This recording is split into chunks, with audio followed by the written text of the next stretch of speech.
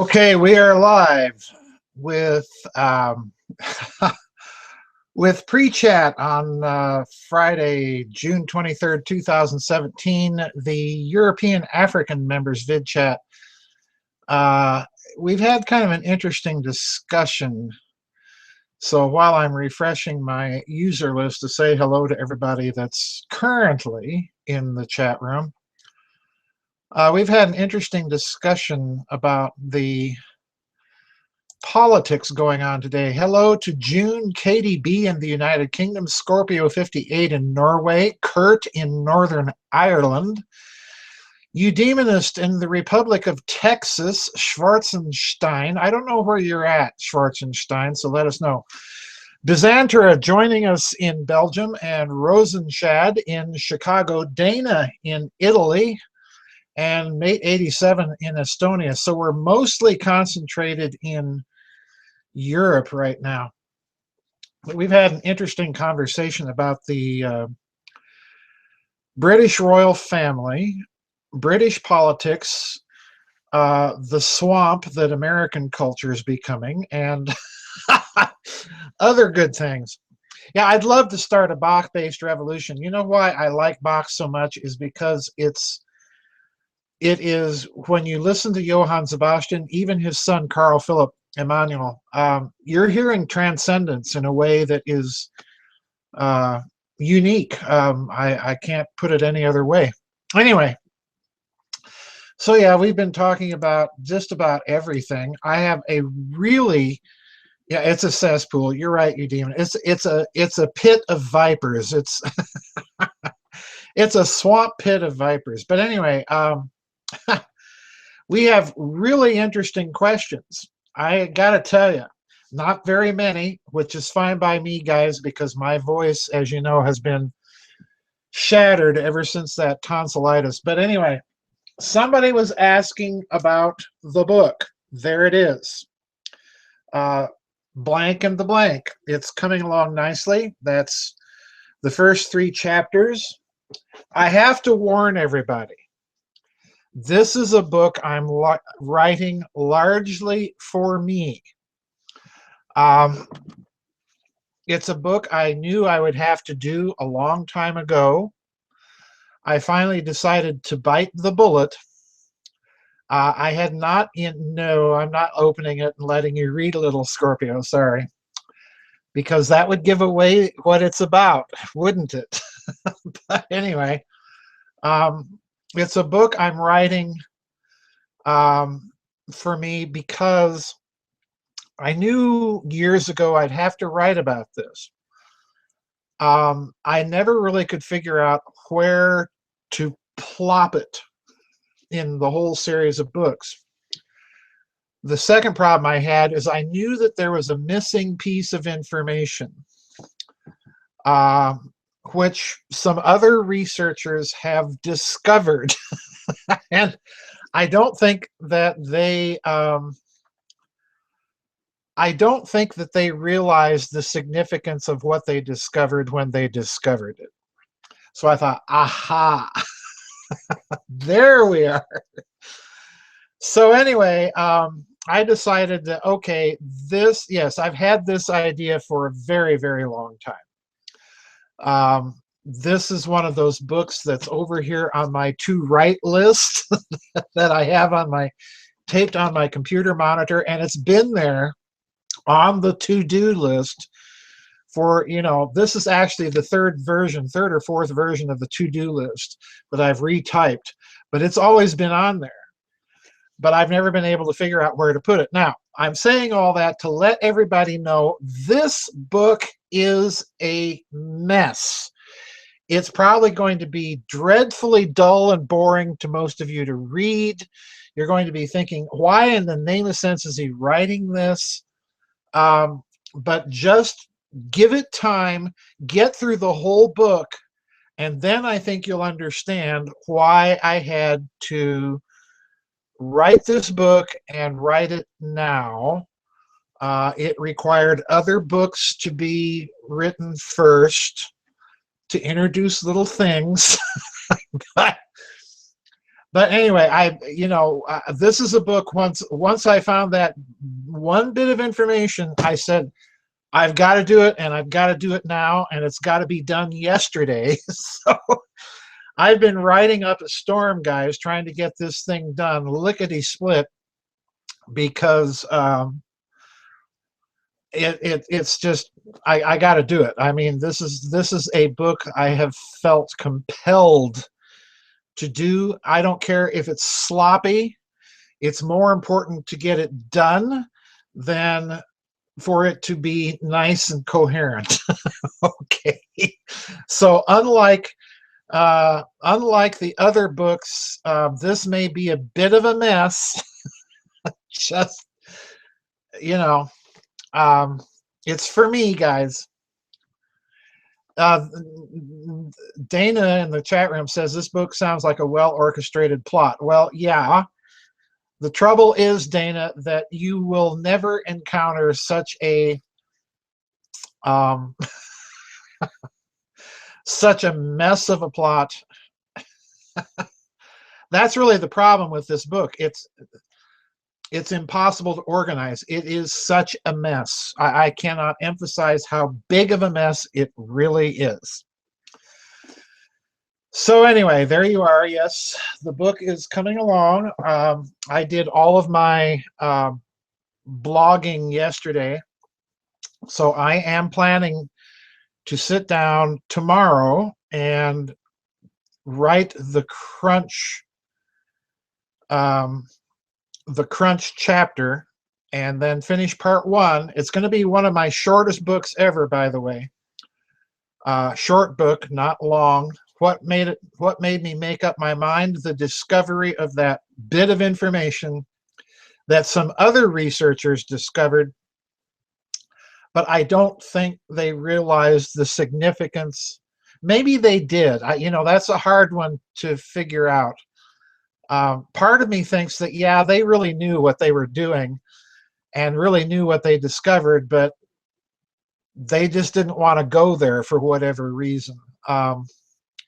So it could be that they knew, but it could be that they didn't. I've got I've got the critical piece of the puzzle. Yes, indeedy. Scorpio 58 is trying his very best to get a clue as to what the book is about by asking researchers from which country, Doc. And my answer is, they're from a country. You know better than to try that one. Yeah, this is this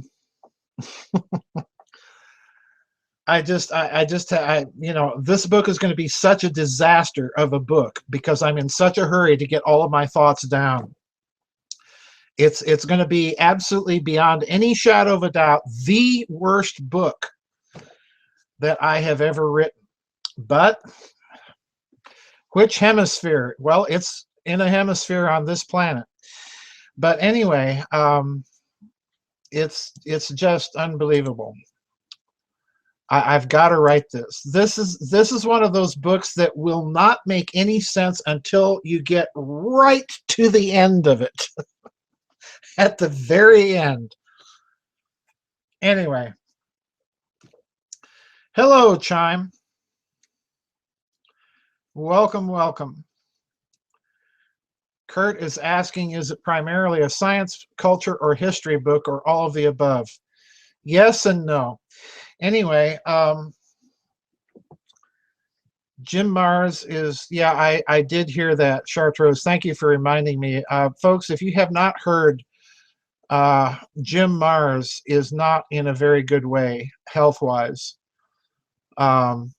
He's been one of the few researchers in this field, folks, that has actually researched and footnoted. So anyway, was I talking with Zbigniew on his deathbed? Oh, no, hardly. Yeah, kidney failure. Yeah, kidney failure, folks. So keep Keep Jim in your prayers. He is, yeah, you do need to read the whole book. You can't read just the last chapter. It will make no sense. This is a Gestalt book. You really have to absorb the whole Gestalt to understand why I had to write this book. Anyway, yeah, so Jim Marrs, folks, not in a good way. I had the pleasure of meeting Jim and talking with him in 2009, 8 years ago, at the Laughlin UFO Congress. And we spent about 3 or 4 hours in his motel room smoking cigars, and he was drinking his beers, and we just had a really nice talk. Nice man. So anyway, certainly keep him in your thoughts and your prayers if you're the praying sort. I'm very, very sorry to hear that he's not doing well. It's a reminder of our mortality. Anyway, let me make sure I have said hello to everybody here. I think I have. Yeah, pretty much. So anyway, Jim, yes, Jim is a nice man, a genuinely nice man. The last time I saw him very briefly was at the Secret Space Conference in Bastrop, but he was only able to stay there. He just came to speak, and then he had to leave right away. So basically, we just kind of waved at each other as we're passing. But he's done the yeoman's work, let me tell you, in this field. That's for sure. That's for sure.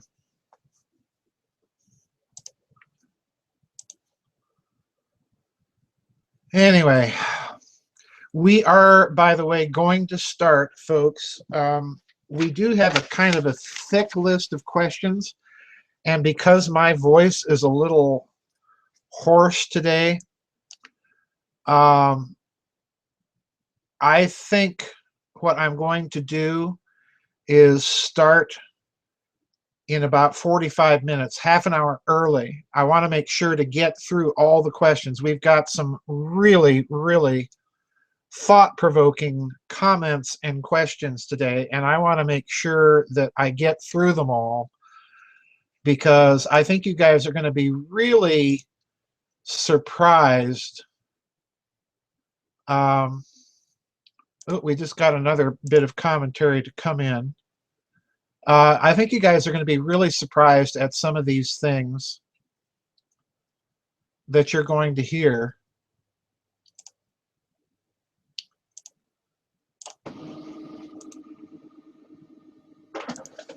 It's one of those vid chats where everybody's kind of brainstorming at the same time, and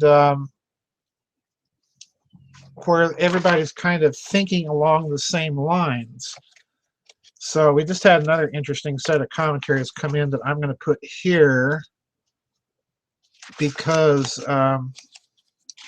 it goes with some other things that people have sent in. Hang on, I've got to find it here. Ha! This is going to be interesting. It always amazes me when we have these vid chats. It's as clear as crystal when people are thinking in the same area. It's always as clear as crystal to me, and it's just bizarre because I know there's no coordination between you guys out there when this happens. Oh wow, I didn't. Chime just said in the chat room that Jim Marrs said that they had a new home dialysis system. Wow, I didn't realize that it had gotten to that pass. But I'm sorry to hear that. That's bad. Jim is not an old man. I don't think he's much older than I am, come to think of it. So it's sad because there are, you can count them on one hand, the people in this community that are actual researchers that know how to footnote and reference things, and he's one of them. Richard Dolan, Timothy Good, Peter Lavenda. There's not very many that are trying to apply some sort of academic standards to it. But anyway, Leon is back with us. He is in Heathrow on his way back to The Hague. So we never know where Leon is. It's some, spin the globe and stick a pin in. Anyway, I don't know. He may be in his 70s, busy dealer, but he's always been vigorous.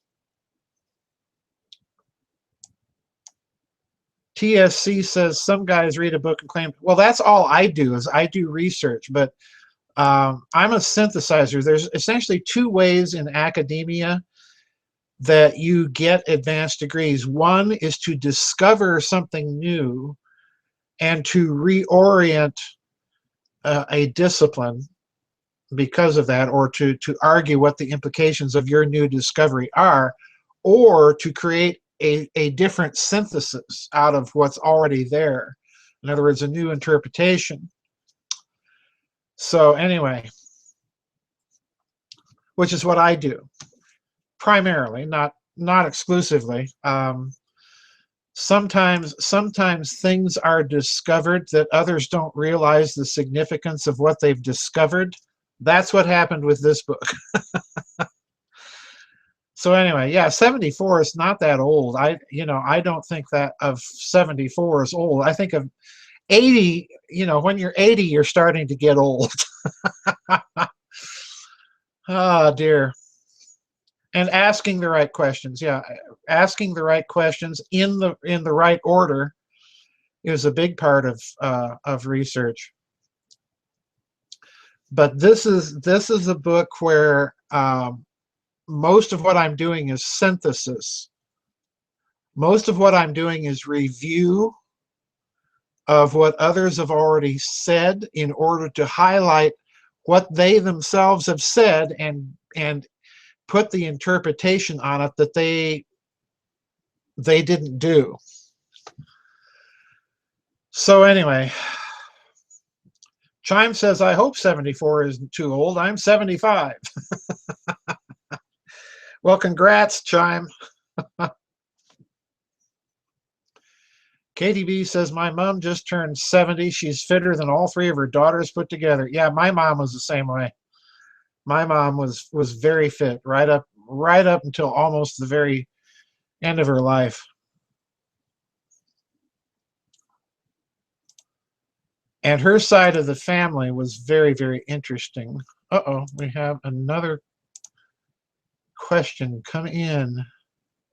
Hang on, folks. I'm out of the chat room. I've got to print off a question here. Oh, this is interesting. Stuff I've not considered before.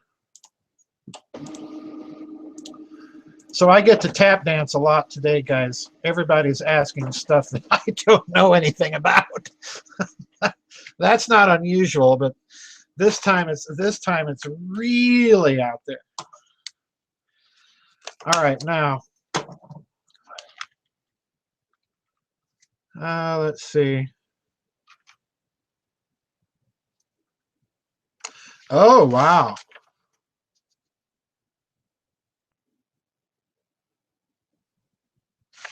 Interesting. I'll have to speculate on that one quite a bit. So that's going to go. Oh, this is so cool. You guys are going to be amazed at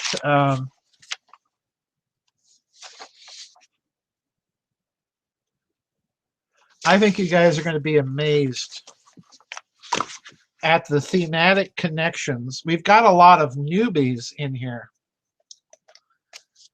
that have just kind of the synchromesh transmission is obviously working. So anyway, I don't know. That dates me, you know. Anybody remember those 1960s Ramblers with the synchromesh transmission, the push button gears? Oh, wow. I do. All right, let me say hello to some new people in the chat room here. Welcome to TSC, and Jeannie Generic Pagan is in the chat room. Blake Cosmos, K-Tower, and Chartreuse have all snuck into the chat room while I've been running my mouth. So welcome to you guys.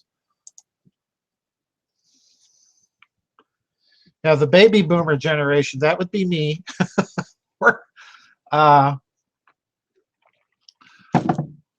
Three on the tree, yep. Leon says, I learned to drive stick on a 63 Rambler. Well, in 64, they came out with those weird, you know, they were on the left side of the dashboard, those weird push button gears. You just pushed a button. The gears would shift. It was really weird. You know, good idea that didn't catch on, apparently, but oh, well. Busy Dealer remembers those push buttons. Yeah, they were all the rage, you know, the synchromesh transmission or something like that. I don't remember what it was. Oh, we're all geezers here, not to coin a pun. Not to coin a pun. I don't even remember where I learned to drive stick shift. I didn't learn it in driving school. My dad didn't teach me. I think I had to kind of teach myself because I bought a car one year without realizing it was a standard. It was a standard transmission. So I'm like, uh-oh.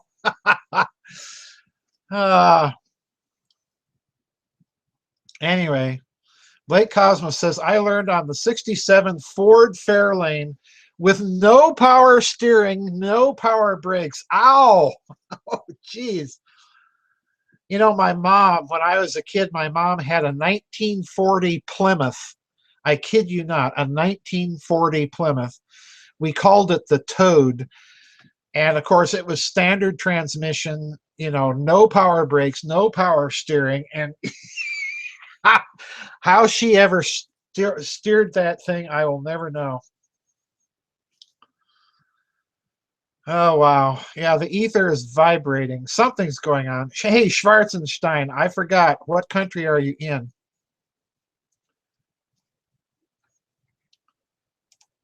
This is going to be interesting today, folks.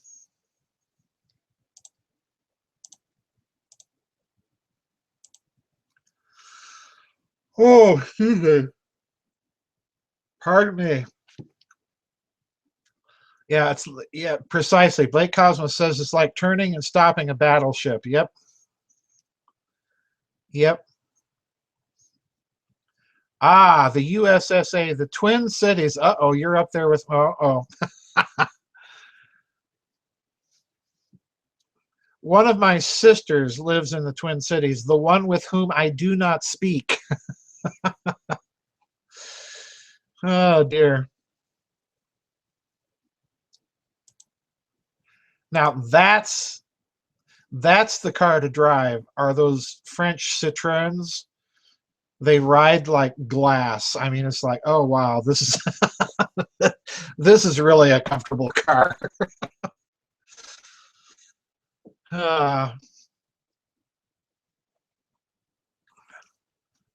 First time I rode in a Citroen, I just went right to sleep. I thought, wow, you know, this is just a smooth ride. Schwarzenstein is asking if my sister enjoys it in the Twin Cities. I don't know Schwarzenstein. I haven't spoken to her in 9 years and I have no intention to. Oh, dear.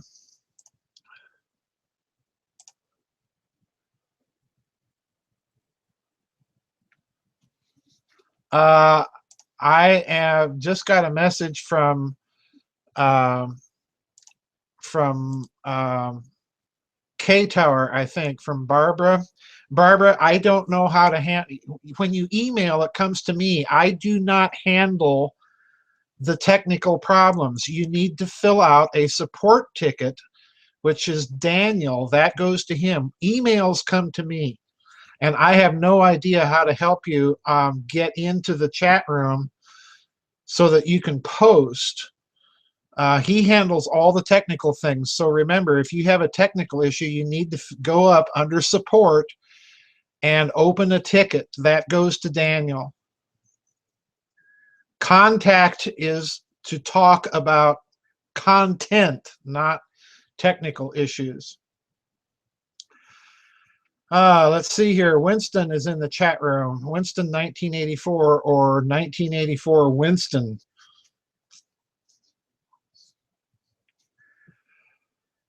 Oh my. With 3 on the tree. Listen, guys, if you want to know how to shift, drive a semi-truck once. Oh dear. And then, you know, drive a semi with the double clutch. I don't know, any of you semi drivers know what I'm talking about, a double clutch, but if you don't, then drive a semi and try and get used to double clutch sometime. That's really fun. Anyway, the 1969 Pontiac Bonneville with 428-inch V8. that's some muscle. Oh wow. Anyway, I hope, Barbara, that you can get a support ticket filled out to Daniel. Unfortunately, Daniel's out of town right now. But anyway, yeah, guys, if you have support or technical issues, please do not use the contact button. That comes to me, and then I have to turn around, email forward things. It sometimes drives Daniel and I nuts. Use the support button and fill out support tickets. That goes directly to Daniel, and he will get on it just as soon as he's able to.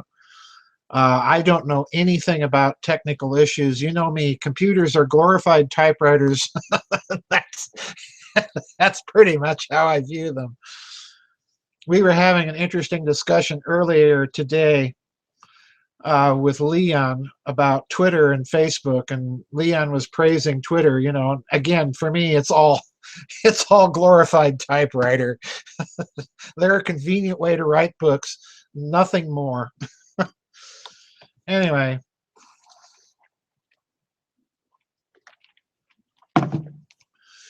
Anyway. Yeah, something's going on the forum page. I quite honestly have not checked in on the forum page ever since I started writing this book, because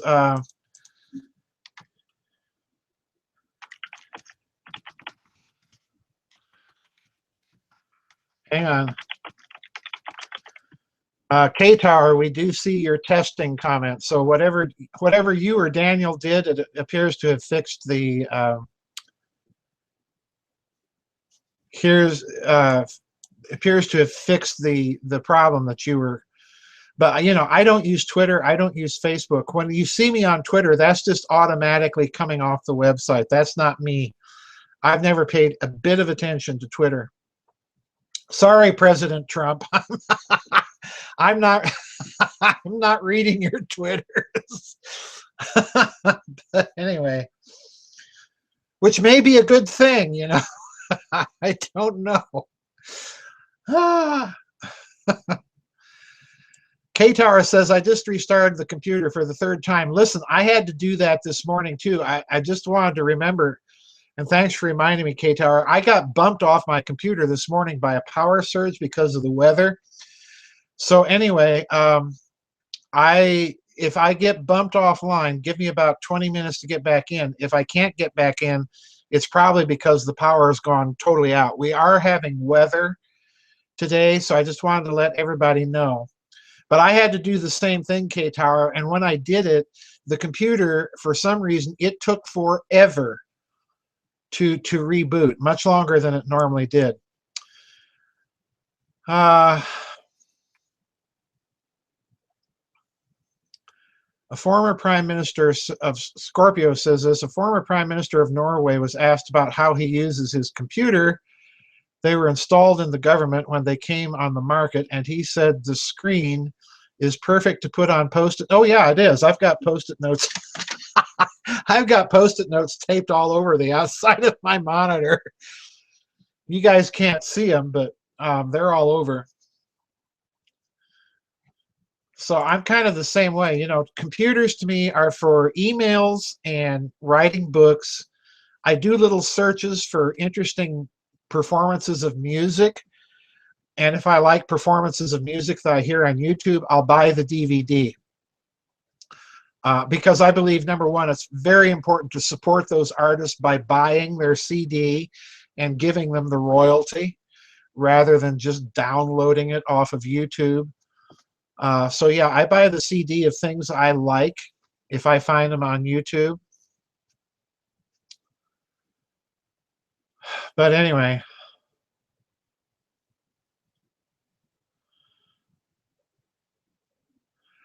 But yeah, I don't even use the social media. Eudemona says that she uses Twitter for news. I don't even use it for that because I'm getting, everybody sends me all these articles and they're wonderful to see everything that people's noticing. I wish I had a staff really to blog about all the articles that everybody sends me every week. You would not believe, it makes doing the final cuts very difficult sometimes. Yesterday when I was doing the blogging, I was blogging from about 12:30 in the afternoon until about 7:30 at night. No, it was actually 8:30. So it's about eight and a half hours, and most of that time was just trying to figure out, do I want to blog about this one or do I want to blog about that one? It's really just very weird. Conned in California. I don't blame you for that moniker, Conned.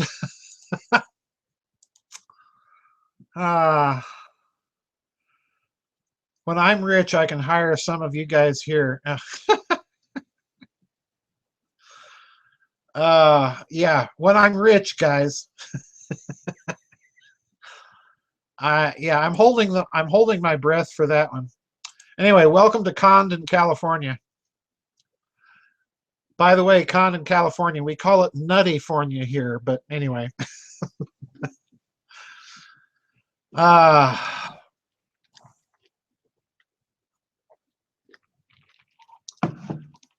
Yeah, I just, I am very, the other thing I am just very suspicious of is this move to have everything on the cloud. That's simply a way, ultimately, of controlling information and getting rid of the information they don't want you to have. And I shudder to think what that's going to mean to famous artists, to famous composers. I can see certain works of Mozart being on the target list for political incorrectness. Beethoven, I can see it coming. And, I'm not a big Beethoven fan, by the way, guys, but I can just see this coming.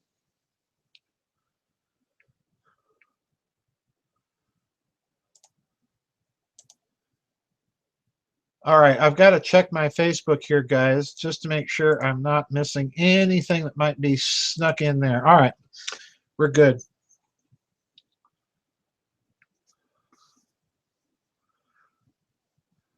Leon, I understand listen to me. I understand the objection of the technically savvy and competent.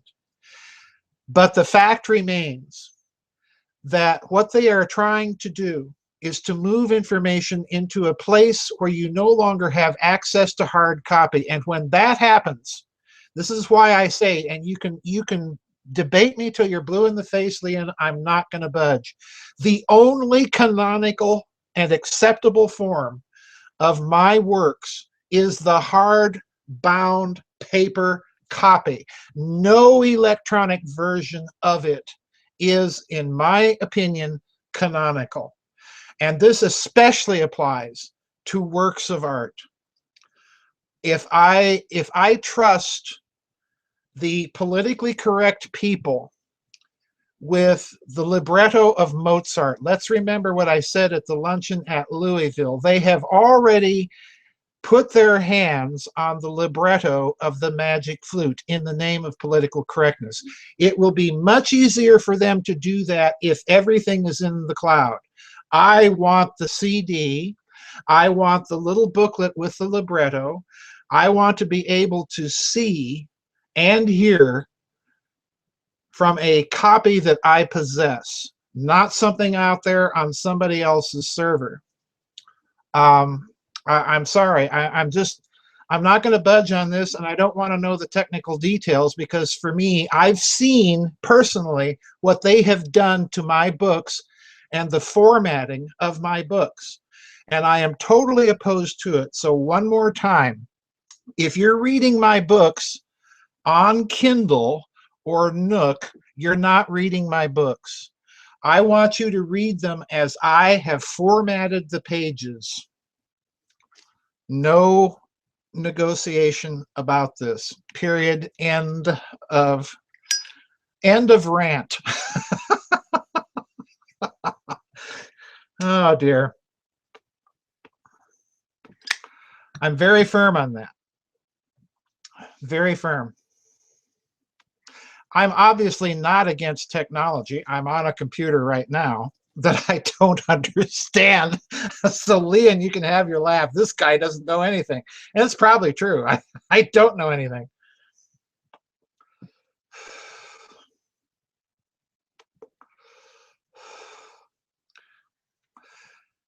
Yeah, I'm not a Luddite, Leon. I don't care, Leon, you don't understand. You're not hearing me. You're not hearing me. You're hearing yourself. The only canonical form, let me repeat it. I don't care if I misunderstand cloud computing or whatever. I don't care. The only form that is canonical, that is the authorized text of my books, is the hard copy, not an electronic copy of any form.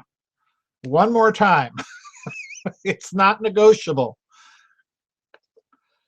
I'm a theologian, Leon. Canonical texts are important to us. There. Oh my. I love, by the way, don't get me wrong, I'm not mad. I love I love these technical discussions when people that understand this stuff try to convince me, because I'm such a technical clod. I'm a computer klutz with a K. And I do spell computers with a K. I'm like that. If you guys want a kind of a subtle, funny movie, read Iron Sky, that satirical Nazis on the Moon movie, where they bring up to the moon all these Nazis on the moon. They bring up a little iPad, and the guy says, "What's this?" The Nazi says, "What's this?" And the guy says, "That's a computer." and the Nazi looks at this thing and he says, "That's not a computer, that's a computer." And he gestures over at this big clunky thing that's running on vacuum tubes, It has all these pull levers and dials and stuff. Oh dear. Yeah, the Wagner scene, that's another one. In the limousine where they're playing the Siegfried Edel on the xylophone in the background. That's good. Anyway, I'm sorry, guys. I didn't mean to get off on that. My computer, I got to be honest, guys, my computer, Georgianne and I used to laugh about this because Georgianne was technically competent like nobody's business. And, we used to laugh at me in the computer. She'd just sigh and say, "Oh, Joseph." I used to tell her, my computer is the only natural gas computer in the entire world. Everything is run on pneumatic processors. Anyway, but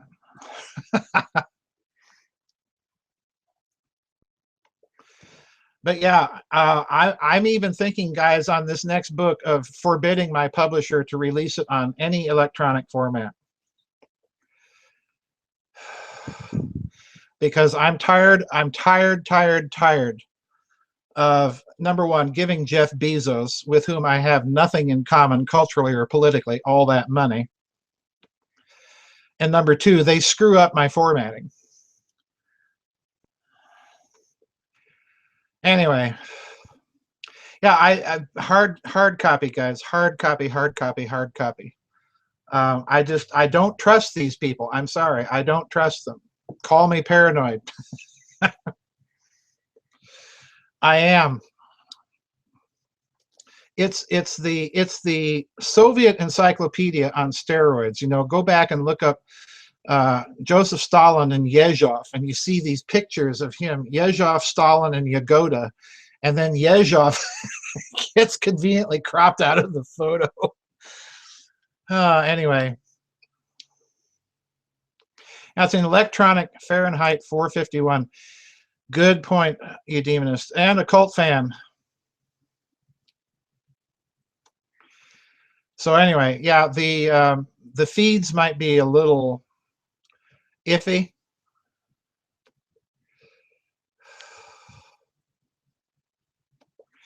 Yeah, the hard copies do tend to be printed on less than great paper. But folks, I tried reading something on an ebook, and I just can't do it. I can't sit in front of this screen and read every day. Number one, I like to take physical notes in my books. I've shown you, I annotate books like nobody's business. Yeah, I found that too, Scorpio. I get this weird little headache. Okay, how many, some people are saying they can't hear the sound. How many can hear the sound? Because I am showing that my sound is just clicking along fine.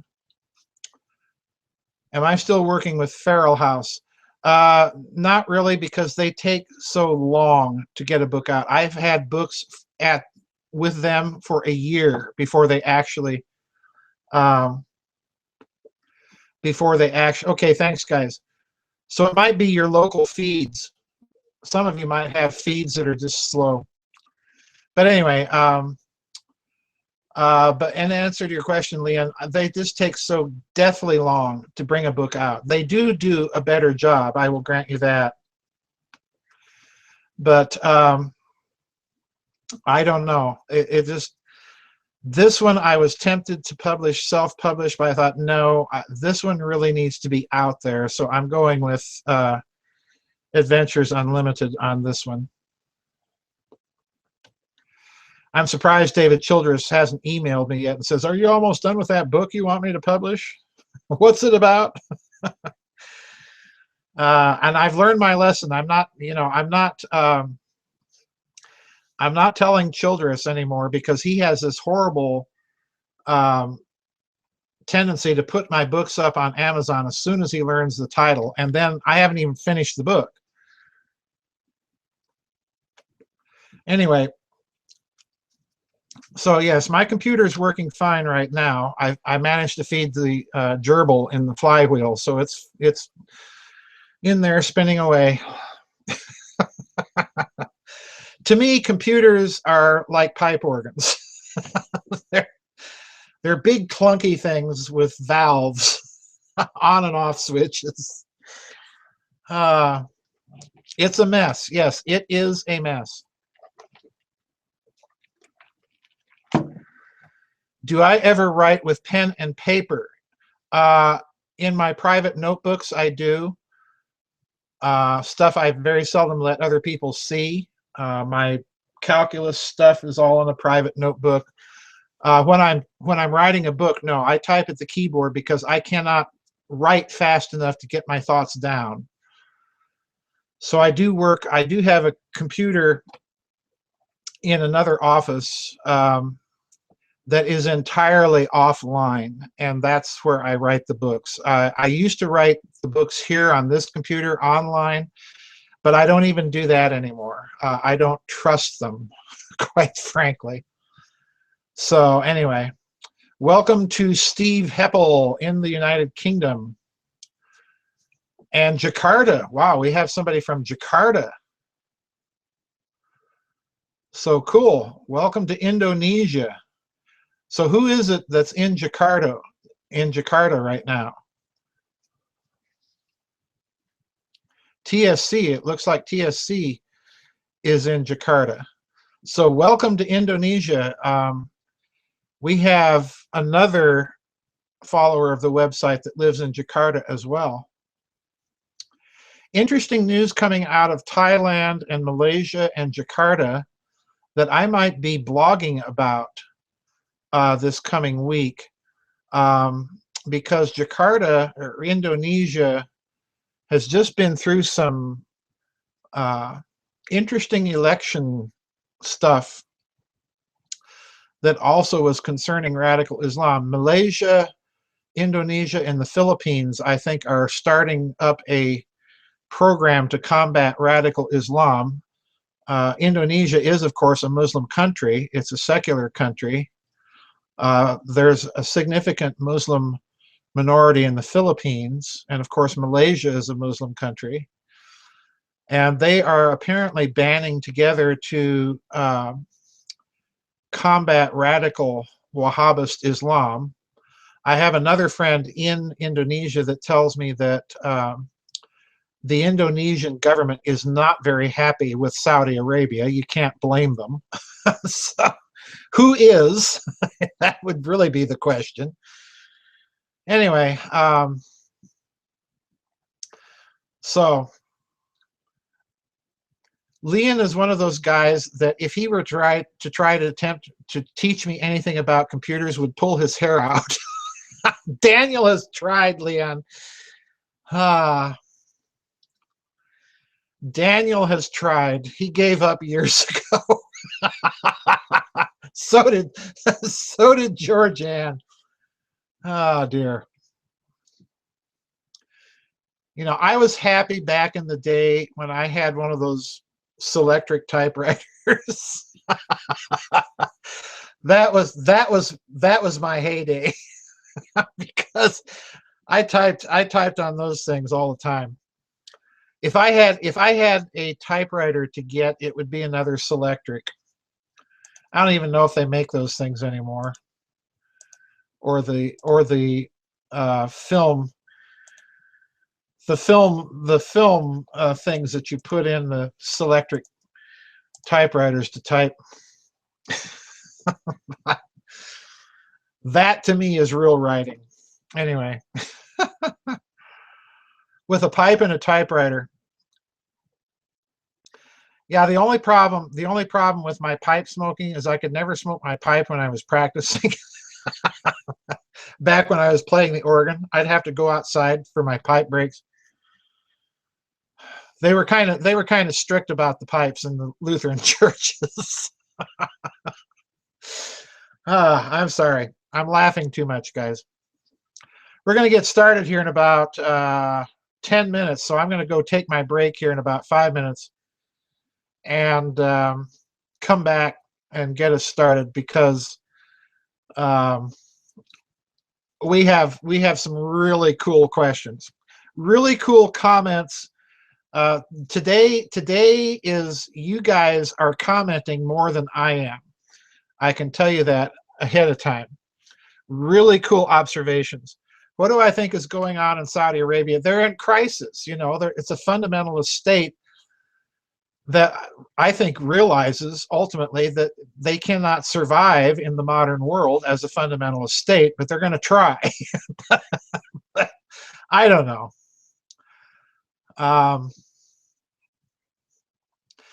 Yeah, you know, garbage in, garbage out, Kurt. Did I ask you about possession again? No. I printed off something that you sent, but I don't remember what it's about. I don't think it's about possession per se. You sent me some music, and I listened to that music, which was really nice, by the way. Yeah, folks, Occult Fan sent me some music that, this last week. Very, very lovely music. But anyway, so I don't remember Occult Fan. Saudi Arabia is gearing up for war with Iran. Good luck on that one, Riyadh.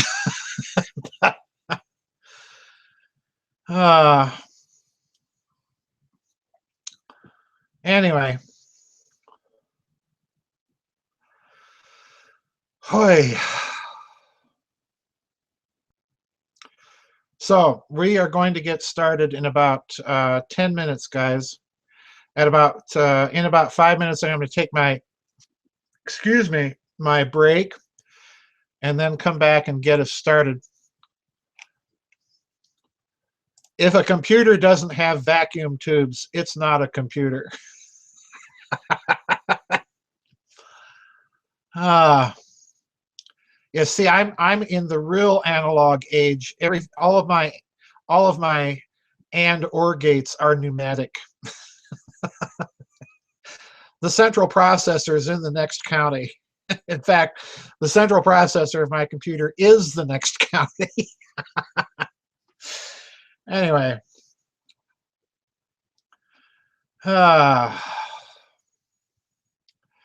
Last dialogue with Daniel was good. Yeah, it went more to cultural things, which I thought was kind of interesting. He seems to be getting more interested in culture. I don't know exactly what. Got to cure him of his Debussy, but anyway. Oh dear.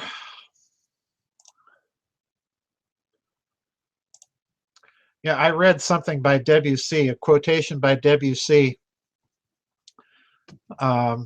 complaining about something about J.S. Bach, and I forgot what it was. Anyway, yeah, it was about the millennials. Yeah, the Scotch. I'm not quite sure how to take the Scotch during the during the dialogues. He put down quite a lot too, and that kind of worries me. But anyway, back in my drinking days, I was never much of a, yeah, 5 fingers of Scotch. It was about that. I was never much of a Scotch drinker. I had the vodka the vodka problem. Oh dear.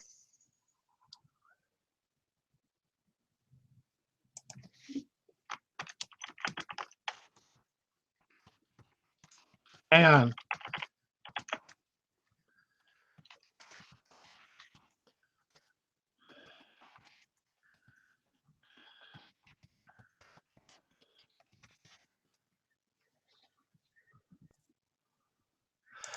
anyway, the vodka problem, says a cult fan, was how it all started for me.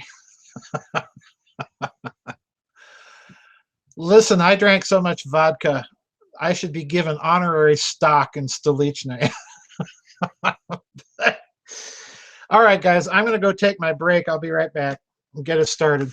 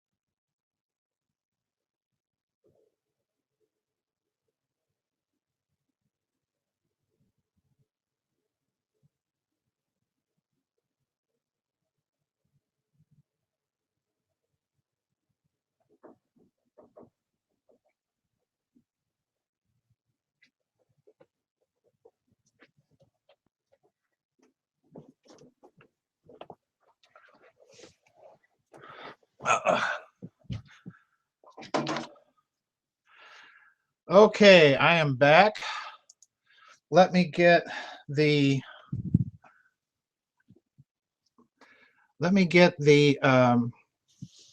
hat on and the user list refreshed so that I can say howdy to everybody in the chat room. And we will get started. Oops, I am all messed up now. All right.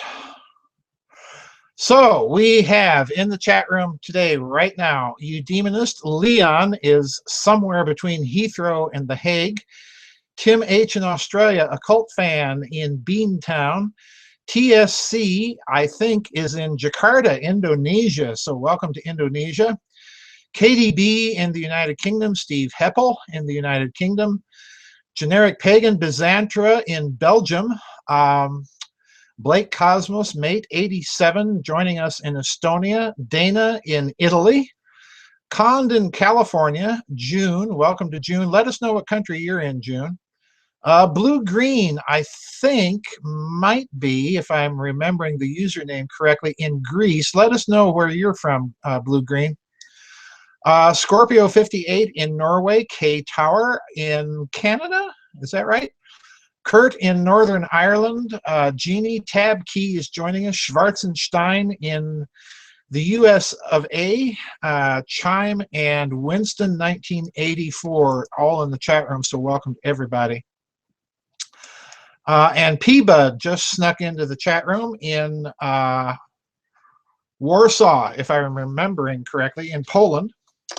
So we've got a pretty good European contingent with us today. I don't know where our African membership has gone lately, but they're there. All right, so we're going to start this one off. Really interesting questions today, guys. There are grooves. There's about 3 themes in today's chat, and all the themes are kind of very weirdly interconnected. All right, so brace yourselves. This is going to be interesting. All right, let's start out with Chartreuse, okay? And Chartreuse is going to start one of the themes, which is politics. She says tonight, Alex Jones and Sean Hannity, and for those of you in Europe, Sean Hannity, you probably all are familiar with Alex Jones. Sean Hannity is another American radio and television conservative leaning sort of talk show host. They broadcast that the deep state is ready to move on Trump. We can expect a coup complete with martial law, presidential assassination, and the removal of non-complying elected officials before the end of summer. This information comes to us on the heels of the USS Fitzgerald being rammed by a Filipino cargo ship. The Fitzgerald is a super high-tech warship, so why didn't its radar see the cargo ship? The captain was asleep in his bunk when the impact occurred. The U.S. carrier, and it's not a carrier, Chartreuse, it's a destroyer, it's a missile frigate, I believe, was in danger of sinking with all hands, but the cargo ship sustained no damages. How could that be? Well, one reason, Chartreuse, is that the cargo ship displaces about 30,000 tons. The Fitzgerald displaces about only 9,000 tons. You have to get out of your mind that modern warships are like World War II warships that are subdivided to the hilt and have, you know, lots of armor plating on them. They're really not. They're much more fragile in that sense as warships go than those old World War II warships. The Fitzgerald simply weight-wise was not anywhere near the cargo ship, and the cargo ship, therefore, remember, mass times velocity is the force that's being impacted on the Fitzgerald. It's very simple physics, but anyway, the crew of the cargo ship has not been identified, so we really don't know if they were Filipino. What's more, no one seems to know where the cargo ship was going or why it was there in the first place. Add to this the Navy's failure to intercept test missiles off the coast of Hawaii, as well as the United States Air Force playing tag with Russian fighter jets. Don't forget the shooting down of a Syrian fighter over Syria. In the middle of all this, North Korea announces it wants to collaborate with South Korea on a soccer team for the Winter Olympics. Do you think these activities are coincidence, or is something else happening here? Um, well, no, they're not coincidence, but I don't think they're connected in any sort of conspiratorial way. They're connected as um, synchronicities more than anything else. However, in the case of North and South Korea, I think what you see happening slowly, drop by drop, is a sea change, a paradigm shift in the politics in that region. South Korea very evidently has decided to make the attempt on its own, probably with some very quiet Japanese and Chinese pressure in the background, to patch things up with the North and to be more open with contacts with the North. Now, the gamble here I think that they're taking is that by opening up to each other, the North Koreans are going to see the vast difference in societies between the two countries and the vast disparity of wealth between the two countries. And this could lead to an eventual toppling of the regime from within. That, I think, might be a slim possibility for what's happening here and what's going on in the background. South Korea would not have made the change and declined to deploy any more U.S. missile defense systems in that country, as they just recently did, if they had not, first of all, had some sort of consultation with the other two major powers in the region, namely China and Japan, which, if you've been following what I've been saying about Japan particularly, looks to me like they have decided that the long-term prospects of America and the survival of the American empire are not too good, and therefore, number one, they have to rearm, and number two, they have to engage much more actively diplomatically, not only with Russia, but with China, which of course they're doing. So I think that is one thing that's going on. The situation in Syria, quite honestly, Chartreuse, I don't know what to make of. And the reason I don't know what to make of is because, number one, the United States clearly was backing these dreadful Islamicist terrorists, whatever name you want to give them, ISIL, ISIS, Daesh, Al Qaeda. You know, the name changes every week just to keep people confused. But the bottom line is the United States and Britain and Saudi Arabia have been supporting these people. And this is part of the problem, and we have been trying to overthrow a legitimate, recognized sovereign government. You know, we may not like that government, but it certainly was a lot more tolerant than the people that we're supporting would be if they were in charge of the government. The Ba'athist regimes, both in Iraq and in Syria, were much more tolerant of their Christian and Jewish minorities than any Islamicist group will be. All right.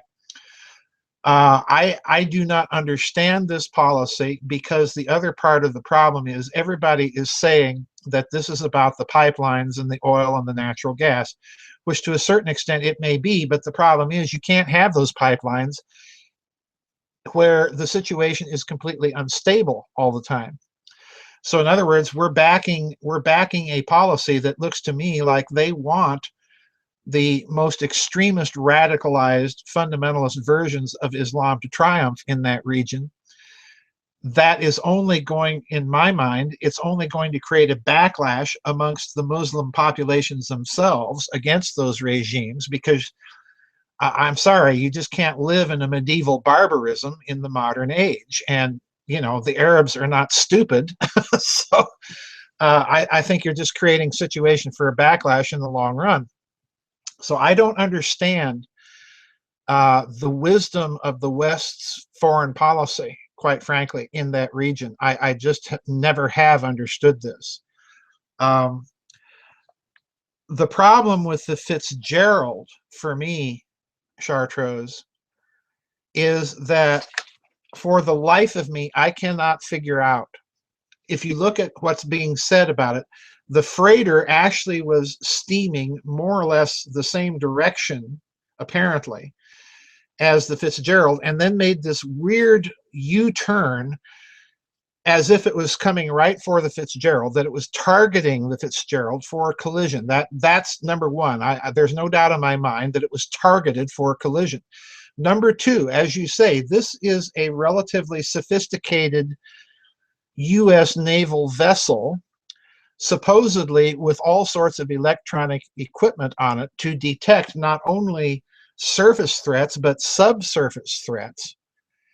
And the crew of the Fitzgerald should have, under normal naval operating parameters, should have recognized a threat that was entering the ship's danger space and taken corrective action, which was not done.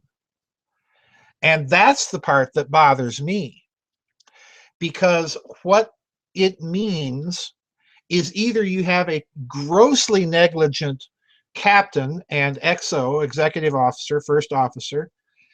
You also have a terribly incompetent crew, which I don't think is even reasonable or possible, all right?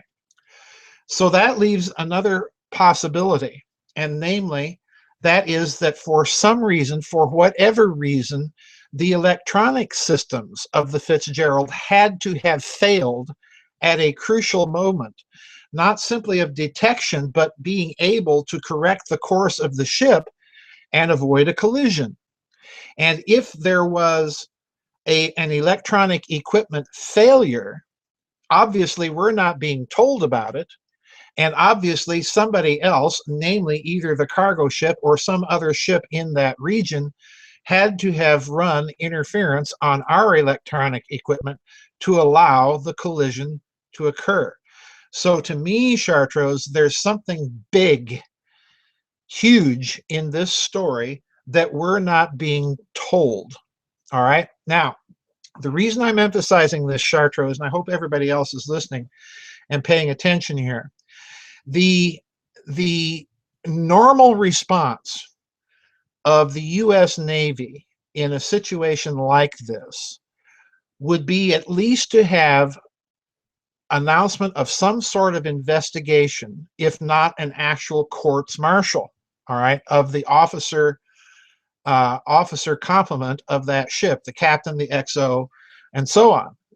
And I have not heard anything, Chartreuse, being announced by way of a committee of investigation, a panel of inquiry, a courts martial. And the reason I suspect that they are afraid to do that is that they're going to find out that this was an electronic equipment failure, not a crew failure, not a failure of the officers, but something that interfered with the safe operation of that warship.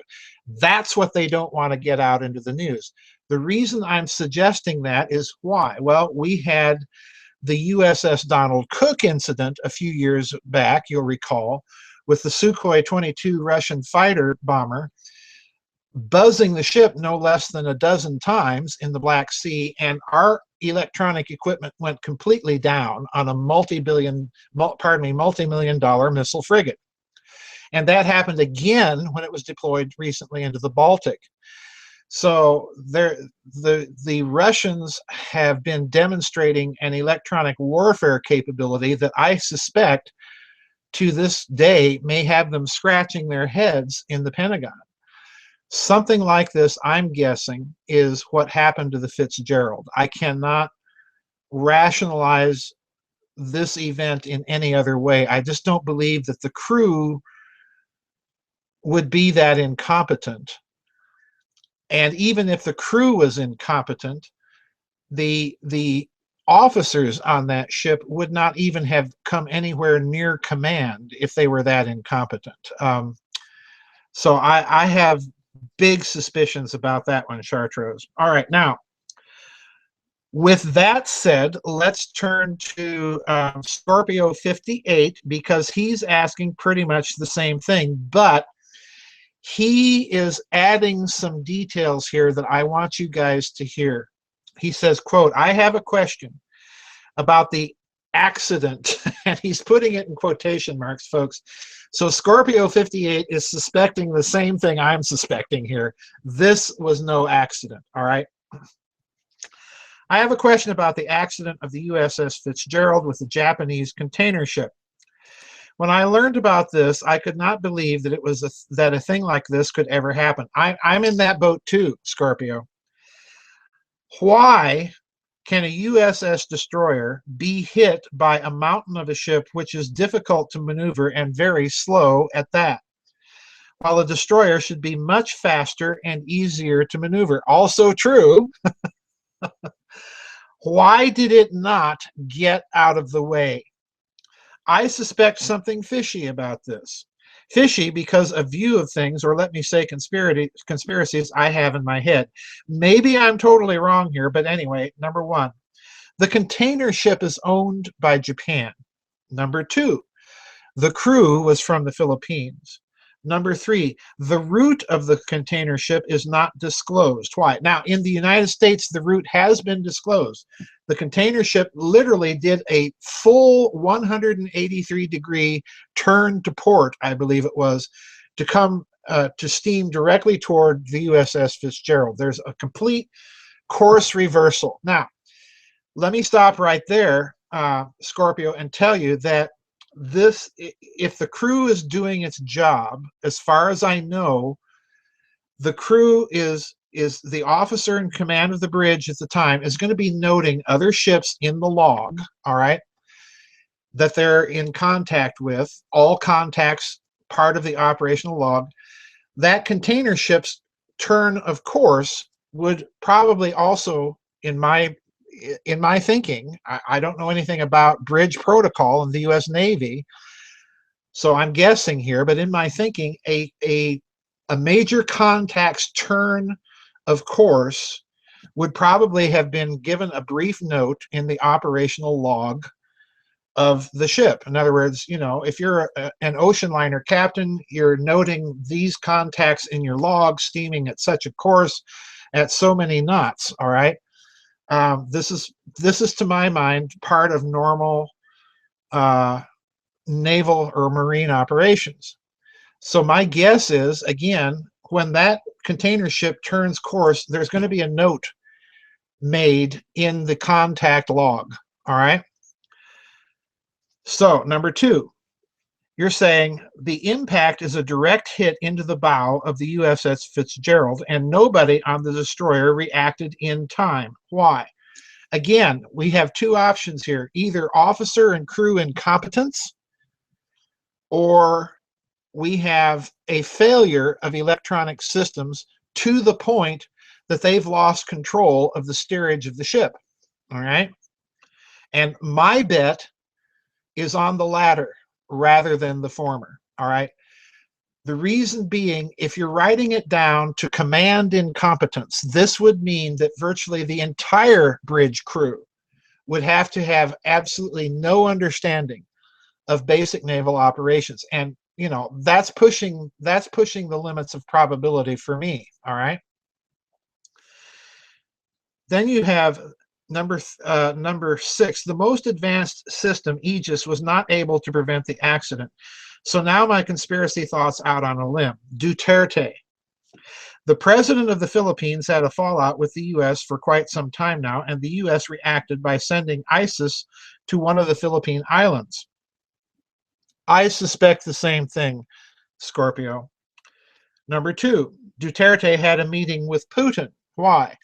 My guess is Duterte wants to be able to ensure a supply or supplier of arms for the Philippine military other than the United States.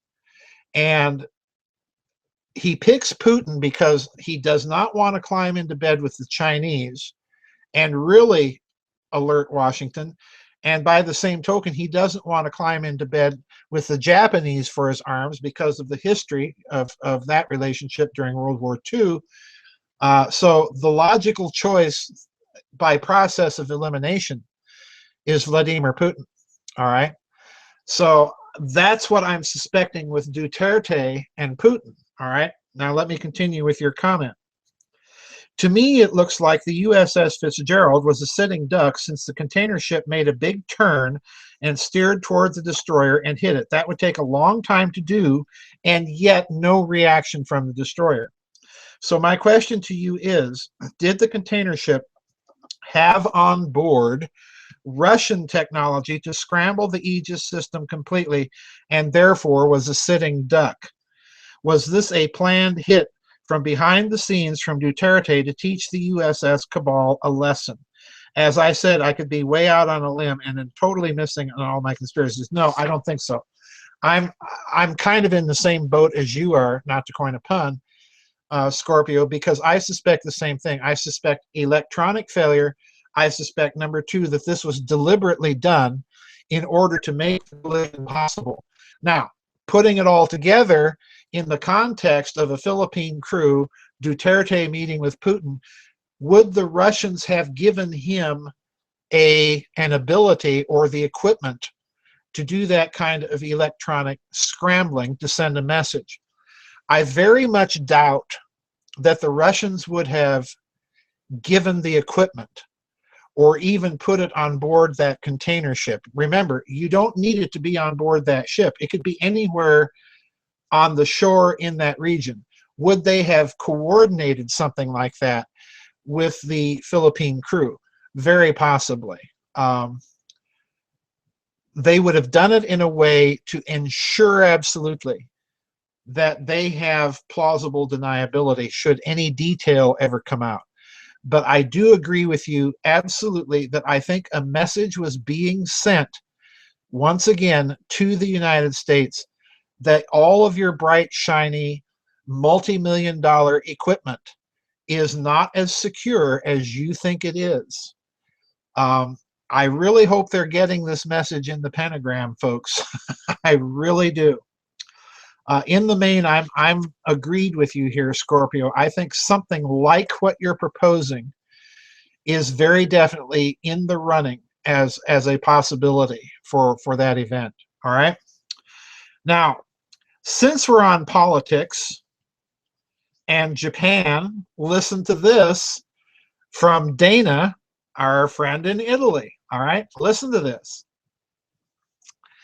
Here's a little something that, as far as I know, nobody has ever discussed. In the light of the very pragmatic negotiations between Japan and Russia over Sakhalin and the Kuril Islands, that territory is being open to visits by Japanese people to pay homage to their ancestors. And at the same time, Japan will invest heavily in Siberia. They have never said that this is actually a tit-for-tat exchange, but that's what it is, with a face-saving solution to solve a historical grievance over the Japanese territory seized by Russia in 1945. Here is the question. If you were Monsieur Talleyrand, wouldn't you encourage Russia to open negotiations, initially secretly, of course, with Germany over the status of Kaliningrad or East Prussia, suggesting perhaps the Sakhalin model, allowing Germans to freely visit their, quote, ancestral lands, unquote, without any actual change in borders, but with an attractive economic development package?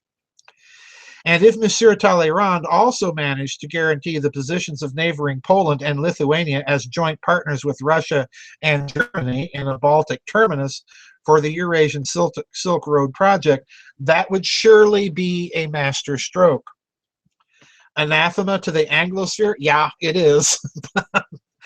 Well, the UK has already adhered to the Silk Road project, showing that Mackinder's theories on the so-called Asian heartland is not an untouchable dogma.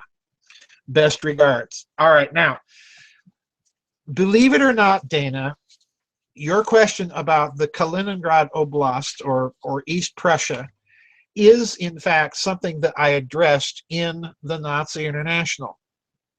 Okay, if you haven't read that book, I mentioned it very, very briefly. I've mentioned it again briefly in blogs. This is not very well known to most people.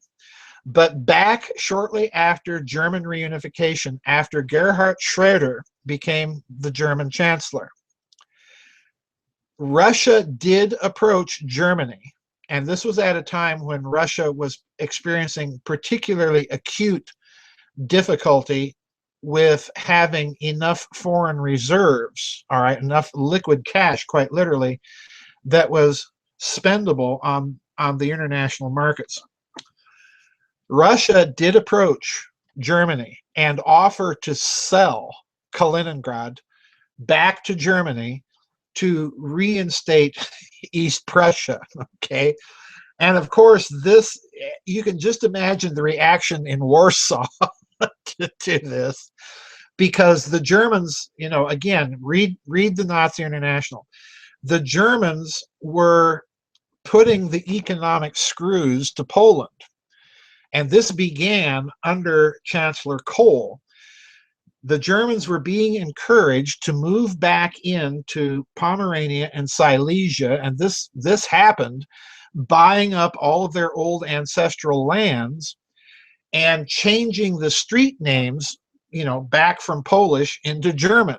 Okay, and you know, Warsaw was in the same boat that Russia was in. They were poor, they were cash strapped, they literally were kind of helpless before this onslaught. Then, in addition to this, Chancellor Kohl pressured Warsaw into allowing the Germans living inside of Poland in the modern Polish boundaries, which incidentally, folks, look at those maps of Europe and notice how Poland has slid to the west, okay? The Germans under Kohl were pressuring Poland to grant the Germans in Poland what is called Volksdeutsche status. And that's an old term, guys, from pre-World War II, all right? This term was the term that Adolf Hitler was using to justify the Anschluss, to justify the annexation of the Sudetenland, to justify the demand for the return of the Polish corridor to Germany. In other words, get all of these Germans living outside the borders of Germany back within the borders of Germany, all right? So Kohl was pressuring Poland to grant Volksdeutsche status to these Germans. In other words, these Germans would be able to vote, even though they were Polish citizens, would be able to vote in German elections. Well, Warsaw said, that's fine, we'll do that, but you have to give the Poles living inside of Germany's borders the same right to vote in Polish elections. And of course, Kohl said, nein. Okay, so that little thing went rather one-sidedly. but East Prussia, when Russia made this offer to Chancellor Schroeder, Schroeder had to turn them down because Germany did not have enough cash, literally, to buy East Prussia. Now, the interesting thing that resulted from this is that the Kaliningrad Oblast, for a certain period of time after the German reunification and the collapse of the Warsaw Pact, say from 1992 up to about 1998, you had the same thing going on in what used to be East Prussia, that was going on in Pomerania and Silesia. In other words, you had all these German families moving back in, buying up the land, restoring their ancestral homes. And they were doing this not only in Polish East Prussia, but they were doing this in the Kaliningrad Oblast themselves. And naturally, most of these Germans flocked to Kaliningrad, which is, of course, the old German city of Königsberg. And basically, Königsberg or Kaliningrad became the hub, so to speak, of the most vehemently right-wing neo-fascist type elements in the Kaliningrad Oblast, and also home to, for want of a better expression, a kind of German mafia that was, you know, doing dirty deals with the Russian mafia and criminal elements in Sweden. And so, in other words, it became kind of a mafia center. The Kaliningrad Oblast is now very thoroughly under Russia's thumb. It is a huge base for tactical nuclear weapons for the Baltic Sea Fleet and so on. So I don't think that the Kaliningrad area is going to go back to Germany anytime soon. But under these circumstances, the Germans do have an influence already in that northern part of what used to be East Prussia. So excellent question there, Dana.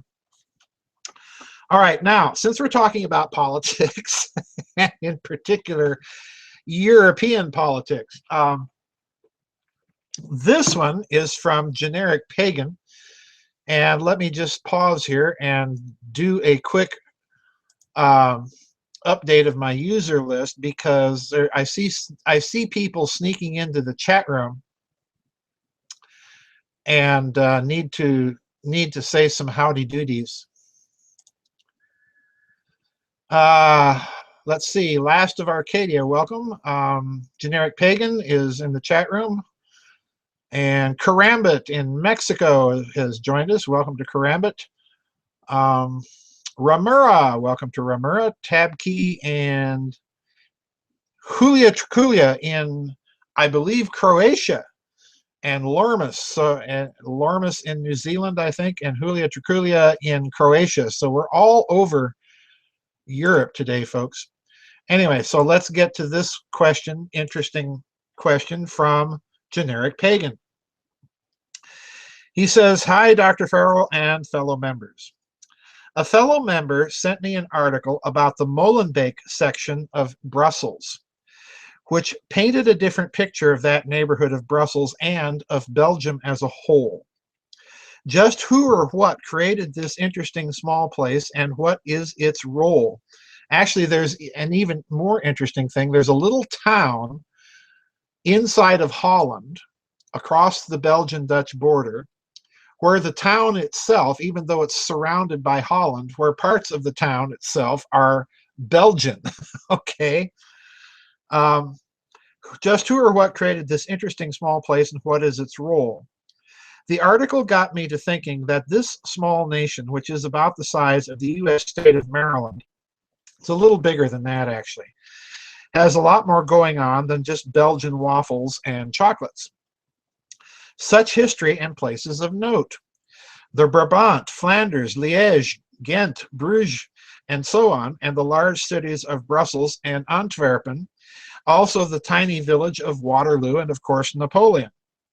And then the role of the destruction of Louvain in World War I, or Leuven as it's also called, and the loss of priceless artifacts by Germany.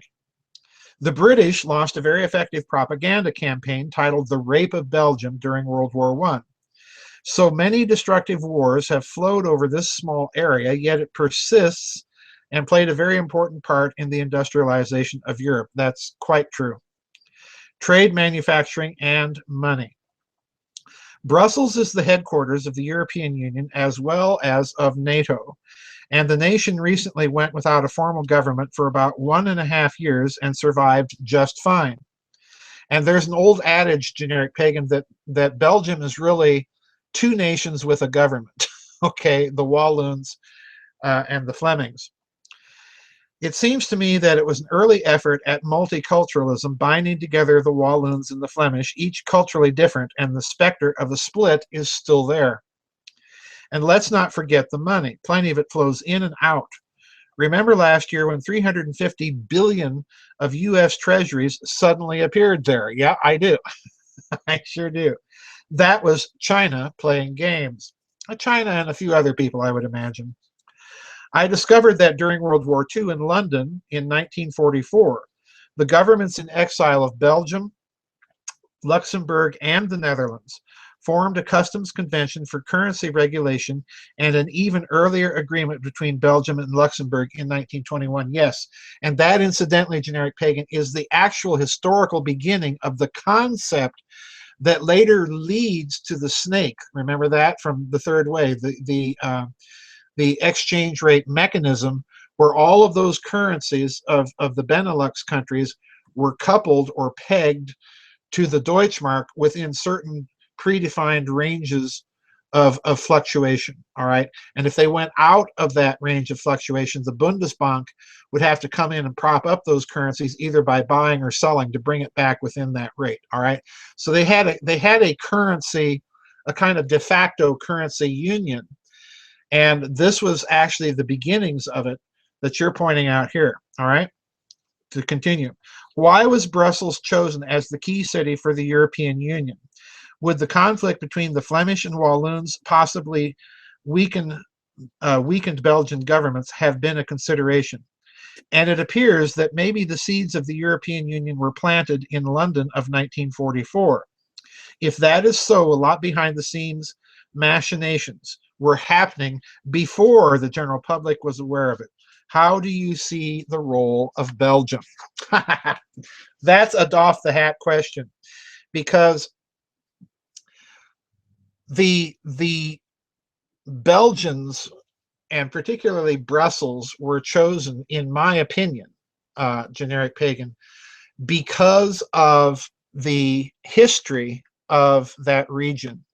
If you look back at the Napoleonic period and the conflicts between France and the Central European powers, Prussia and Austria, what France was trying to do, and this really began much earlier than Napoleon. It begins under Louis XIV, believe it or not. What France was trying to do was to expand to its natural frontier. That becomes a very important geopolitical consideration from Louis XIV all the way up to the end of the Napoleonic era. That natural frontier for France was the Rhine River, all the way from Switzerland up through Holland, what is now modern-day Holland. In other words, France wanted a defensible frontier, all right, that was a clearly defined geographical, topographical feature, and that's the Rhine River. So in other words, Greater France, from Louis XIV, if we can use that expression, from Louis XIV all the way up to Napoleon Bonaparte, what the French are trying to do is incorporate all of that area into the French nation, all right? And they are successful for a period of time under Napoleon, because if you look at the way Napoleon is beginning to carve up the jurisdictional map of Europe after his victories over Austria at Ulm and Austerlitz, and then over the Prussians at Jena, what he's doing is he's now incorporating those regions into France itself. In other words, it's kind of the French version of the Greater German Reich, all right? It's just a century earlier.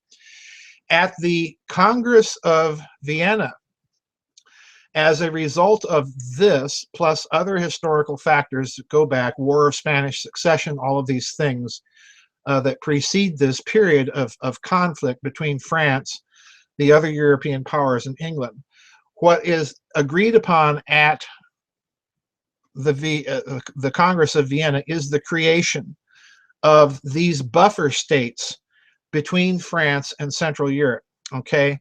And the agreement is made to more or less begin the process of separating modern-day Belgium from the United Provinces, which are the Netherlands, all right? And this begins to lead to the conflict, the modern version of the conflict of the Walloons and the Flemings, all right? But let's go further back, and that's, I'm sorry for such a Cliff Notes, you know, squeezed in version of history here, but let's go further back in history as to why Brussels is chosen as the quote-unquote the center for the EU. In actual fact, the European Parliament meets in Strasbourg, all right, which is that French city right on the Rhine River, all right.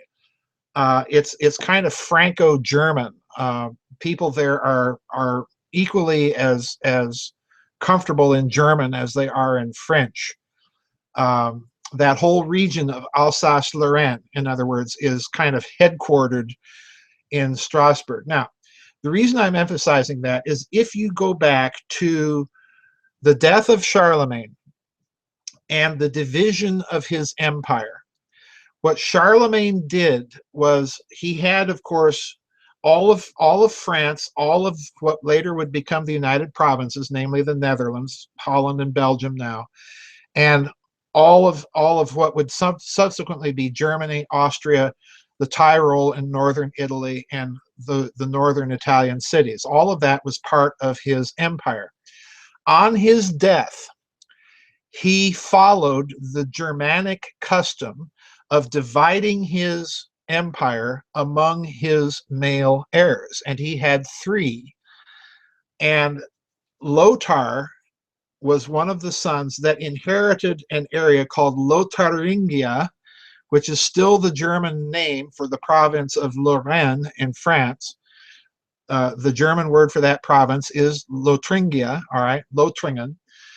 That whole area that currently consists of Alsace-Lorraine in France, of Luxembourg, the Grand Duchy of Luxembourg, of eastern Belgium, all the way up into the modern Netherlands, inclusive of the current Rhineland area, the area of Germany west of the Rhine River, all the way down into Baden in Germany, and then the Swiss cantons. That whole area became Lothar's bit of the empire. And because he was in the middle, obviously, he became the carcass to be plucked and picked over by the very powerful French over here, and the very powerful remains of the central part of his empire, the later Holy Roman Empire, over there. So eventually, Lothar's realms disappear. All right. But it's interesting that because at one time that was a political entity, that you had all of these vast cultural minglings that you see taking place in that part of Europe. It's part French, it's part German, it's part Dutch, it's part Walloon, it's part Flemish. This was his empire that he simply could not hold together.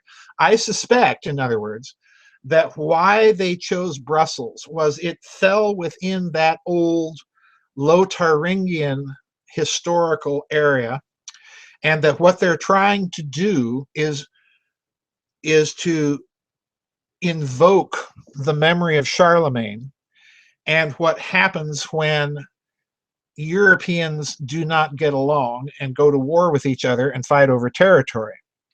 And interestingly enough, if you look at the ceremonies that were involved when the Germans and the French signed the current Treaty of Lisbon and basically, created the European Union and forced everybody else to go along with it, they kept invoking the imagery of Charlemagne. In other words, they were very clear that what they were trying to do was recreate a European centralized governmental structure that Europe had not seen since Charlemagne. All right. And, this is why I keep saying when I blog about the European Union, it's who gets to play Charlemagne? Because the problem is, just like it was back then, that Germany and France, by far and away, are the most powerful countries in Europe, and one or the other is going to play Charlemagne. Okay. So, it's really a mess, but that's my guess as to why you have Belgium, which is kind of caught, think of World War I here, if it's not Napoleon invading Belgium, it's Kaiser Wilhelm is going to invade Belgium. They're kind of caught in the middle here. All right, now this one from Steve Heppel in the United Kingdom. And he says, last week I watched a CBS, and again, we're on politics here, guys. Listen to this. This is another really insightful bit of commentary. Last week I watched a CBS special on Nixon and Watergate. And I know CBS is mainstream media and is evil. I wouldn't say they're evil, they're just stupid. In the video, they mentioned the Nixon tapes, of course, but this got me thinking, are we seeing a synchronic rhyming of history? If you add to this what's happening on college campuses, it seems to me like the ghost of the 60s and 70s have come back to haunt us all. What do you think? Doff my hat here, Steve. I think that's exactly what's going on. I lived in this country through the 60s and 70s. I hated it. Even at that young age, I was looking at my teenage and early 20s elders and thought, these people are absolutely nuts. They were starting out kind of like Occupy Wall Street. They had legitimate grievances that became co-opted deliberately. Research the Rockefeller Foundation and its role during that time period, and you'll see how this whole thing was co-opted, and this whole so-called revolution, cultural revolution, was deliberately grabbed onto and steered in a very definite way toward the breakdown of traditional cultural values, the family, traditional sexual roles, mores, and so on and so forth. A laissez-faire attitude towards drugs. This was very deliberate.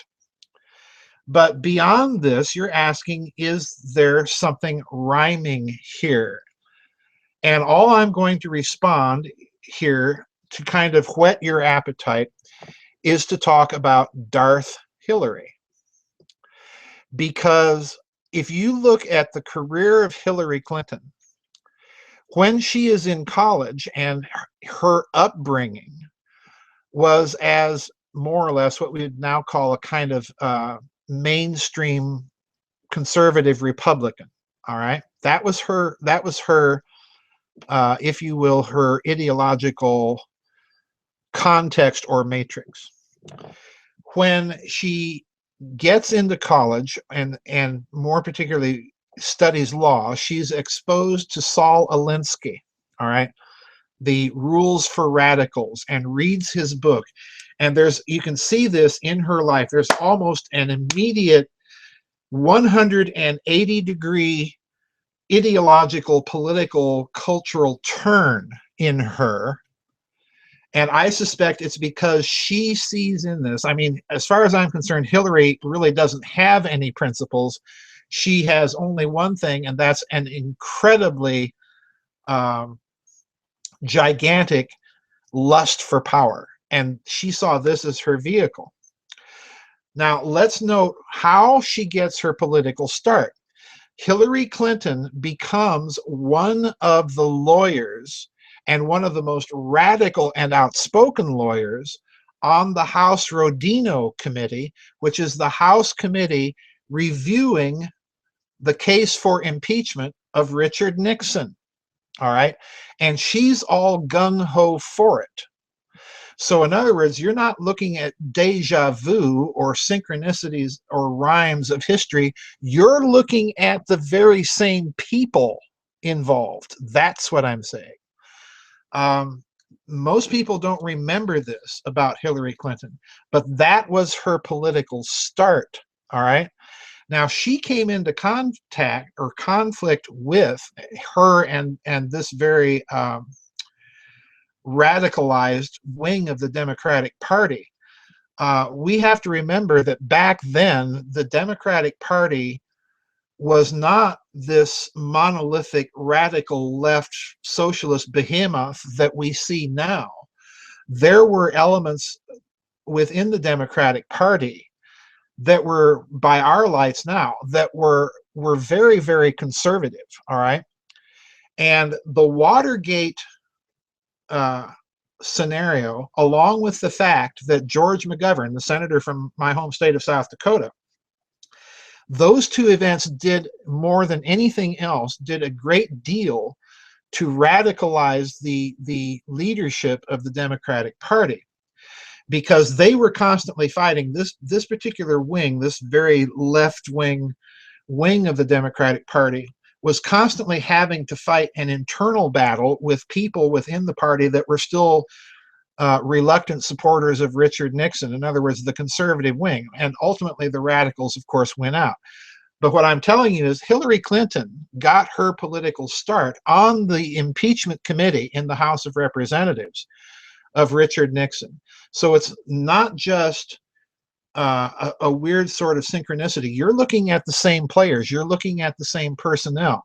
So the thing to do is look at Hillary Clinton, look at her associates back then, and see how those associates are kind of always drug along with her in tow over the years. All right, this is a huge story that most people don't really know about. Now, remember, I want to give everybody something to watch or to put on your movie watch list. All right, this is a film by the very well-known director Robert Altman. This is not a film that most people even are aware that he did, but this film is called Secret Honor. And unfortunately, I think it's probably one of those films that you'll just have to order the DVD. I don't think that it's on Netflix or anything else. Now, what this film is, and I'm going to warn everybody ahead of time, there's some very foul language in it. This is certainly not a film that would be made in today's politically correct atmosphere. What it is it's a one-man play that was adapted to be a film. Where the actor Philip Baker Hall is playing Richard Nixon. He's the only person in the entire movie dictating his memoirs by himself to a tape machine, and he's going to reveal what the real secret was behind Watergate. All right. Now, even though this is fiction, and you have to listen to this film very carefully, because as he's dictating, of course, he's drinking and getting drunk. So you're getting these things kind of dropped in over the 2-hour course of the film. And you have to listen carefully and begin connecting dots yourself. All right. But when you get to the very end of the film, everything is revealed, and you're thinking, oh my God. Now, I played this film years ago for a friend of mine, dyed-in-the-wool Democrat, friend of mine from college, that, we got talking one night. He'd come to visit me, and we got talking about Watergate. I don't even remember why we got onto it. He said, I never could figure that out. And certainly he was not a Nixon fan. So we watched this thing together, and at the end of it, he turned to me and he said, oh my God, that makes the most sense of anything I've ever heard. And I said, yeah, it does, doesn't it? Well, the film is based on observations. This is the key point that you won't get just watching the film. You have to watch the bonus features to get this.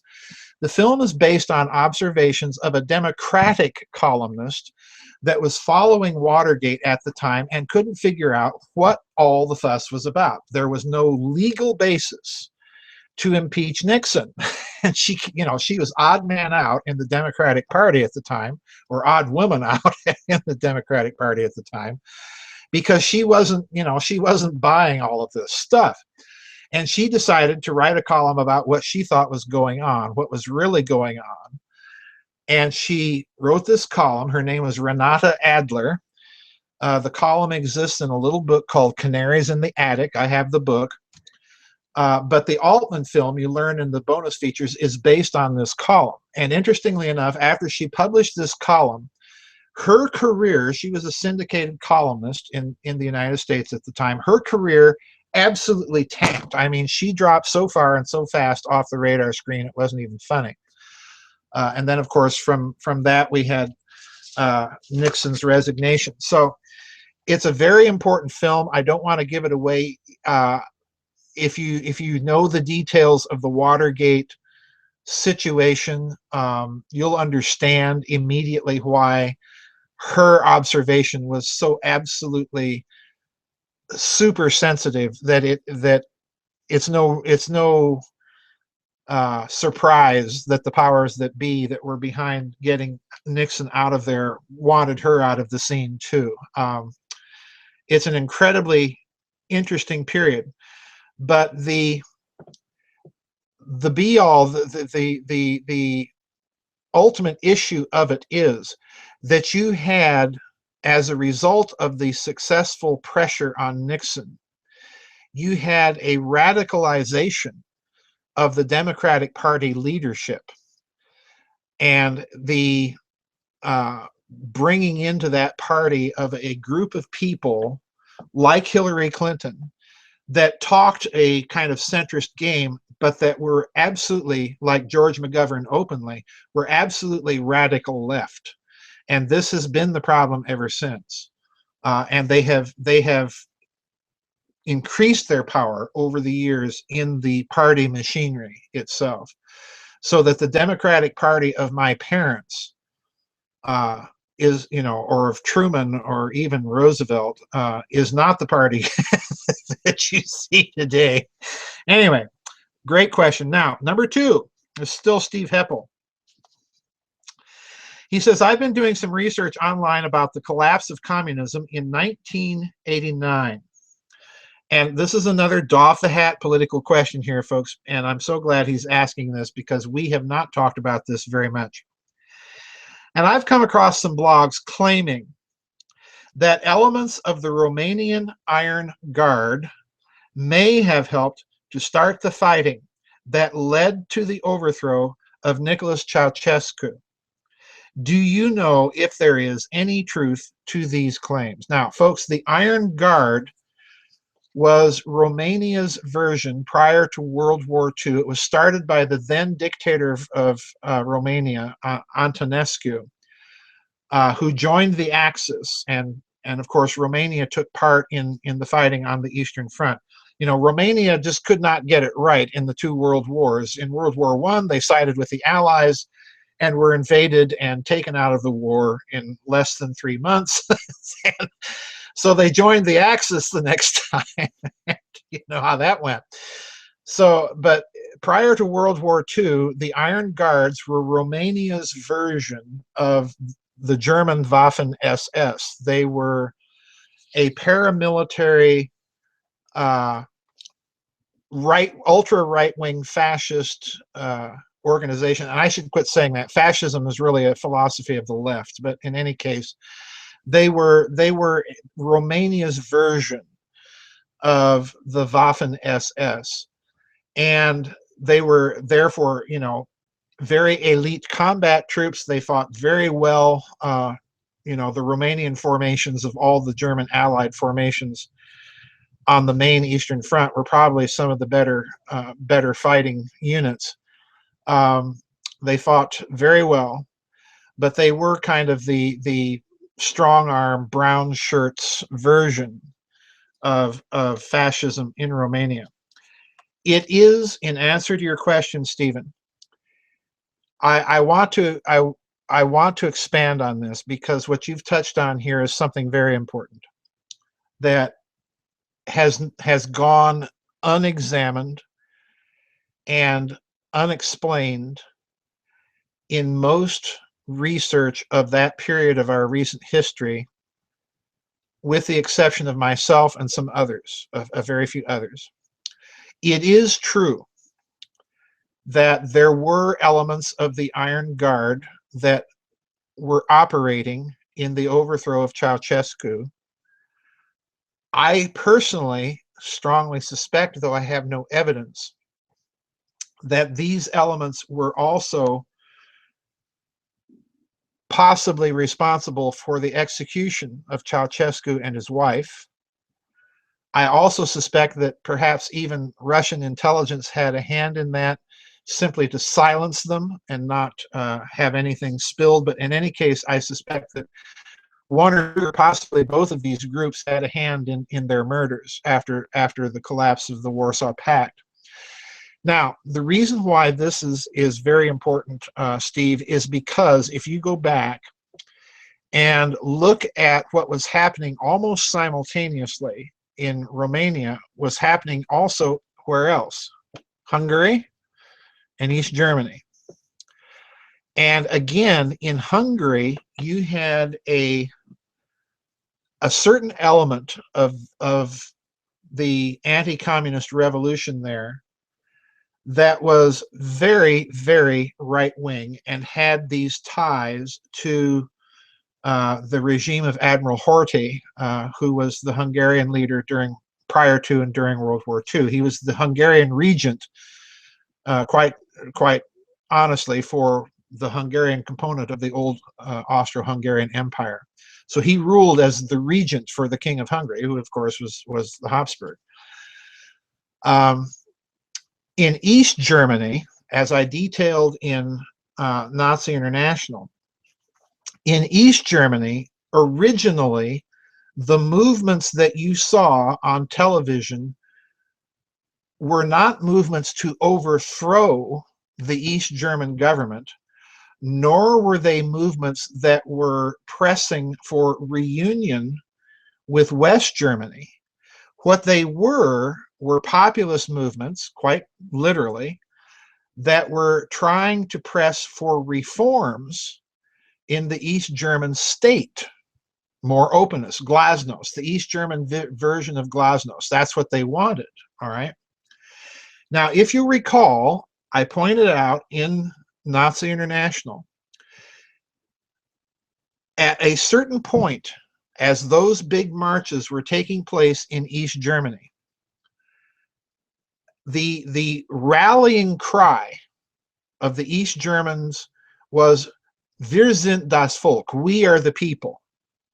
At a certain point, after this populist movement got started, neo-Nazi cells came out of the woodwork in East Germany, and listen to this very carefully.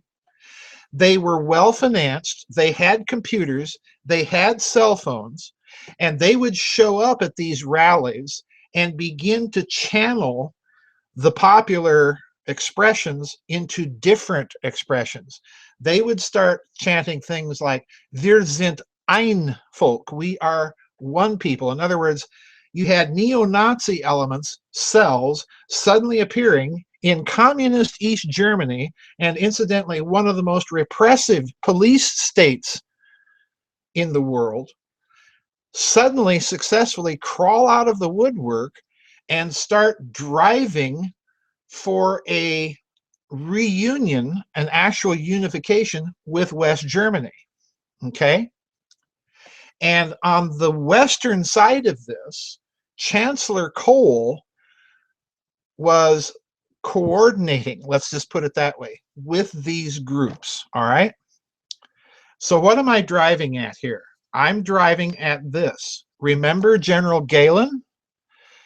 What did Galen set up and want to set up at the end of World War II? He wanted to set up the stay-behind units, the Gladio units, inside of all of the nations of Eastern Europe for an eventual, quote-unquote, rollback of communism once these fascist cells were reactivated. And look what you have. You have fascist cells that somehow survived for decades in Romania. You had fascist cells that somehow survived for decades in East Germany. And all of a sudden, they crawl out of the woodwork. They've got financing. They've got computers. They've got cell phones. The Warsaw Pact collapses. And Kohl does what? He makes the one-on-one par tender for East German marks. In other words, we'll swap the currency. And at that point, it's all over. East Germany literally is annexed financially, if you will, by West Germany. There's nothing that the Soviet Union can do about it. Because Poland is already gone, of course, and everything else begins to collapse. So in other words, it looks to me, Steve, like much of the collapse of the Warsaw Pact was two things. Number one, it was a real genuine populist movement of revolt, that people had finally had it. This system does not work. It's repressive. It's getting us nowhere. So they're revolting. And then you have certain elements within that trying to steer it in certain directions. All right. And this is what I think happened. It's both populist and very deliberate, very coordinated, and very fascist. The same thing, over and over, you look at what's happening in these Eastern European countries, and I'm concentrating particularly on places like Romania, Hungary, Austria.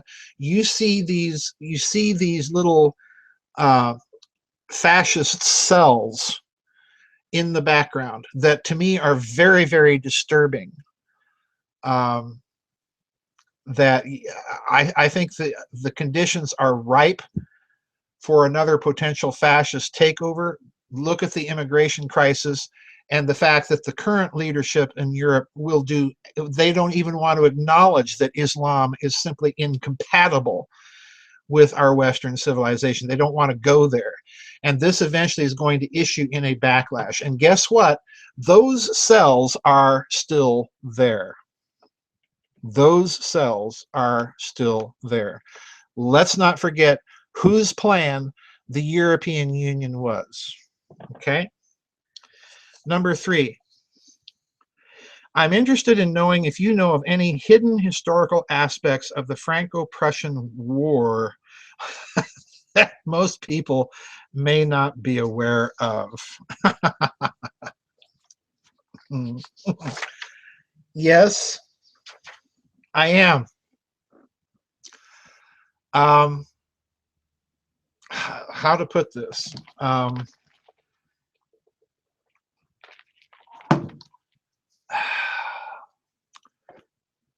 Go back and look carefully at the revolutionary period in 1848, how Louis Napoleon III, Napoleon's nephew, takes over France and what he sets up in France. All right. What he sets up is in effect a kind of imperial socialism. Okay. And then look at Bismarck's Germany and look very carefully. Bismarck is an amazing man, folks. He really really did know what was going on. Look at what Bismarck had to say about those events, if you can find them, and also what Bismarck had to say, and I'm not going to give any more hints about this. Look also at what Bismarck had to say about the assassination of President Lincoln. Okay. All right, now I've got to take a brief break here, folks. I'll be right back.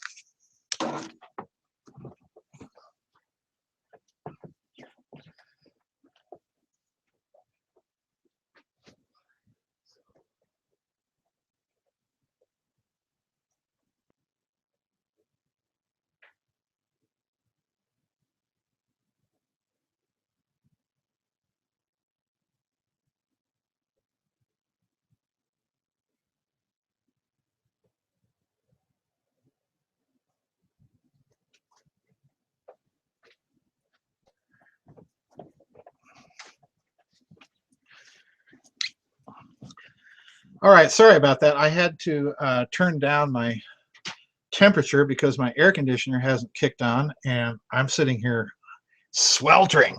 All right. Now, great questions there, guys. Now, if you think that we're on kind of a political kick, you'd be right, but trust me, it's gonna shift subtly here in a few questions. But this one from Son of David. All right. Here we go. What are your thoughts on Illinois on the verge of filing for bankruptcy? Chicago is synonymous with the mob. The Drudge Report even jokingly calls its own mayor, Rahm Emanuel, the Godfather. Chicago has played critical key roles in electing 2 presidents, Kennedy and Obama. Very true.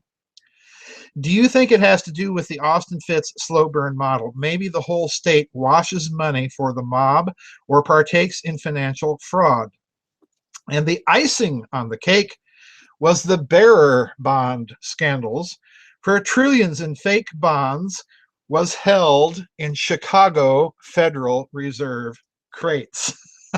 Yeah, you noticed that, did you? Look, I'm going to crawl way out onto the limb of speculation here, Son of David, and say, number one, that the way I look at it, And the way I look at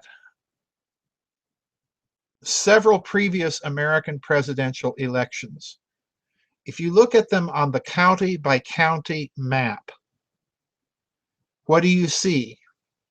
You see the blue counties, the predominantly incredibly corrupt counties, clustered where? Chicago, Houston, the Los Angeles, San Diego metroplex, the San Francisco Bay Area, and that whole corridor almost all the way from Raleigh, North Carolina, up the East Coast through Richmond, Washington, D.C., Baltimore, Philadelphia, Newark, New York, Hartford, all the way up to Boston, that whole corridor there. But everything else is red, okay? Ask yourself, how did the Republicans get the color red, which is usually associated with what? Socialism, communism, okay? That's a nifty bit of psychological warfare going on there.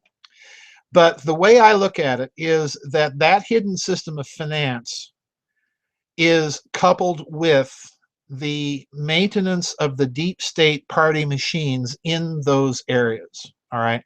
So I think you're entirely correct to draw a correlation there. Now, what about the Illinois bankruptcy? Folks, I'm going to tell you what my fear is, and it's the same fear that I have with Puerto Rico petitioning, doing this referendum and saying, oh, we want to become the 51st state. What they really want to do is roll their debts into the federal debt and make us all liable for their state spending malfeasance. And trust me, it's not Illinois, it's also California, all right? The one-party Socialist Republic of California, Soviet Socialist Republic of California. I believe what is going on here, in all honesty, son of David, is that they are going to use these state crises to call and push for a constitutional convention of the states. And once they do this, they are going to co-opt that convention and roll all public debt into one messy package that you and I are going to be left holding the bag for. Not 30 years of wacky mercantilist corporate capitalism policies from the Republic thugs, and not 30 years of the same type of corporate socialist policies from the Democrats. You and I are going to be made to pay for their bad policies. This is what I think is going to happen. And I've said it before, I'll say it again. The problem is we're not observing the Constitution now. We have no transparency in the federal budget. Catherine Fitz has stressed this numerous times. We have no transparency in the federal budget. There is no transparency, really, of budgetary matters at any level in this country, be it local, city, county, state, or federal. And when you have no transparency, and when you have calls for constitutional convention by a political class, please let it be noted, is predominantly composed of people who have no exposure to nor understanding of classical liberalism. By and large, the entire American political class is progressive of one sort or another, either of the extreme left or of the fake left, all right? I've said it many times. The Republican Party, like the Democratic Party, is not the party of my parents. It's a fake opposition party. It's progressivism light, all right? The convention of states would be a political disaster. If you think it's bad now, wait until you have no freedoms, that you have Hillary Clinton and Jeb Bush meeting behind closed doors like the founding fathers did in Philadelphia and giving you a constitution. And let's remember, folks, please hear me. I have said all along, I am an anti-federalist. If I had been alive back in 1787 or 1788 or 1789, I would have been opposed to this current American Constitution. Why? Because let's remember what the founding fathers did. Alexander Hamilton, Thomas Jefferson, George Washington, all these people did what? They gathered in Philadelphia behind closed doors. They took a mandate or an order to fix the Articles of Confederation and concocted an entirely new constitution. And what was that constitution designed to do? It was designed to fix a monetary problem called debt that had been accumulated by the Continental Congress as a result of the Revolutionary War. Okay, and what came out of it? What came out of it was an amendment that said that Congress has the power to make and coin money, which was almost immediately jettisoned by the creation of a chartered bank of the United States, which then monetized the debt from the Revolution. Thank you, Alexander Hamilton. And we were off and running with our first central bank before the ink was dry on the Constitution.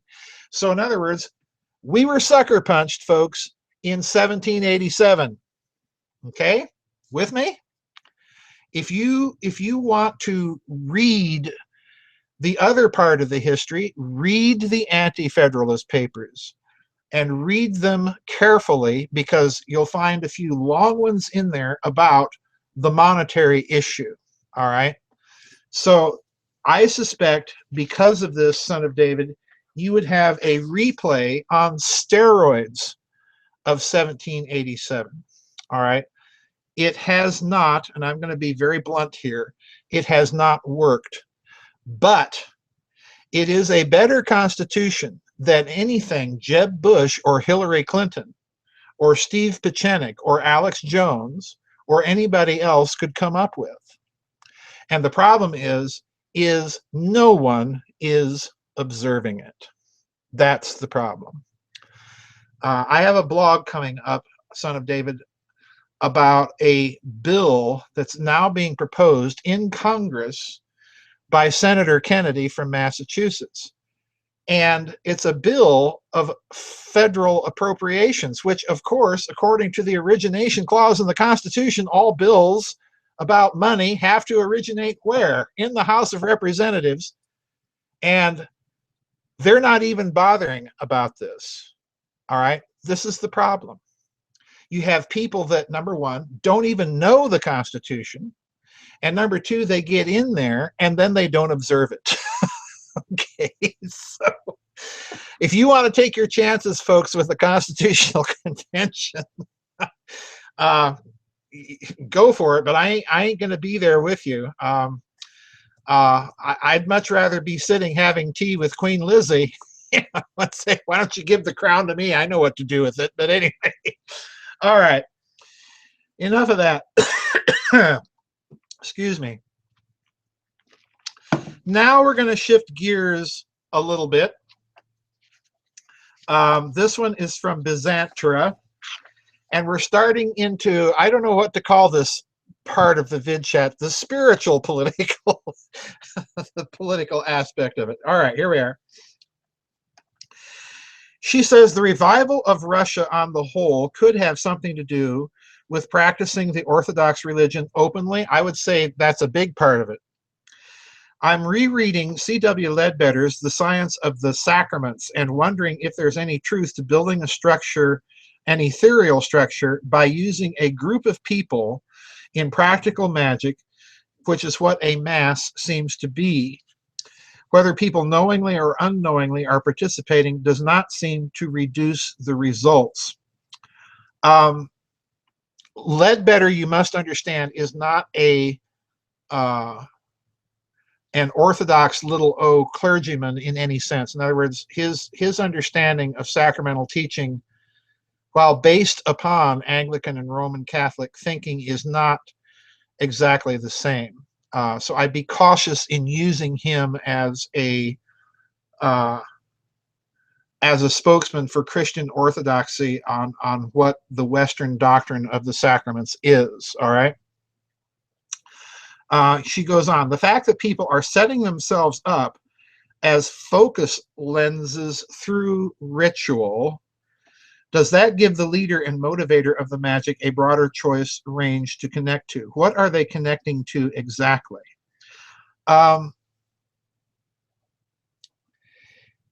In Ledbetter's case,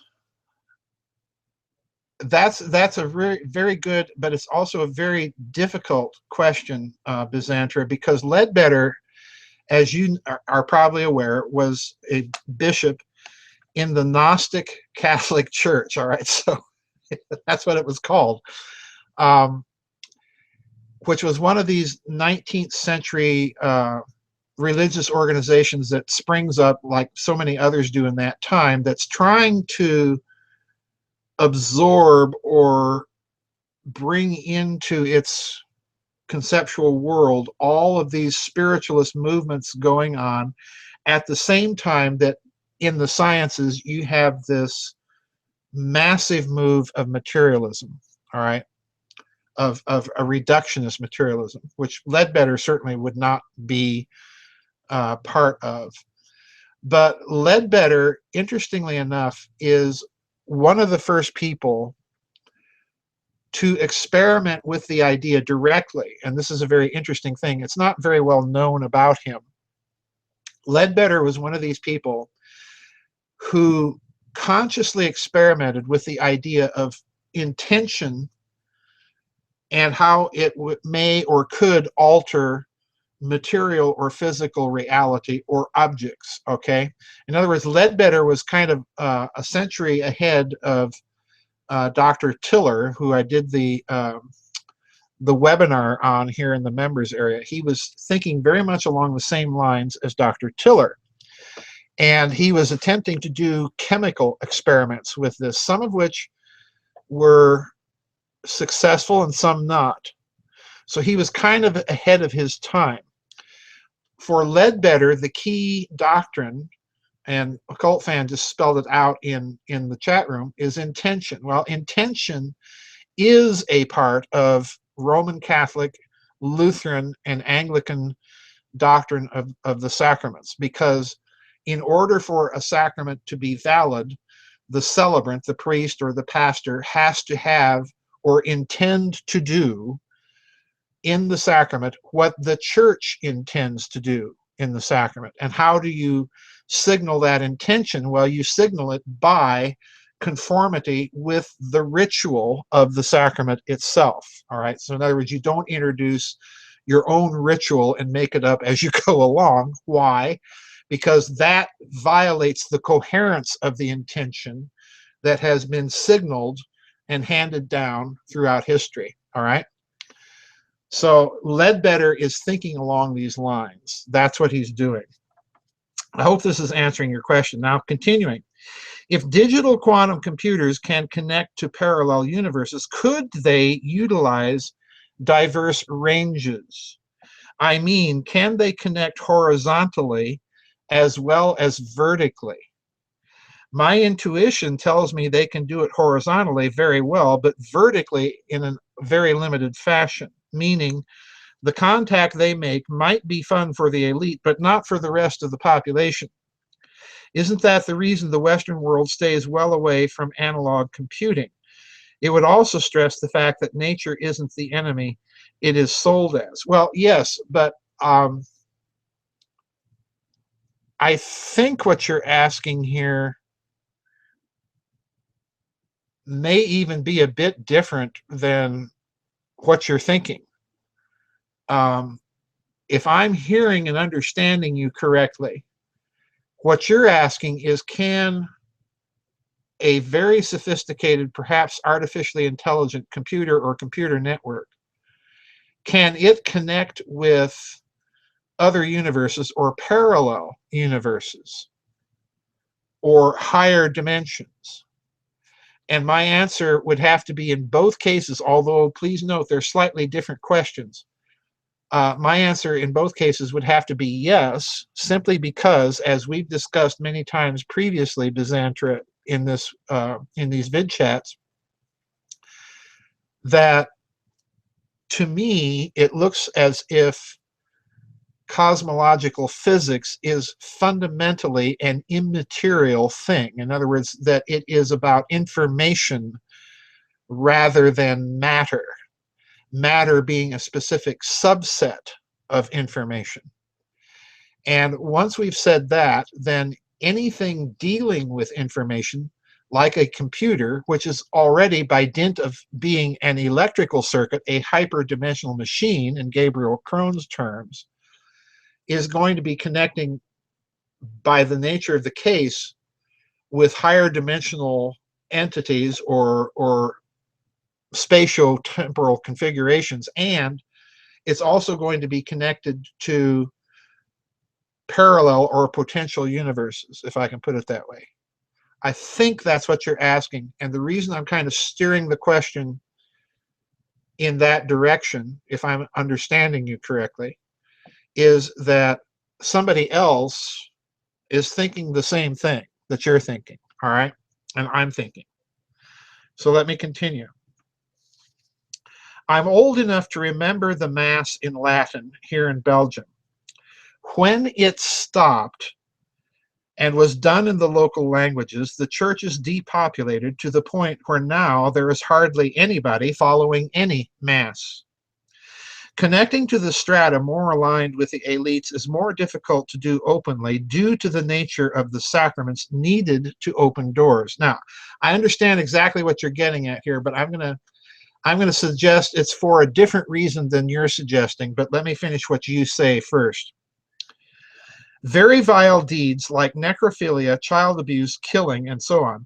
Would a digital quantum computer led mass for the masses be more appropriate? My answer would be no, because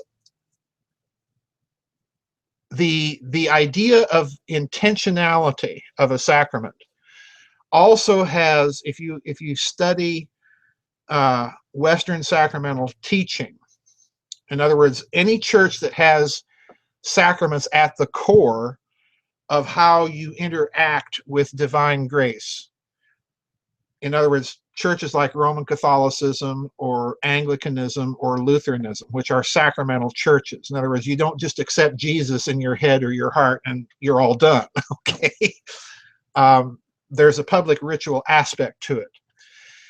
When you look at the teaching of the West about sacraments, Byzantra, you not only have to have the proper intention, you have to have the proper form, which is the ritual itself, and the proper matter, all right?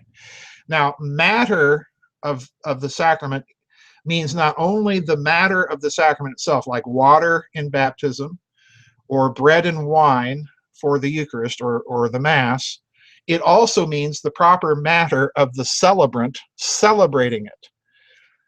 And that must be male and human, not female, not a computer, not a drive-in button that you push that dispenses bread and wine for you, but an actual human male celebrant. The reason for the masculinity is because the priest is in locus Christi, in the place of Christ. In other words, he's the direct personal representative, and that magical parallelism has to be preserved in all particulars, all right?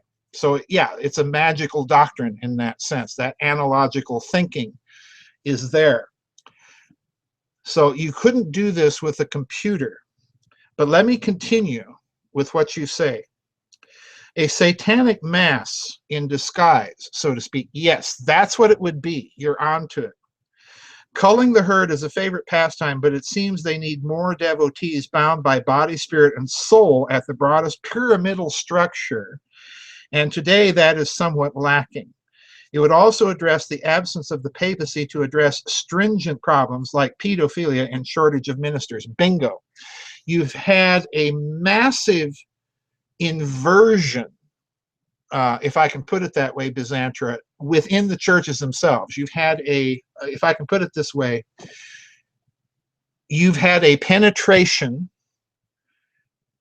of the churches and of their hierarchies by people who are absolutely opposed to what those churches have historically, pardon me, stood for. And this began, you can trace this process. Malachi Martin wrote about it constantly.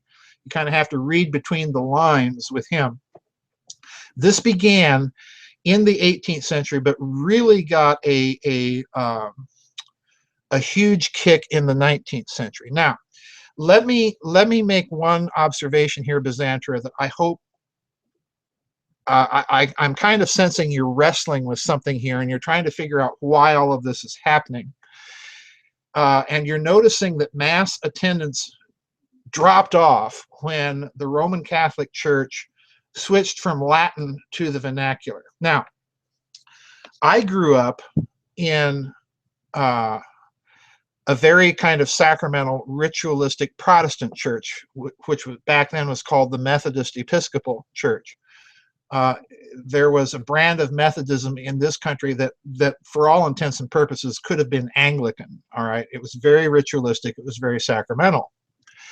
And the same thing happened in that church as happened, and it happened at about the same time as happened in the Roman Catholic Church. It moved away from its traditional ritual.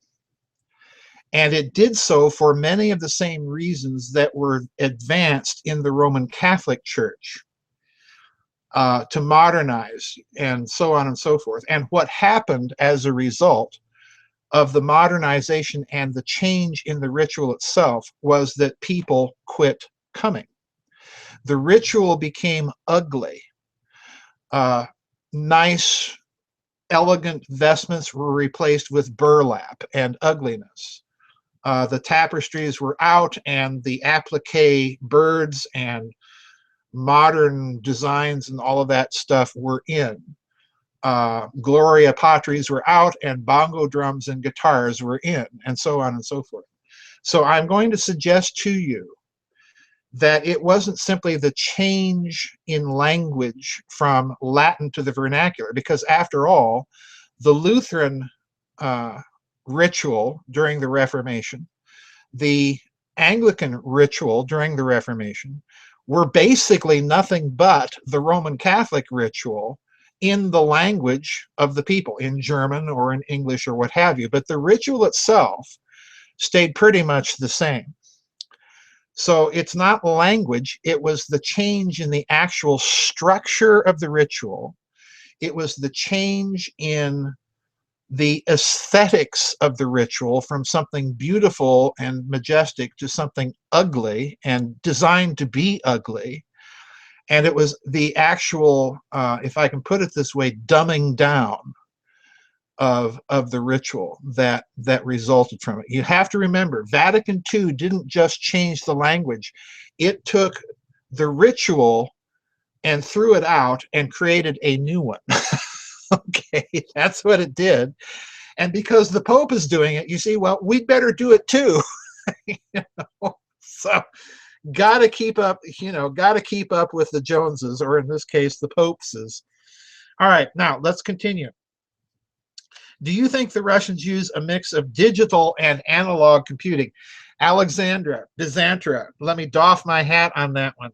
Listen, as crazy and kooky as that sounds to those of us familiar with digital technology, like our friend Leon, or those of us like me who sort of guess at it, okay, I think that's brilliant, because the digital age has made us all intellectually stupid.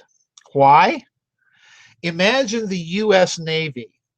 It has become so digitally compliant that last year, I believe it was last year, the US Navy announced, this was during the Obama administration, folks, the US Navy announced that it was going to have to start teaching its crews and sailors how to celestially navigate again, because number one, they don't know how, And number two, if our geosynchronous satellite positioning system goes down, they won't know where they are.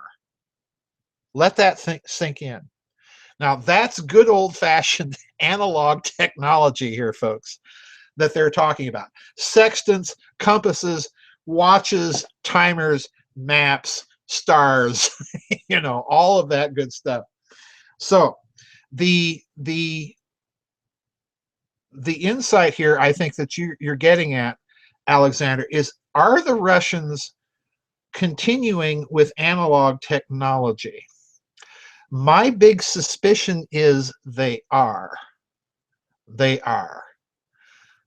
We'll have to talk about that perhaps in some future vid chat.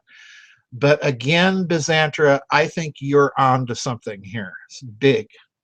All right, let me continue. If analog computing has a broader range horizontally and vertically, could that explain the fast explosion of technological exploits the Russians have shown of late? Knowledge and technology that, pardon me, that must be quelled at any costs.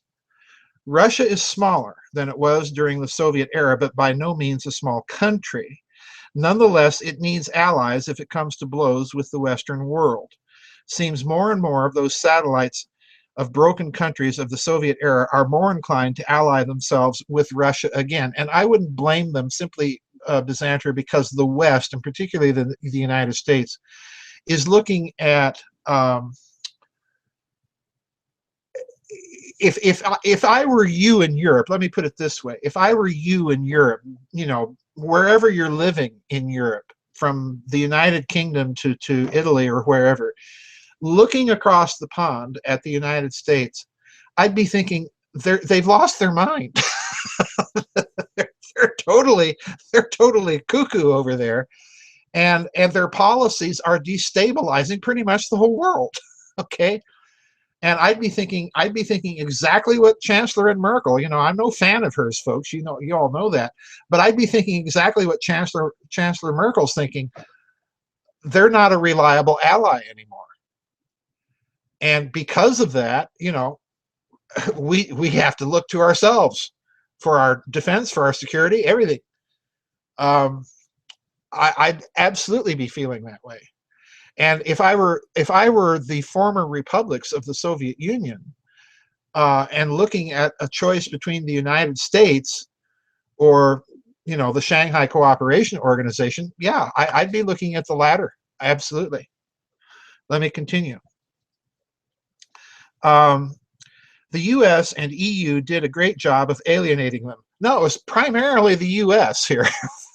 let's lay the blame where it's deserved. Okay, the EU went along, but the policy, like it or not, the policy originated in Washington and London. All right.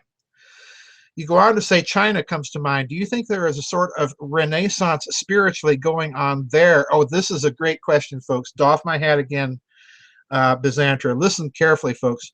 Do you think there is a sort of renaissance spiritually going on there as well? If renaissance thinking or doing is to survive, there is much more needed than a common enemy on the pillage, even this very sick and exhausting one. So, yeah. Byzantra, I do think that China, I do think that there's something spiritual going on in China. And I don't know exactly what it is. In all honesty, Byzantra, I don't think anybody really knows what it is. If you stop and just think about it simplistically, we've seen a supposedly communist state beginning under Deng Xiaoping explode in this frenetic activity of capitalism. Okay, there's no disguising it here, folks. And a Maoist state at that. At the same time that this is going on, China is doing a number of things culturally in the arts that have me absolutely baffled. You know, folks, I play the pipe organ. I grew up playing, I was a nerd. I grew up playing the pipe organ of all instruments. And the Chinese are some of the biggest builders and purchasers of pipe organs right now in the world. And this is an instrument that's not even part of their musical culture, okay? But they're building these things because, you know, the people want to hear it. And I'm thinking, what? Okay. The other thing that's going on in China is that if you look back a couple of years on this website, I think it was about 2 years ago, Byzanter, I blogged about the Chinese government apparently is engaged in some sort of search for what religion they should be. And of course, you know, they've got this rich philosophical tradition: Taoism, Confucianism, Buddhism. They've got their own indigenous, um, very old philosophical religious roots. But a couple of years ago, I did this blog about the Chinese Communist Party was looking at evangelical Christianity as something that it could occult fan. I know Taoism is not Buddhism. Please, please. That they were looking at it and thinking in terms of, would this be adaptable to us? So in other words, they're doing something. There's something going on in China that I think that they're wanting to figure out some way to make their culture have the same type of universal grounding and appeal that Western culture has had. This appears to me, and again, I could be wildly off here because I haven't seen very many articles addressing this topic, but it appears to me like they are thinking in very, you know, as the Chinese do, that they're thinking in very, very long cycles of history about the cultural problem that they see is going to be entangled with the movement and shift of power from the West to the Pacific Rim and to China. I think they're thinking about this very, very hard. They're just not being very open with it because this is probably taking place at a high level. That's my best guess. There are very, very few articles on this. That one that I ran into a couple years ago, I was just stunned when I saw it, that you had a Chinese ministry looking at all these religions and trying to, you know, figuring out which was the best for them. It was very, very interesting. So yeah, I do think something like this is going on.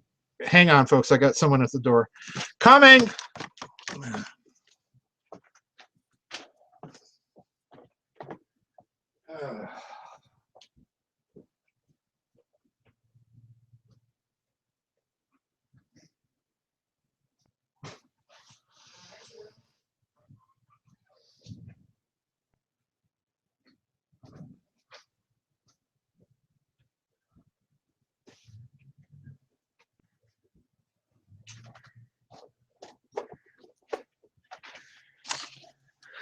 I'm sorry about that, folks. I had the mailman knocking at the door with the package. But getting back to what I said about China and was saying about China, this is something I've noticed too, Byzanter, and I'm getting this. I'm getting this sense that they are very well aware that there are cultural aspects to this project, the Silk Road project that they're engaged with, that they are going to have to present a face to the rest of the world that is very, very different than the Communist Party of China has presented before. So this is they know that this is a big experiment that they're embarked upon, and they're not stupid or so stupid as to think it does not have cultural consequences or implications. So, you know, China, if you look at Chinese history and the fact that it turned in on itself for so long, what you see going on now is something culturally that they know that they're going to have to address. So it's going to be very interesting to see where all this goes. I'm just kind of speculating here that I would suspect that the major universities, that the Ministry of the Interior, the Ministry of Culture and things like this are going to be involved in very high level, very secretive discussions at this juncture. They've let a little bit out from time to time that, yeah, we're thinking about these things. And a couple of years ago they did, but you know, that was just like blip, one story, and then it disappeared. But that told me, yeah, they're doing something very high level in terms of cultural thinking for the long term. All right, now this one is from KDB. We have about 1, 2, 3, 4, 5, 6, 7 more questions, and wait till folks. These are all good questions, but we're gonna get some really cool things here. So hang on, folks. This one's from KDB. She says, and this is kind of an extended comment. Shanbhorari in Rajasthan is a highly uniform geometric-looking building and was apparently built by ghosts overnight in the 10th century.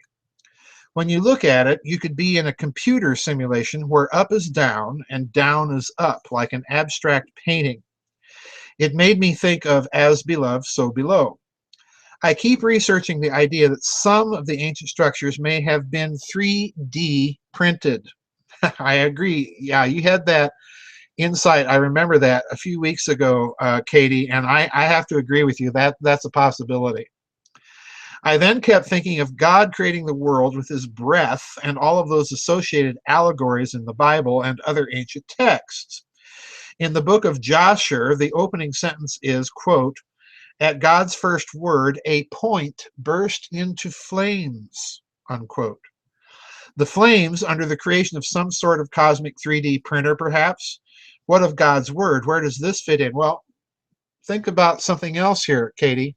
A point. What's a point? Well, a point isn't a physical entity, is it?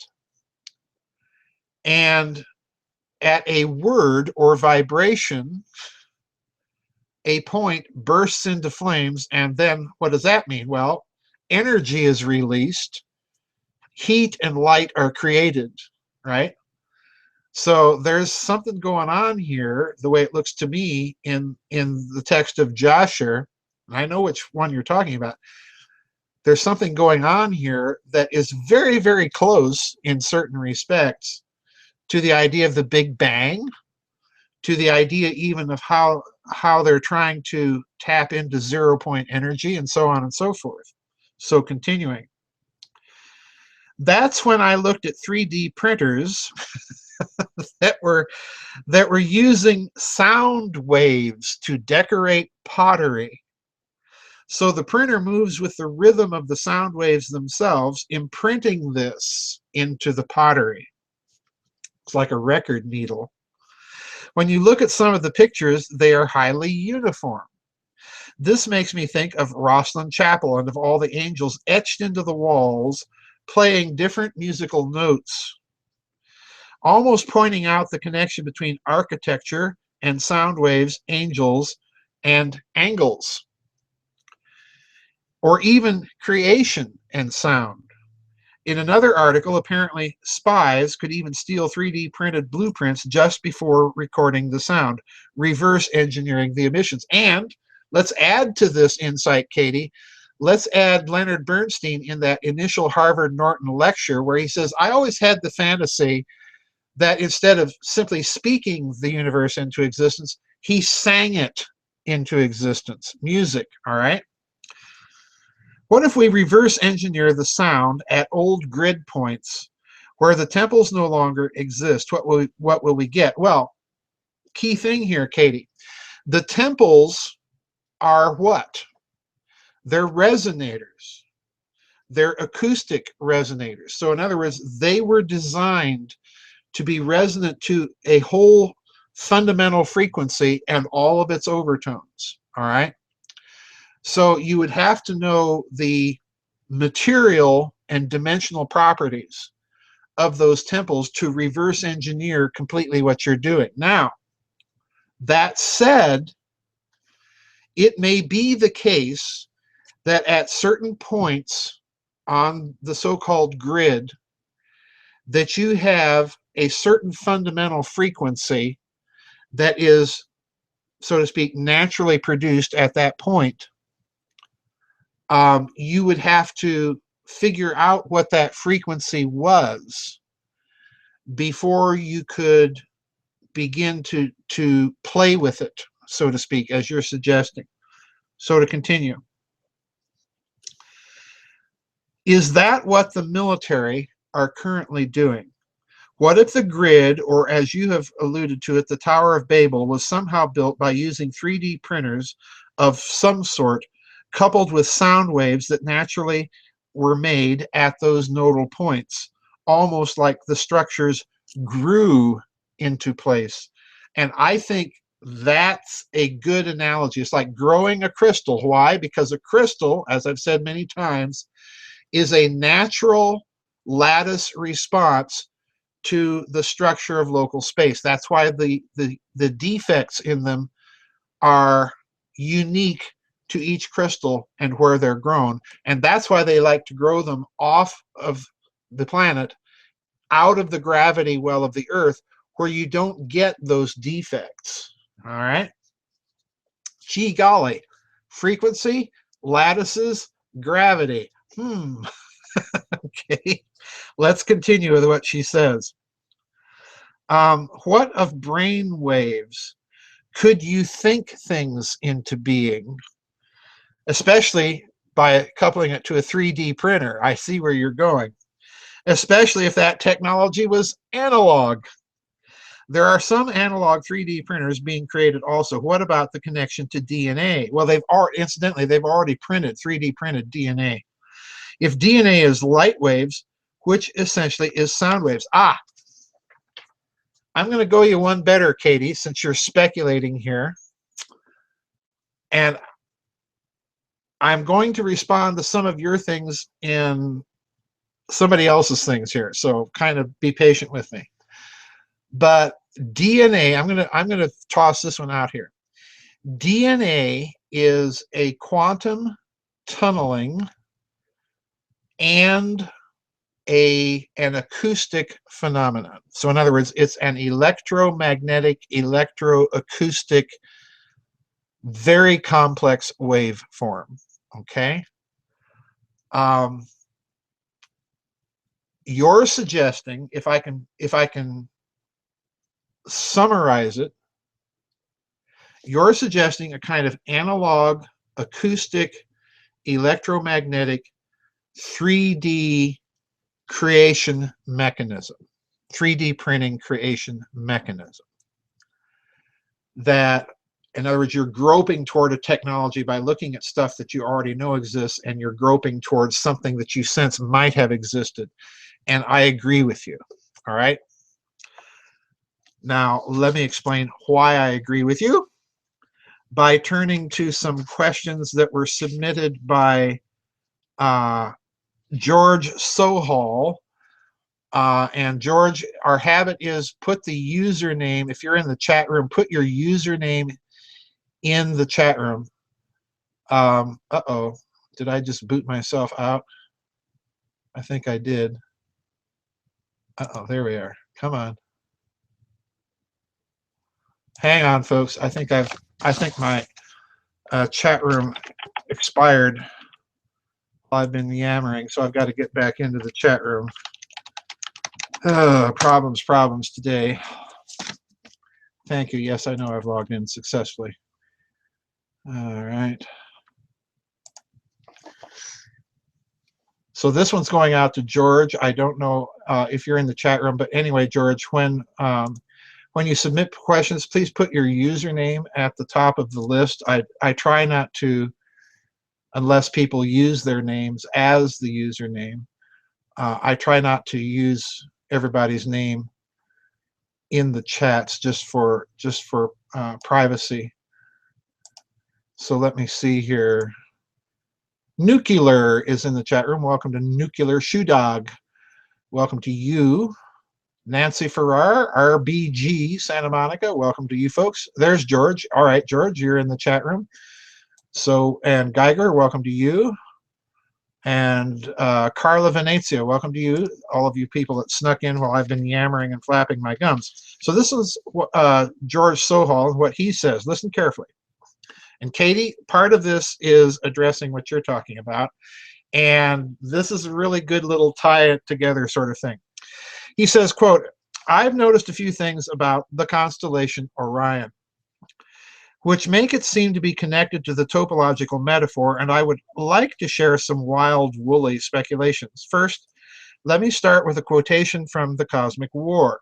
Quote, another constellation that is also a hunter, a mighty man of renown, and that constellation is Orion, alias Nimrod.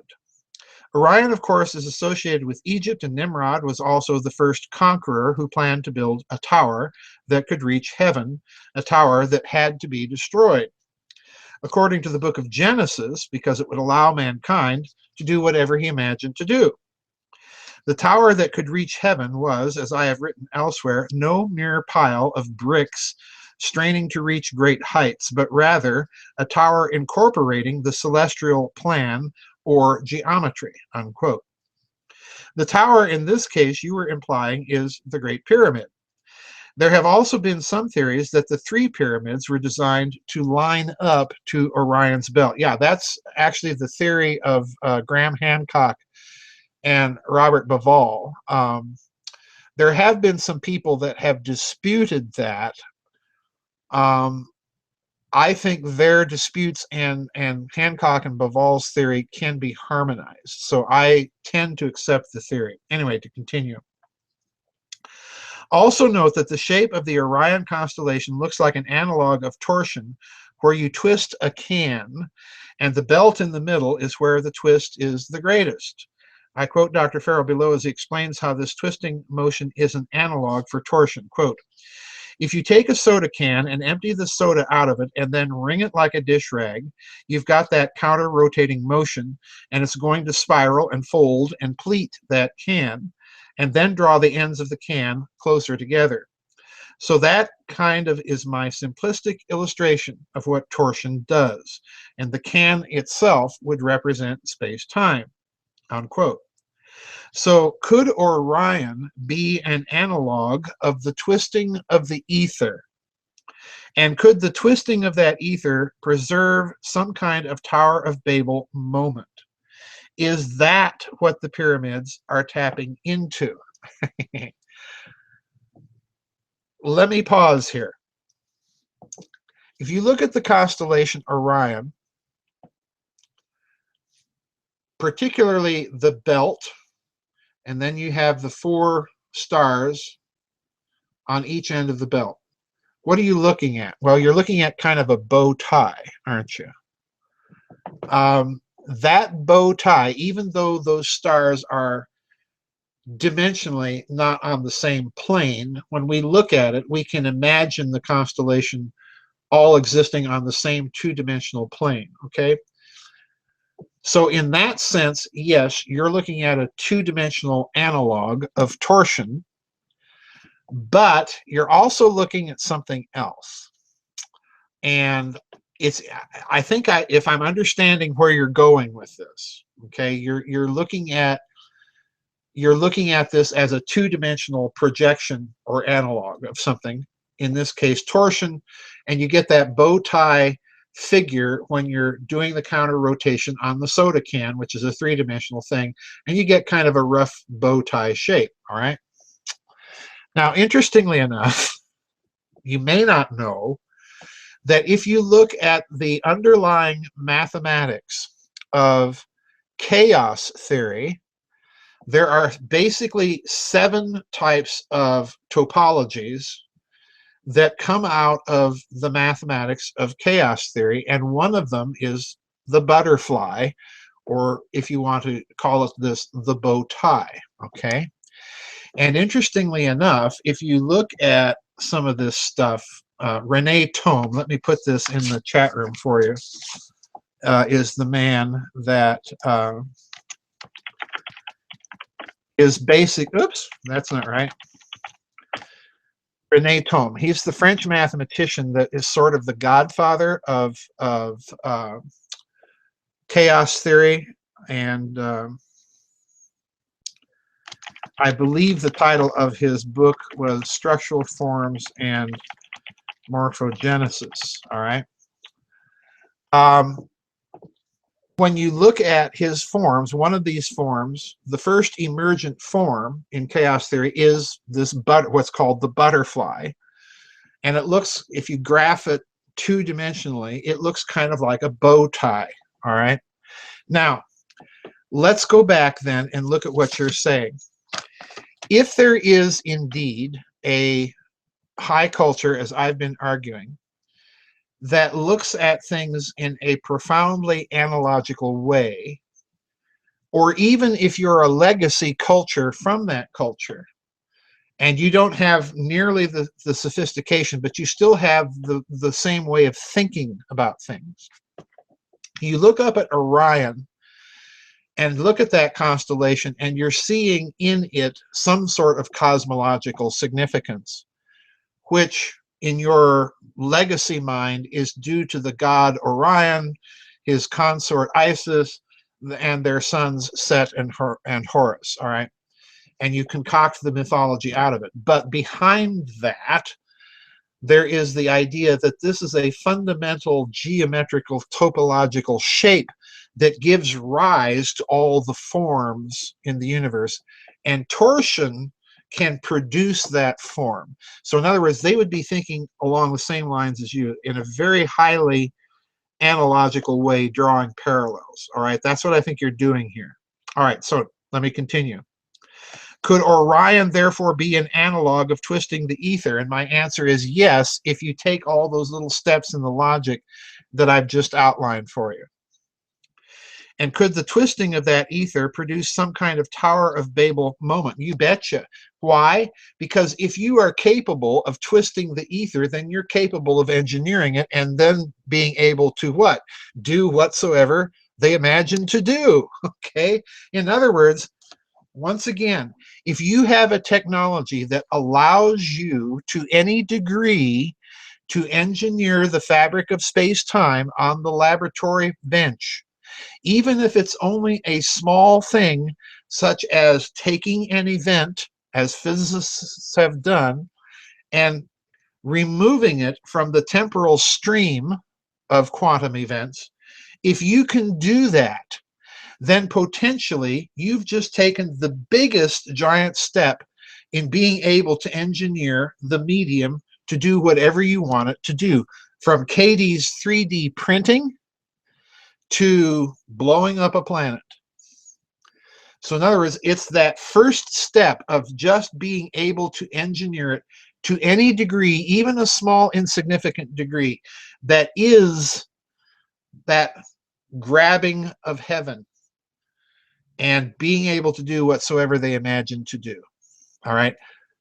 The Tower of Babel moment of history, folks, is on us again. Continuing. In the book Shape Power, Dan Davison explains how shapes such as cones, pyramids, and lines in general form etheric waves. For instance, if you take two lines and intersect them at a point, then the space between them is more compressed toward the point of the intersection. I think that when you set up shapes in a way like this, you have made an analogy for compression and decompression, and that is why those shapes make ether waves.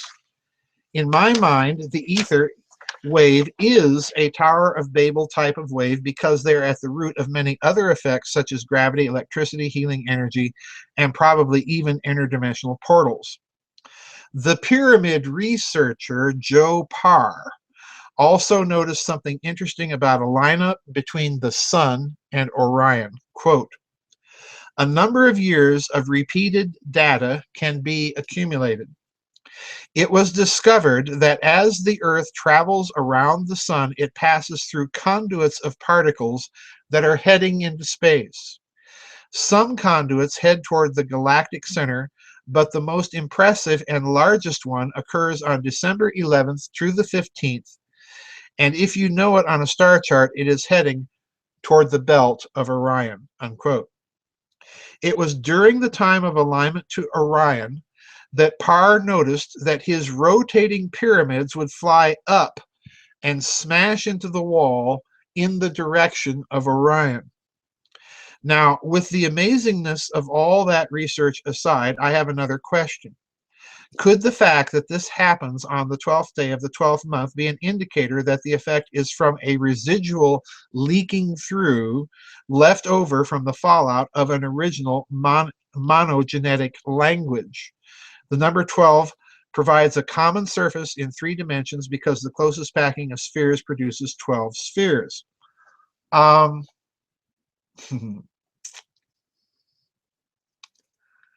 Let me answer that, George, by saying neither a direct yes or a direct no, but by saying that, in my opinion, based on everything that I have looked at cosmologically in connection with what I've called the topological metaphor, that in my opinion, cosmic reality is analogical in structure and nature and linguistic in structure and nature. And by linguistic, I am also meaning to say that as a subset of that linguistic structure and nature is the whole world of mathematics, but that linguistic structure and nature is larger than the subset. In other words, it has more elements in it. So that's an answer I'm going to give you to ponder about. Okay, let me continue. As a side note, it has been suggested that an alternative spelling for Orion is Aryan, A-R-Y-A-N. And could this be where the Nazis were getting their information on torsion physics? No. I think the Nazis are getting their ideas about torsion directly from the physics and mathematics itself, and then going on to look at ancient texts. In other words, they're not starting at the ancient texts and then trying to find a science for it. They're starting with the science they know and going to the ancient texts. All right. Anyway, it was suggested by a friend that Orium, or gold, and particularly Au ions, are also connected to Orion, not only in their spelling, but perhaps also somehow in their structure. I've investigated a nuclear model of Robert Moon, who was a physicist that worked on the first nuclear reactor. In his model of the atom, the protons arrange themselves to form the shapes of the Platonic solids nested inside each other. Taking his algorithm for producing the nested shapes of the solids, I decided to construct what the gold atom would look like and got something that does indeed look like Orion with its flattened, and again, you're doing exactly what I thought you're doing. You're compressing a 3 or even hyperdimensional object into a 2-dimensional planar space, okay? And yes, when you do that, the analogy is there. It's very patent. It's very obvious. I got something that looked like Orion with its flattened bottom, compressed middle, and pointy crown on top. Yep. And I saw your diagram there. And again, in an analogical culture, yes. Interestingly enough, you may or may not know, George, that Kepler, when he first began to think about the Copernican system and to start to adjust it, he began to think about all of this precisely in terms of the Platonic solids. And he even entertained the ideas that the orbits of the planets in the solar system were based on Platonic solids that were circumscribed in spheres on the orbits. All right. So in other words, the Platonic solids recur again and again in modern science. We just don't want to acknowledge it. Okay. All right. Now, this one is from Barbara I think, is K Tower. So this one, yeah, K Tower. She says, I've been trying to wrap my mind around a comment you made in a recent vid chat. If I understood you correctly, you said that our entire planet may have been the Tower of Babel. This concept leads me to the following questions. If you were to create a timeline for our solar system, when would the Tower of Babel moment have taken place? Does the idea that Earth is under a quarantine have any connection to the Tower of Babel? All right. Second, the answer to the second one is yes. Why? Because if the Earth is somehow part of the Tower of Babel, then in order to prevent humanity from doing it again, what are you going to do? Well, you're going to do exactly what the Allies did at Versailles. You're going to place a quarantine zone around the enemy, and then you're going to keep a real close eye on it. Okay, so yeah, I do think they're connected. Absolutely. All right. The real question is when. And we have certain clues in the texts. In every version of the story that we can identify, you've got a structure and you've got humans building it. So we know humans have to exist in order for the structure to be being built. Now, the question is, what kind of humans are they? Are they Homo sapiens sapiens, or are we using the term human in a kind of genus sense to represent basically intelligent hominids, be they Cro-Magnon, Neanderthal, or our genetic cousins from out there somewhere? That's a little bit more difficult a proposition, but it does permit us to at least narrow the playing field. So I would say, taking it in the broadest sense, you would have to acknowledge that we're dealing with probably somewhere between 65 million to 250,000 years ago. Why those dates? Well, the 65 million year old date is the planetary KT boundary layer catastrophe. The 250,000 year old date is the approximate date that you see as the terminus ante quem for when modern humanity arose from most geneticists. They're not willing to press it back much beyond that. In fact, most of them would say it's later than that, about 100,000 years later. But the ones that push it back, that's the terminus ante quem, which interestingly enough is a date that more or less correlates to the Mesopotamian kings list. All right. So that's why I would say, you know, taking both data sets into account. Now,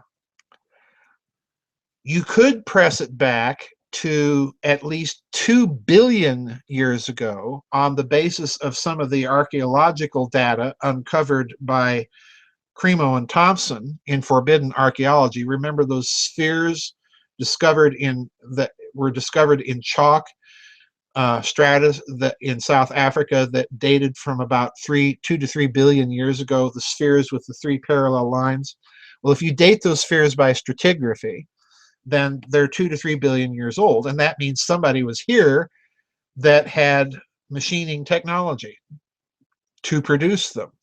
So they either machined them here, or they brought the technology and machined them elsewhere, and those spheres were dropped off here. But the bottom line is somebody intelligent was here back then and left those artifacts. So we can't pin it down much better than that. Now, if you take the term human in the narrow sense, K Tower, then you're limited to a much smaller period that would have to date no earlier than, in my opinion, about 3.2 million years ago, using Van Flanderen's date for the explosion, late date for the explosion of planet Tiamat, and then its effect on whatever, pardon me, society as may have existed here. And again, the terminus post-quem date would again be about 250,000 years ago, again because of the king's lists. So that would be my attempt to answer when. All right. Now, continuing. Does the does the idea that the Earth is under a quarantine have any connection to the Tower of Babel? And I've already answered yes. Perhaps I'm being too literal, but considering that in the Bible version of the story, mankind went from a single language to several, thus losing the ability to communicate, is neuro-linguistic programming involved? Or might we have lost the ability for telepathic communication? K-Tower, the reason I'm smiling about the telepathic communication part of it is we're going to have comments later, okay, from somebody else about this very thing.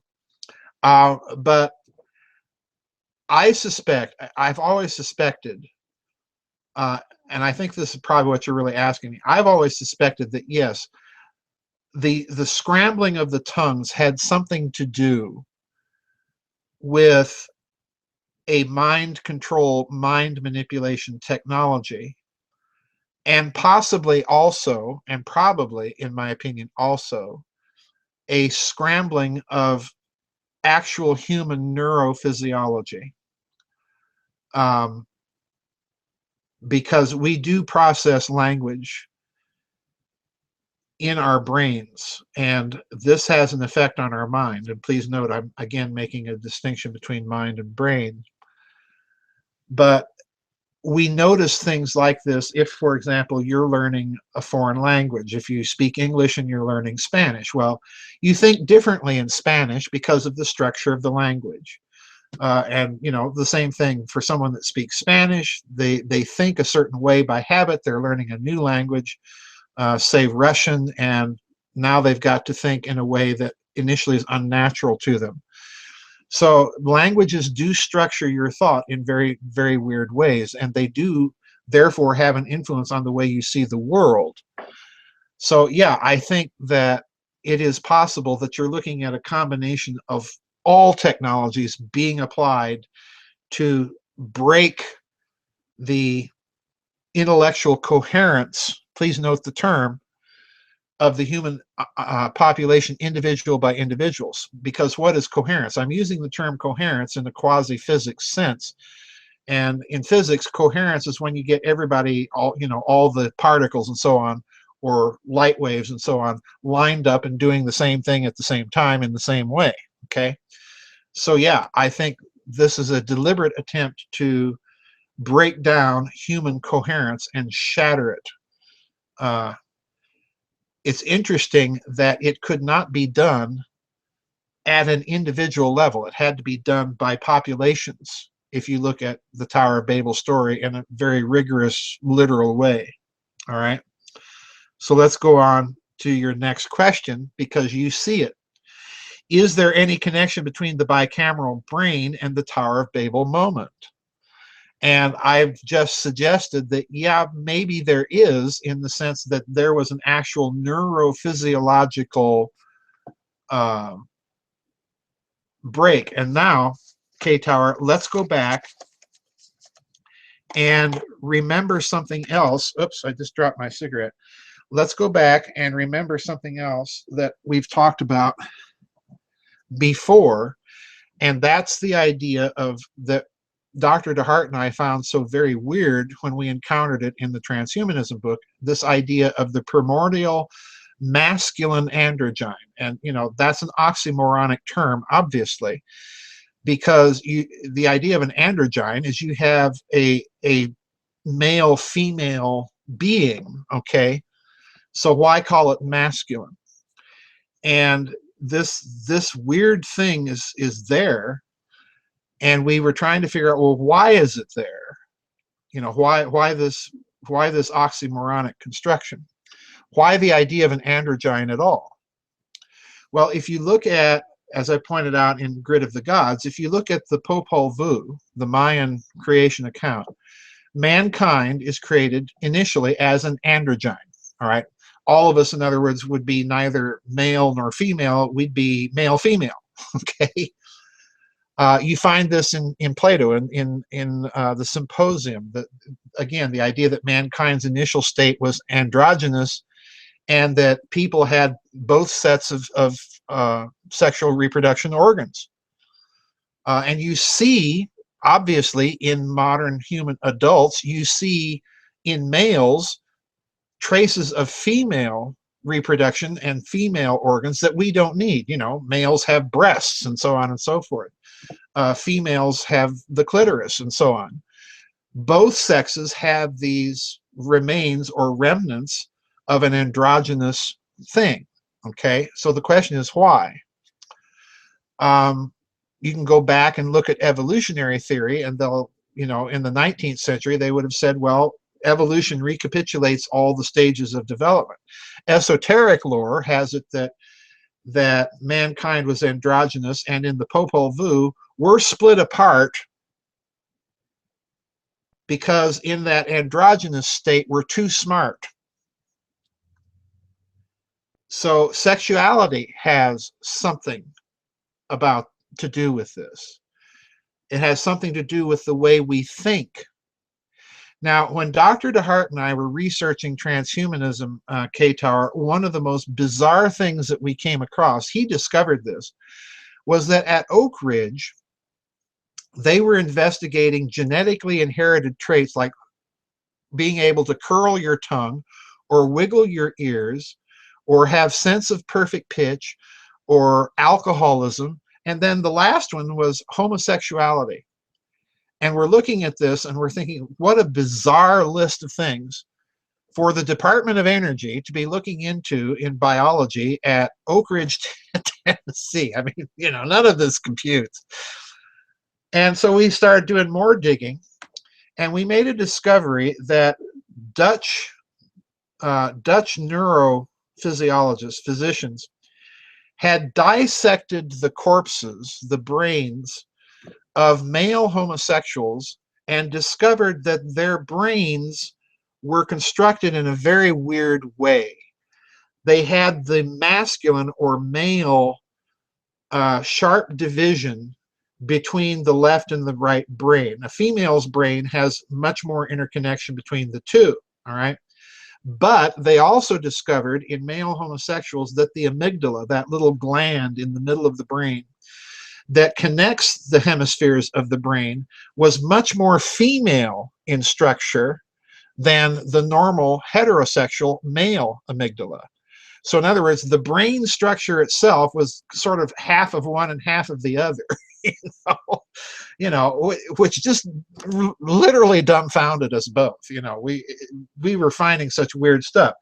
So it looks to me, you know, just based on that, that your speculation here, is there any connection between the bicameral brain and the Tower of Babel moment? That, you know, could there have been an actual physiological alteration of our neurophysiology because of this? Maybe. Yeah, I'm willing to speculate and say, yeah, maybe so. Because certainly everything that I've seen, K-Tower, in the text is suggesting that something so fundamental was done to us as a result of that it changed us in a fundamental way. And it may have been a physiological way as well as a merely linguistic one. You know, people say right brain, left brain, female thinking, male thinking, and so on and so forth. Maybe there's a truth to it. I don't know. Continuing. These are really good speculations and questions here, folks. Was what Jung called the collective unconscious affected by the Tower of Babel moment? Could the tower be our DNA? And let me stop and say, I don't think it's necessarily our DNA, but I think that it is that the two, let's put it this way, K-Tower, that the two are part of one conceptual complex, let's put it that way, because as far as I can tell, you know, I'm connecting the Tower of Babel story with Tablets of Destiny's story and the flood and all of this other stuff in my mind. So you know what I think about the Tablets of Destinies from the Cosmic War. I think that they were a biometrically activated technology of some sort. Whether that meant, you know, you had to have the right retina scan or the right fingerprints or the right DNA or what have you, or some combination of the above. Who knows? I don't know. But I do think that there is some sort of connection in that these are apparently biometric technologies. So what about the collective unconscious? I'm a Jungian to the extent that if the cosmology of the world is analogical and linguistic in nature, this means that there are going to be, by the nature of the case, analogs between the external quote unquote physical world and the interior conscious mental world. And those are going to manifest themselves in what Jung would call archetypes. Would those have been affected by the Tower of Babel moment? Well, yes, obviously.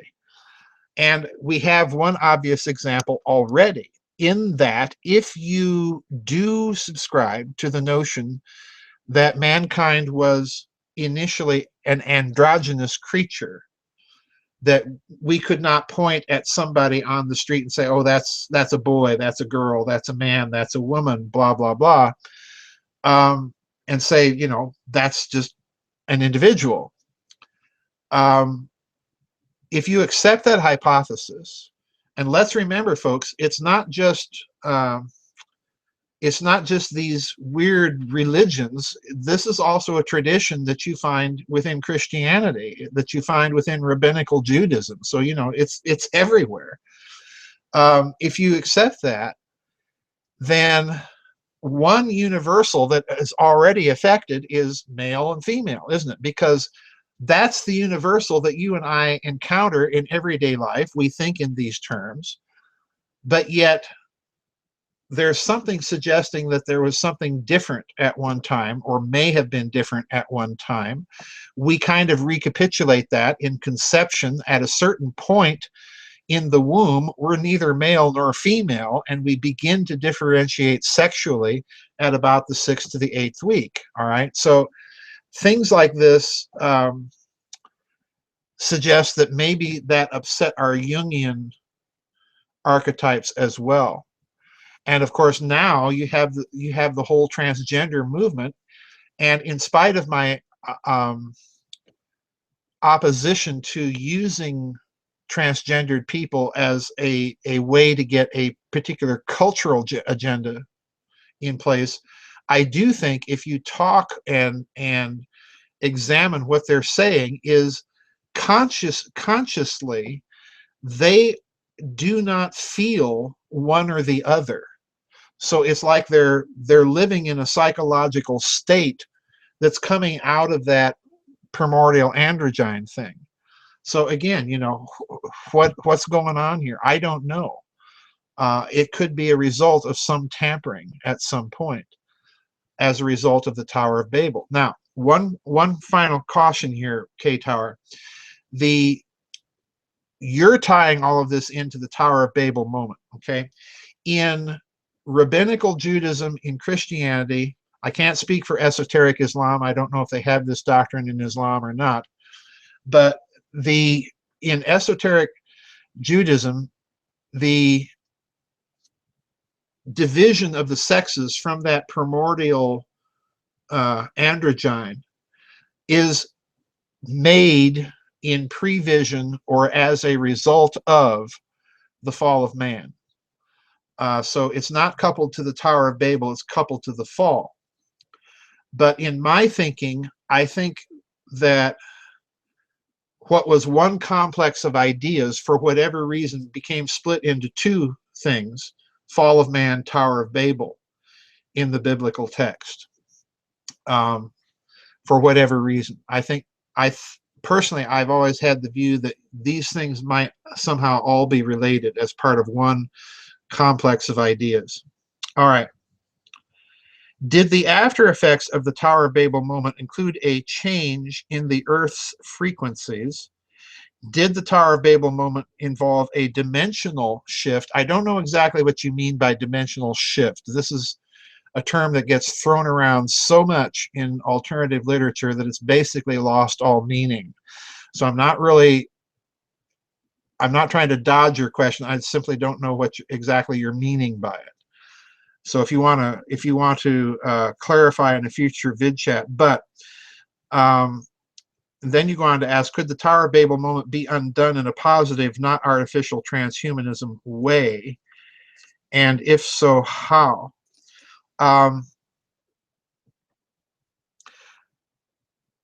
Did the Tower of Babel moment change the Earth's frequencies? If I'm understanding you, what you're asking is, did this change the Schumann cavity resonance of the Earth itself? And that's a very interesting, really intriguing question. Because if, as I said, the Tower of Babel may have been the entire planet being used in a certain way, then yes, it has a consequence on the Schumann resonance. How that would be, I don't know. But if that's the case, let's put it differently, Qatar.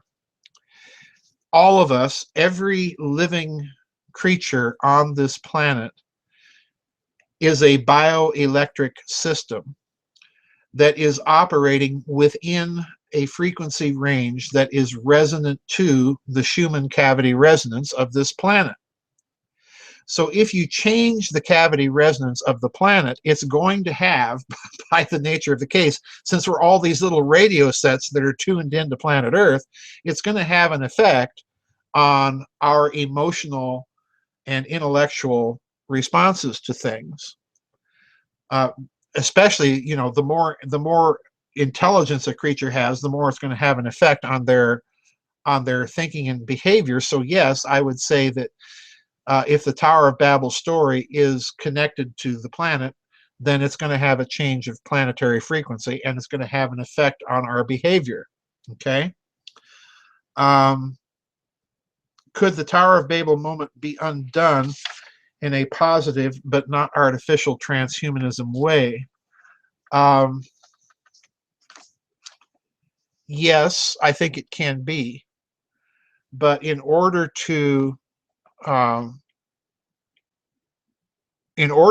that, K-Tower, I think what you'd have to do is you'd have to have some sort of planetary-wide Dr. Tiller-like experiment where everybody is agreed at a certain time on a certain day to spend a certain amount of time agreeing upon a specifically thought out, verbalized intention. Okay. Now, you'll recall a few years ago, many years ago, Art Bell did precisely such an experiment on Coast to Coast. I think even George Norrie might have done so. And there was this wild, very weird weather response that Art Bell said, "I ain't ever doing that again." You know? So yeah, I would say if you want to try such an experiment, be extraordinarily careful. But yeah, I think so. All right, excellent question there, K-Tower. I'm going to give you a doff of the hat because those were really some thought-provoking questions, which lead us to Kurt's questions. Okay, here we go. He says, I've got a set of related questions for the next Vidchat. Might the Great Pyramid have been the very weapon which murdered Mars, or at least one of them? Is the Great Pyramid in its currently state, essentially though not exclusively, a partially decommissioned weapon? Answer to the first question, yes. Answer to the second question, not just partially decommissioned, but totally. It's only partially functioning, thank God, and not functioning to its full capacity because it's missing components. And so, might its decommissioning have been part of the Versailles Treaty that took place at the end of the Cosmic War? Answer, yes, because the reason I say that without much hesitation is because, in my opinion, and as I kind of implied at Bastrop last year in 2015 in Texas, the Epic of Ninurta, which, you know, it's not an epic, folks. I mean, it's like reading the index to the Sears catalog. It's about that exciting. the Epic of Ninurta, I think, is precisely a kind of Versailles treaty style inventory. You know, you've got the French chargé d'affaires going into all the plants in Germany and, you know, doing an inventory. That's exactly what I think it is. So it is a part of the decommissioning process. We want you to go into that structure there in Egypt and inventory everything inside of it and take away all the dangerous stuff and let us know what it is. Just, you know, that's what's going on there. All right. Was the main structure of the pyramid left in place simply because it could not, for whatever reason, be destroyed? And if it could not be destroyed, why not?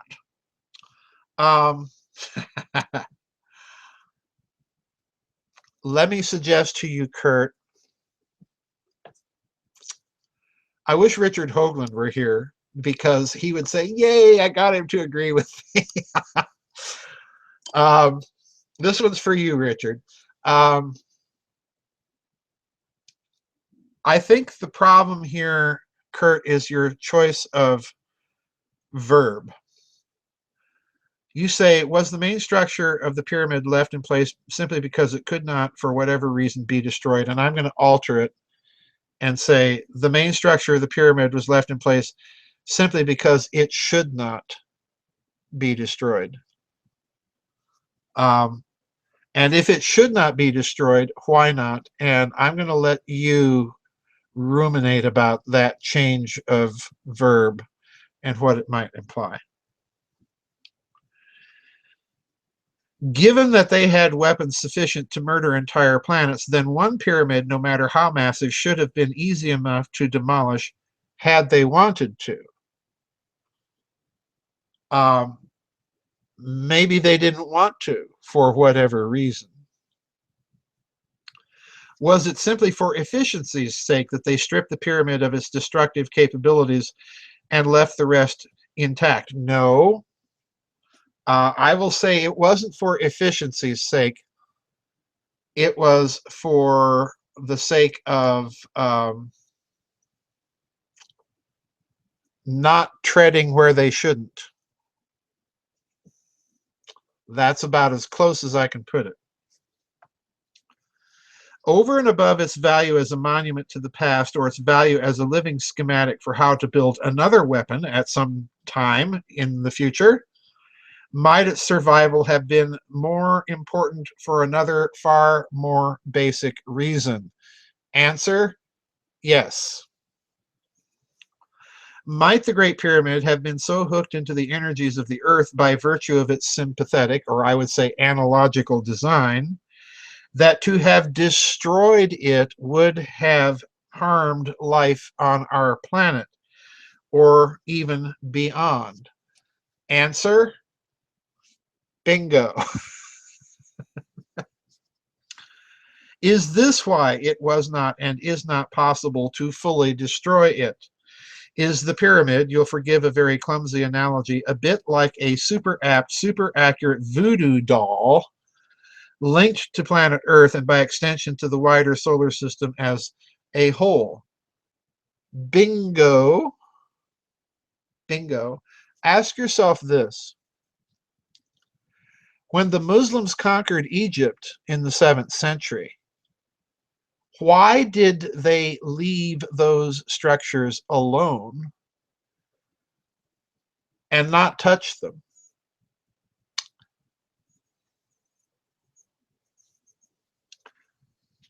All they did, if you recall, was they stripped the casing stones off of the Great Pyramid and the Second Pyramid to build mosques.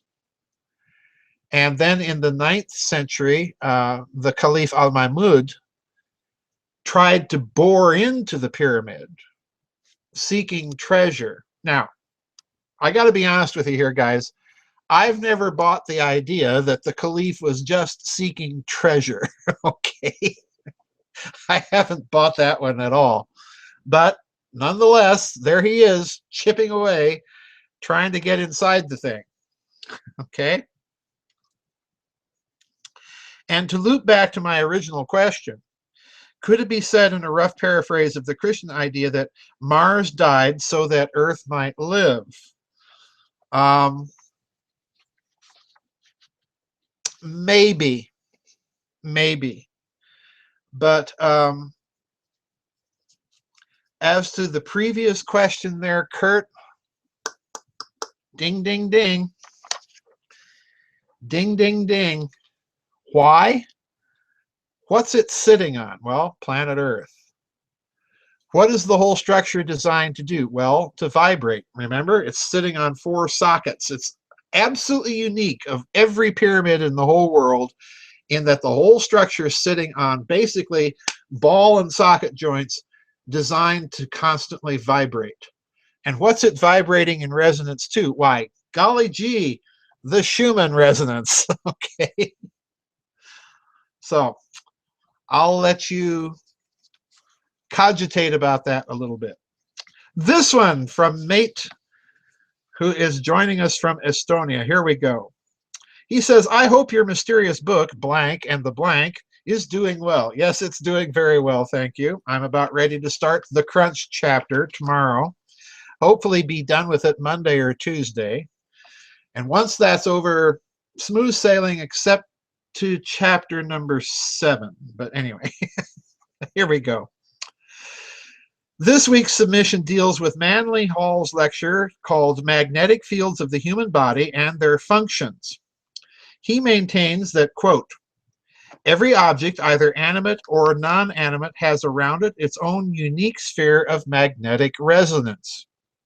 Kirlian photography, folks, what the Russians discovered. Number 2, individual magnetic vibratory fields are resonant with each other and embedded in larger cosmic systems. Idem est, individual magnetic fields are coupled with planetary fields. Huh? What did we just get done talking about? And vice versa, all the way back to what Katie was talking about. Therefore, in some sense, all that exists is in some way living or part of a vast living matrix. 3, Manly Hall maintains that our consciousness and related spiritual and cultural integrity is somehow related to the coherence or integrity of these magnetic fields. That makes sense. 4, in addition, Hall maintains that background noise in this magnetic sphere caused by modern technology has corruptive effects in response to human integrity and functioning both individually and societally. Would a pyramid in resonance to the Schumann cavity of the Earth possibly be producing an intellectual emotional effect? Interestingly, he maintains that the loss of values and integrity, both at individual and cultural levels, can't be seen only as an end result of external corruption of this magnetic sphere of existence by modern technology. The spiritual and cultural corruption can equally be the initial cause of the loss of the magnetic sphere's strength and coherence. All in all, it seems that Hall is trying to articulate a case for bidirectional causal feedback loops that exist between the macro and micro levels and between material and mental levels by virtue of both of those planes of existence being grounded on magnetic information processing medium of some sort. Now, concerning the last point, I have the following questions. For the sake of argument, if we maintain that Hall is correct in arguing that the technological electromagnetic field pollution leads to a loss of the coupling or resonance between individual and cosmic systemic levels of magnetic fields, can this loss of resonance between macro and micro levels be partially a driving force behind the rise of subjective and narcissistic tendencies in Western culture? Answer, yeah. Therefore, the leveling and loss of hierarchy of values we see currently in Western culture may at least be partially caused by the increase of electromagnetic pollution background that our modern technology produces. Answer, yeah. So, How would we fight pollution by bad waveforms?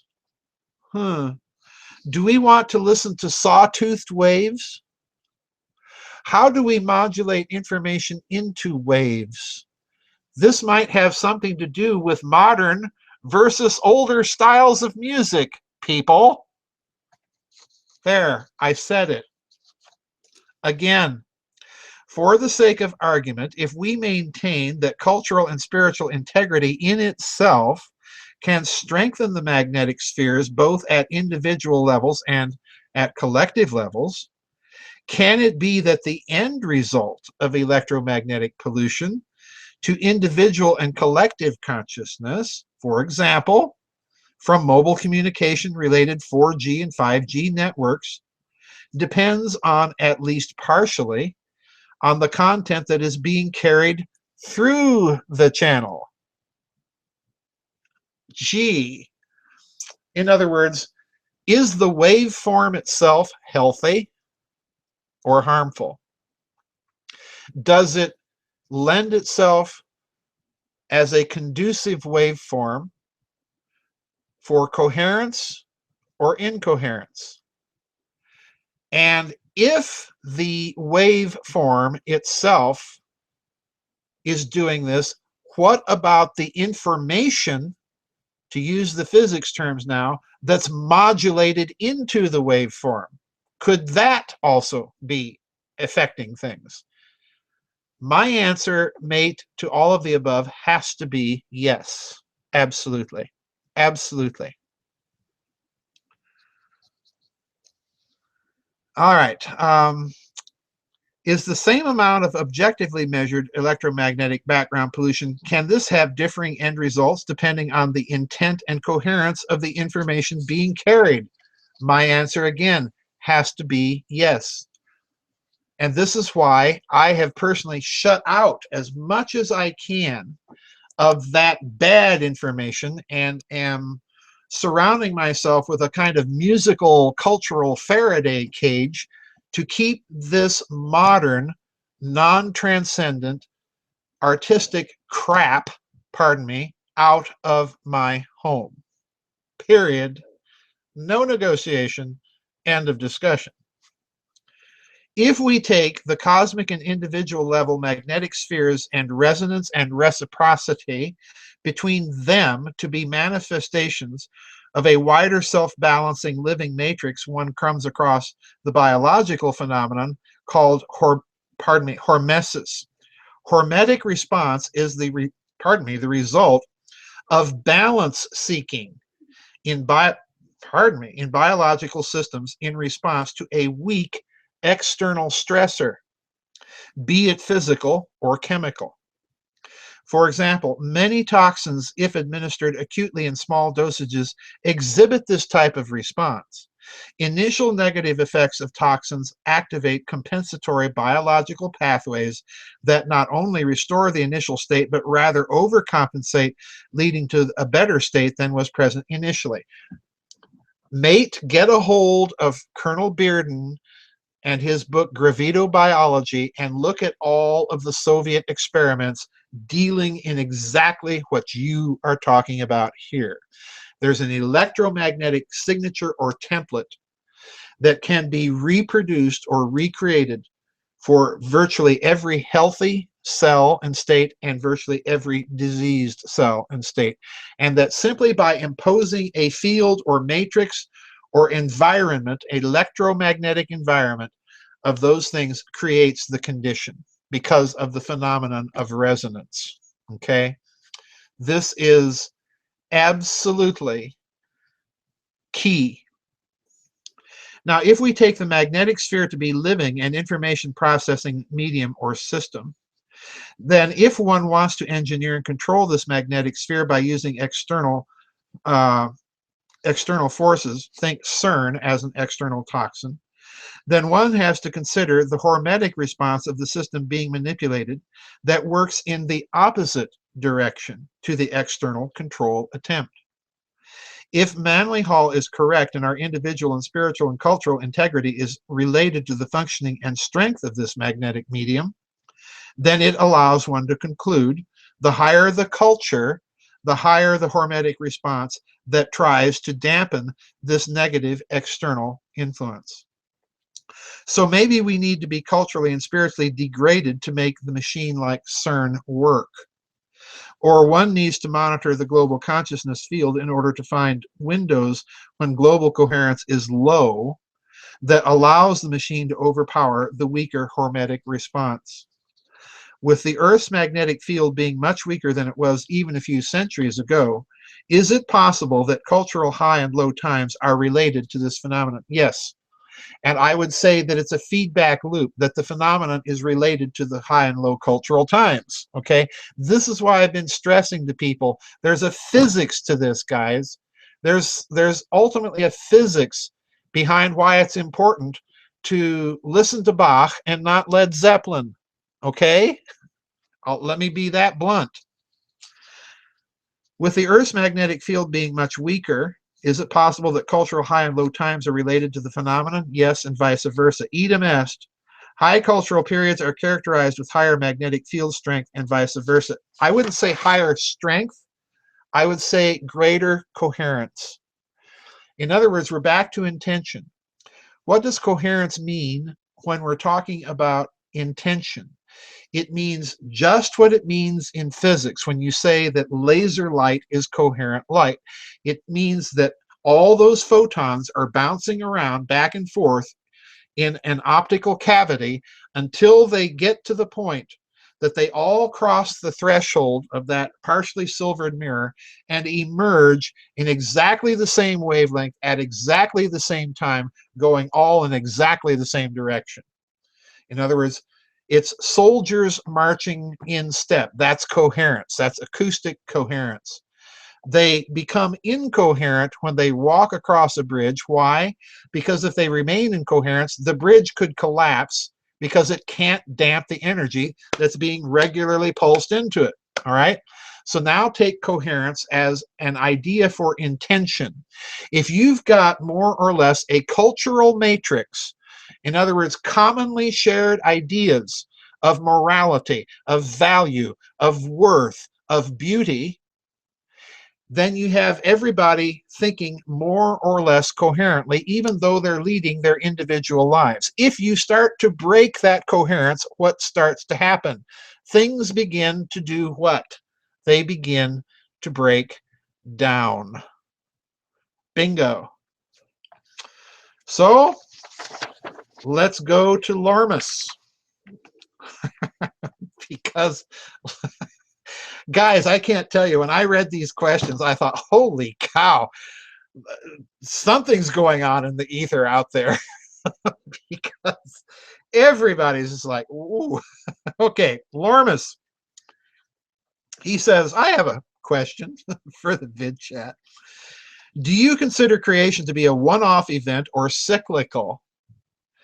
While the Yahwist religions tend to favor non-cyclical creation, others such as Hinduism and certain occultists like Blavatsky lean towards creation being cyclical.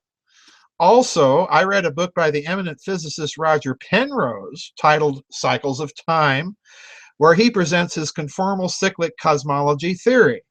What is your view on this matter? Well, on Penrose, I have no view because I've not read the book. If we adopt a cyclical view, would it be plausible for the most enlightened souls of one, listen carefully, guys. No, I'm not even going to read that one. I'm not even going to read that one yet because it's just too. Okay. Let me do the cyclical thing here, Lormus. Number one, it is not true of Christianity that it does not view things in a cyclical way. Why? Well, again, most people tend to think of Christianity in the modern American Protestant TV preacher, evangelical, accept Jesus as your personal Lord and Savior, do the altar call, and poof, you're a Christian. No. Remember that Christianity, like it or not, in its historical iteration, is hierarchical and sacramental, okay? And that it is not an individual revival personal salvation religion. It's a individual survival personal salvation religion in a collective liturgical sort of context. It therefore has what? It has a liturgical year with certain regular fixed feasts and certain movable feasts that is repeated year after year after year. Christmas, Easter, Lent, Advent, all of that stuff. So it does have a cycle, very definitely, and there are very definite reasons for that. And in turn, underneath that, you have a cosmology. It's very clear when you read people like Irenaeus or Justin Martyr or Athanasius, even Augustine. If you look at the fathers of the church, they don't have this point A to point B, one line, and this is where we begin and this is where we're ending, and we're right here at this point in the line. That's not the way they think at all. Number one, they do think that there's a vector of time, but it's not a line, it's a plane. Okay, and not even really a plane, it's kind of three-dimensional. And number two, they think it's more of a spiral than a line. In other words, it's kind of a combination of what people think Christianity does historically and cosmologically and what Hinduism does, which is just a cycle, which incidentally, Hinduism is not just a cycle, it's cycles of cycles. It's got kind of a spiral going too. So I think it's a both and once again. It's not just this linear either or. I'm just not a modern American evangelical. I'm sorry. I'm just not. So it's a spiral. So because it's a spiral, there are going to be patterns of history that recur but are never really identical. Okay, that's the difference. It's a spiral, not a cycle. And because of that, you've got archetypal situations. This is what the Hindus are getting at with their 4 yugas. You've got certain historical periods that are denoted by some very, very common themes. All right. Sociologists have been saying the same thing. So, the Hindus are not wacky here. Think of it in terms of the spiral, and I think you'll get somewhere, because the spiral also is a waveform, all right? And that may be some keys to some other things in physics, but we'll talk about that some other time. Now, let me get to the real whopper here, okay? I love this. He says, this is Larmus, if we adopt a cyclical view, let me substitute spiral, would it be plausible for the most enlightened souls, listen to this, folks, of one iteration to become the Jesuses and Buddhas of the next iteration, take part in the creation process, and guide the newer beings? Or, now, I'm totally unsympathetic to the idea of a reincarnation of Christ. Okay? Totally. Someday we'll get into it. But would it be possible for reiterations or reincarnations of Buddhas or what have you? I think possible. But let's go a little further, okay? Given everything that we have just talked about, going all the way back to Katie and her comments about 3D printing, okay? If you sum up everything here, and we haven't even got to the last 2 whoppers yet, is there a technology of reincarnation? I tossed that one out there, and we now turn to our good friend Tony from the United Kingdom, whom we have not heard from in a while, who again is weighing in at just the right time with this very extended commentary and some questions. Okay, I love this. This is one of the best vid chats we've had in a while. He says, "Hi, Joseph. It's been a while since I last submitted comments and questions for your thoughts, but here goes." And he titles this "Many Worlds, Quantum Biology, and the Totality of the Self." In a recent blog, you made the connection between the many worlds interpretation of quantum mechanics and claims that scientists might be able to reboot the brains and nervous system of those recently deceased, thereby effectively resurrecting their bodies and raising the fundamental issue of which non-local consciousness the revived human vehicle then transduces. This draws directly on the many worlds quantum suicide thought experiment, with obvious implications for things like resurrection, teleportation, quantum cloning, and the like. I see Russell Standish's book, The Theory of Nothing, for more on this and what follows. It's the best resource I know on the deeper implications of the many worlds for our understanding of consciousness. More generally, many worlds hypothesizes that each consciousness inhabits its own realm within the quantum multiverse, Tegmark's Type 3 multiverse. I would just hear Tony say we don't even need to really get that complicated. We can call it a topological region, because if you are following the thinking of people like Kurt Levin and Michel Bunias, topology can be used. Topological spaces can be used to represent the self. I think we're talking the same thing, just using different languages. This realm comprises all possible states, to use the theological term here, and the hypostasis, okay, available to a given consciousness, or I would say person, or hypostasis, through the choices of itself and others affecting it. I'm dropping these little theological terms in here, guys, to show you that theology never was the stupid thing that moderns make it out to be, particularly scientists. As the theory goes, since this realm constitutes the full scope of experience available to each consciousness, and since consciousness cannot by definition experience its own non-existence, on death it either moves into discarnate quantum states and or recycles through other incarnate life paths, effectively endlessly reincarnating. There is, Tony, an interesting thing. I think I may have mentioned this when you brought this up before.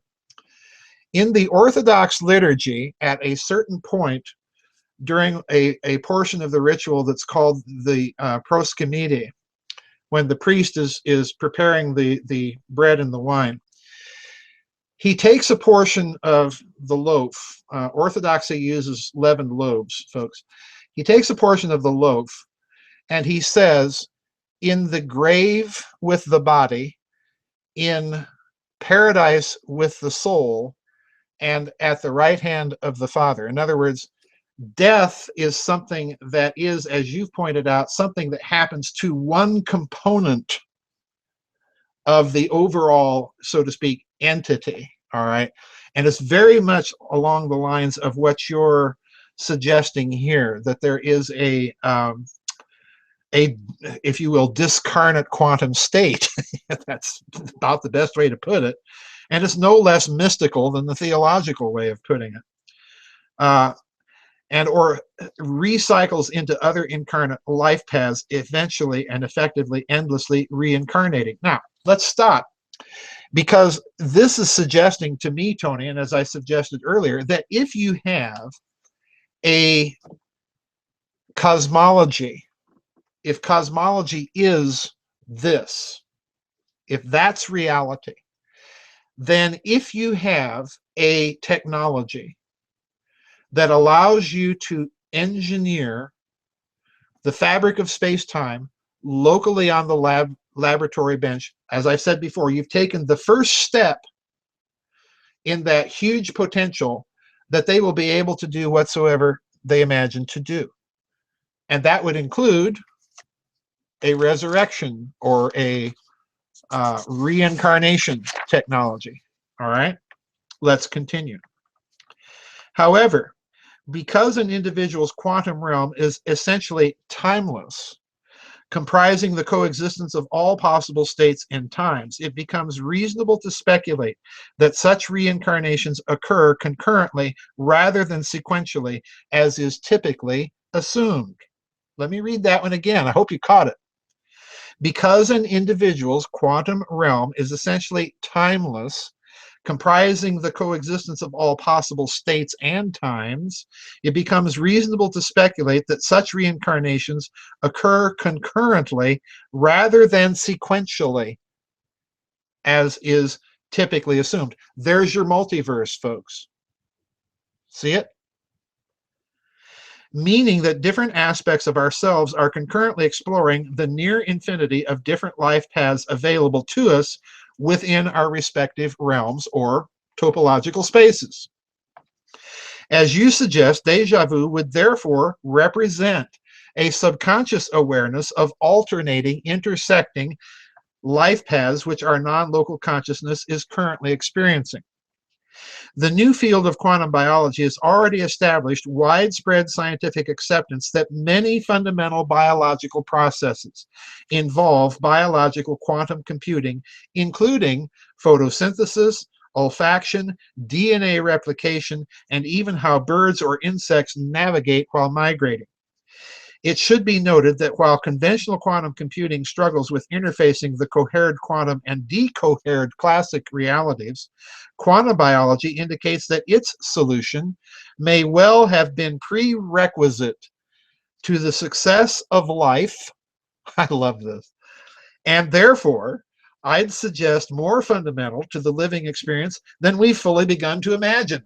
I doff my hat, Tony, and I'm going to say I'm in foursquare agreement with you on that one. That's a wow. Okay. And yeah, that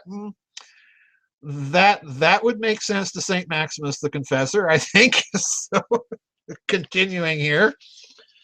Robert Monroe of the Monroe Institute and the Toltec shamanism both refer to this vaster, broader self as the totality of the self. And Buddhism, of course, encompasses the notion of near endless reincarnation with a virtual reality they call samsara. I really wish people would quit looking at other religions. Look within our own culture, educate ourselves in our own theological culture and tradition and literacy, and truly be astounded. We don't need to go there, okay? Oh, that's just a little outburst of frustration. I've been increasingly drawn to the speculation that this total self is in fact a biological quantum computer engaged in solving the puzzles of its realm. This is in much the same way as a quantum computer borrows the processing power of the quantum multiverse to solve otherwise intractable math problems. I've often wondered why I'm so driven to research and learn things with little obvious application in my current life path. But viewed in a broader context, this drive makes complete sense. Other aspects of myself could be drawing on my research for help in navigating their paths through our collective quantum realm. There's a part of you out there somewhere in some universe that's dressed in robes and doing religious things, Tony. That's what I suspect. Anyway, here we go. Second part of his commentary. And these are completely unrelated questions. The UK has recently suffered 3 terrorist attacks in many months, including the recent destruction of Grenville House by fire with the last 2 attacks, one in Manchester followed by the London Bridge incident. This makes as 3 dramatic incidents involving significant injury and loss of life in as many weeks. What I find strange is that no one seems to be asking, at least not publicly to my knowledge, what caused the Grenville House fire, and if there's any connection with earlier terror attacks. Moreover, even if this fire was an accident, which remains entirely possible, it surely makes an incredibly enticing demonstration of a whole class of soft terrorist targets for aspiring UK resident Salafist jihadi cells. Your comments, please, particularly on why no one seems to be answering these questions. I'll tell you why. Because the leadership of the West, having cut itself off, and I am homilizing, I suppose, having cut itself off and been opposed to one particular feature of its own cultural tradition, namely Judaism and Christianity, and attempting to survive on Western culture being based solely on a humanistic basis, is viewing all systems of religion, culture, metaphysics, what have you, as exactly equivalent. And of course, they are not.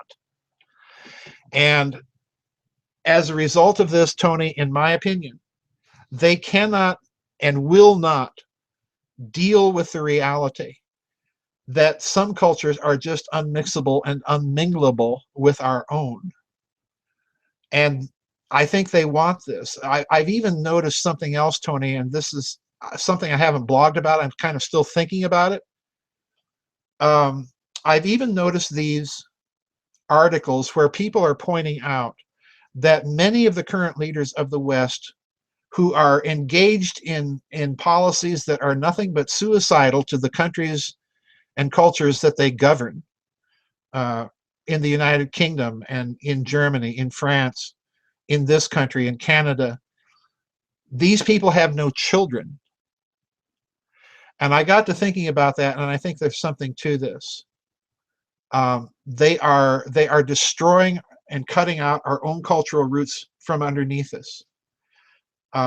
I've seen this all my life. You know, when I was a kid, looking at all these people that were in the cultural rebellion, and what did they do for finding spirituality? Did they ask, why did we get to this pass? Why is the church throwing out centuries of traditional worship? No, they didn't ask that and want to go out and learn. They went off to become Buddhists and Hindus, something completely unconnected to their own culture or the questions they were asking. And this has always baffled me. Why this sudden move to not understand the cultural plight we're in, but to try and seek answers from cultures that are totally unrelated to it. They may have answers, I'm not denying it, but why such a constant rush away from the intellectual, well thought out concepts that took centuries and literally millennia to evolve to the fine point that they were, and then just suddenly toss them away as if they're no value. This upsets me more than anything else about the current Western intellectual. They have turned their back completely, and then they wonder why the answers they're giving make no sense. I don't think, Tony, that the Western leadership has any clue of what it is that they are facing in terms of Islam. And again, folks, I'm not saying that this is true of all Muslims, but I'm dealing with the cultural, conceptual content of the religion itself. I don't think they have any clue, because they are so secularized to begin with that they have no clue of what they're dealing with. And they think that they can deal with it in the humanistic way that Western culture evolved to deal with its own internal religious and metaphysical crises, and it can't. They have, Tony, I think, a kind of irrational worldview, and are some of the stupidest people on the planet, and they have no principle that they stand for or are willing to die for. They have absolutely nothing of any transcendent value in their own life, and therefore you cannot look to them to provide any real leadership, because they won't stand for anything other than their own acquisition of power. So we're in a mess. I'm sorry to be so blunt about it, but I don't know anything else to say. We are in a cultural crisis, and this is why I keep telling people, you must own this culture. If you really think of this culture as something worth preserving, then learn how it got here, because that's what it's going to take to preserve it, like it or not. Like it or not. Anyway, sorry to blow steam there, Tony, but I'm with you. I feel your frustration. I share it too. All right, last one of the evening. This one is from, golly here, folks. Let me refresh my user list here, because I see a lot more people tuned in on YouTube than I'm seeing in my chat room. on the website. So let me just get that pulled up here and make sure I said Mirror 13, welcome to you. Tommy H in St. Petersburg, welcome to you. Let's see here. RBG, welcome to you. And let's see. I think I got everybody else. All right. So anyway, this one is from RBG. Okay. He says, I may not be in the chat room due to my work schedule, but I do watch all the recordings. I've been following your work for a couple of years after discovering your talks at the Secret Space Program conferences from 2014 and 15. I've read several of your books, have several more on my shelf waiting to be read, and have watched dozens of hours of archived vidchats and dialogues, and listened to dozens of hours of your interviews with the late George Ann Hughes. When I heard you talking with George Ann about your musical background and that you have composed a cycle of harpsichord concertos, that confirmed my estimation, and I became a subscriber to GDS. At the same time I began exploring your work, I began reading the Seth books by Jane Roberts. One book in particular, Seth Speaks, The Eternal Validity of the Soul, I have found to be extraordinary.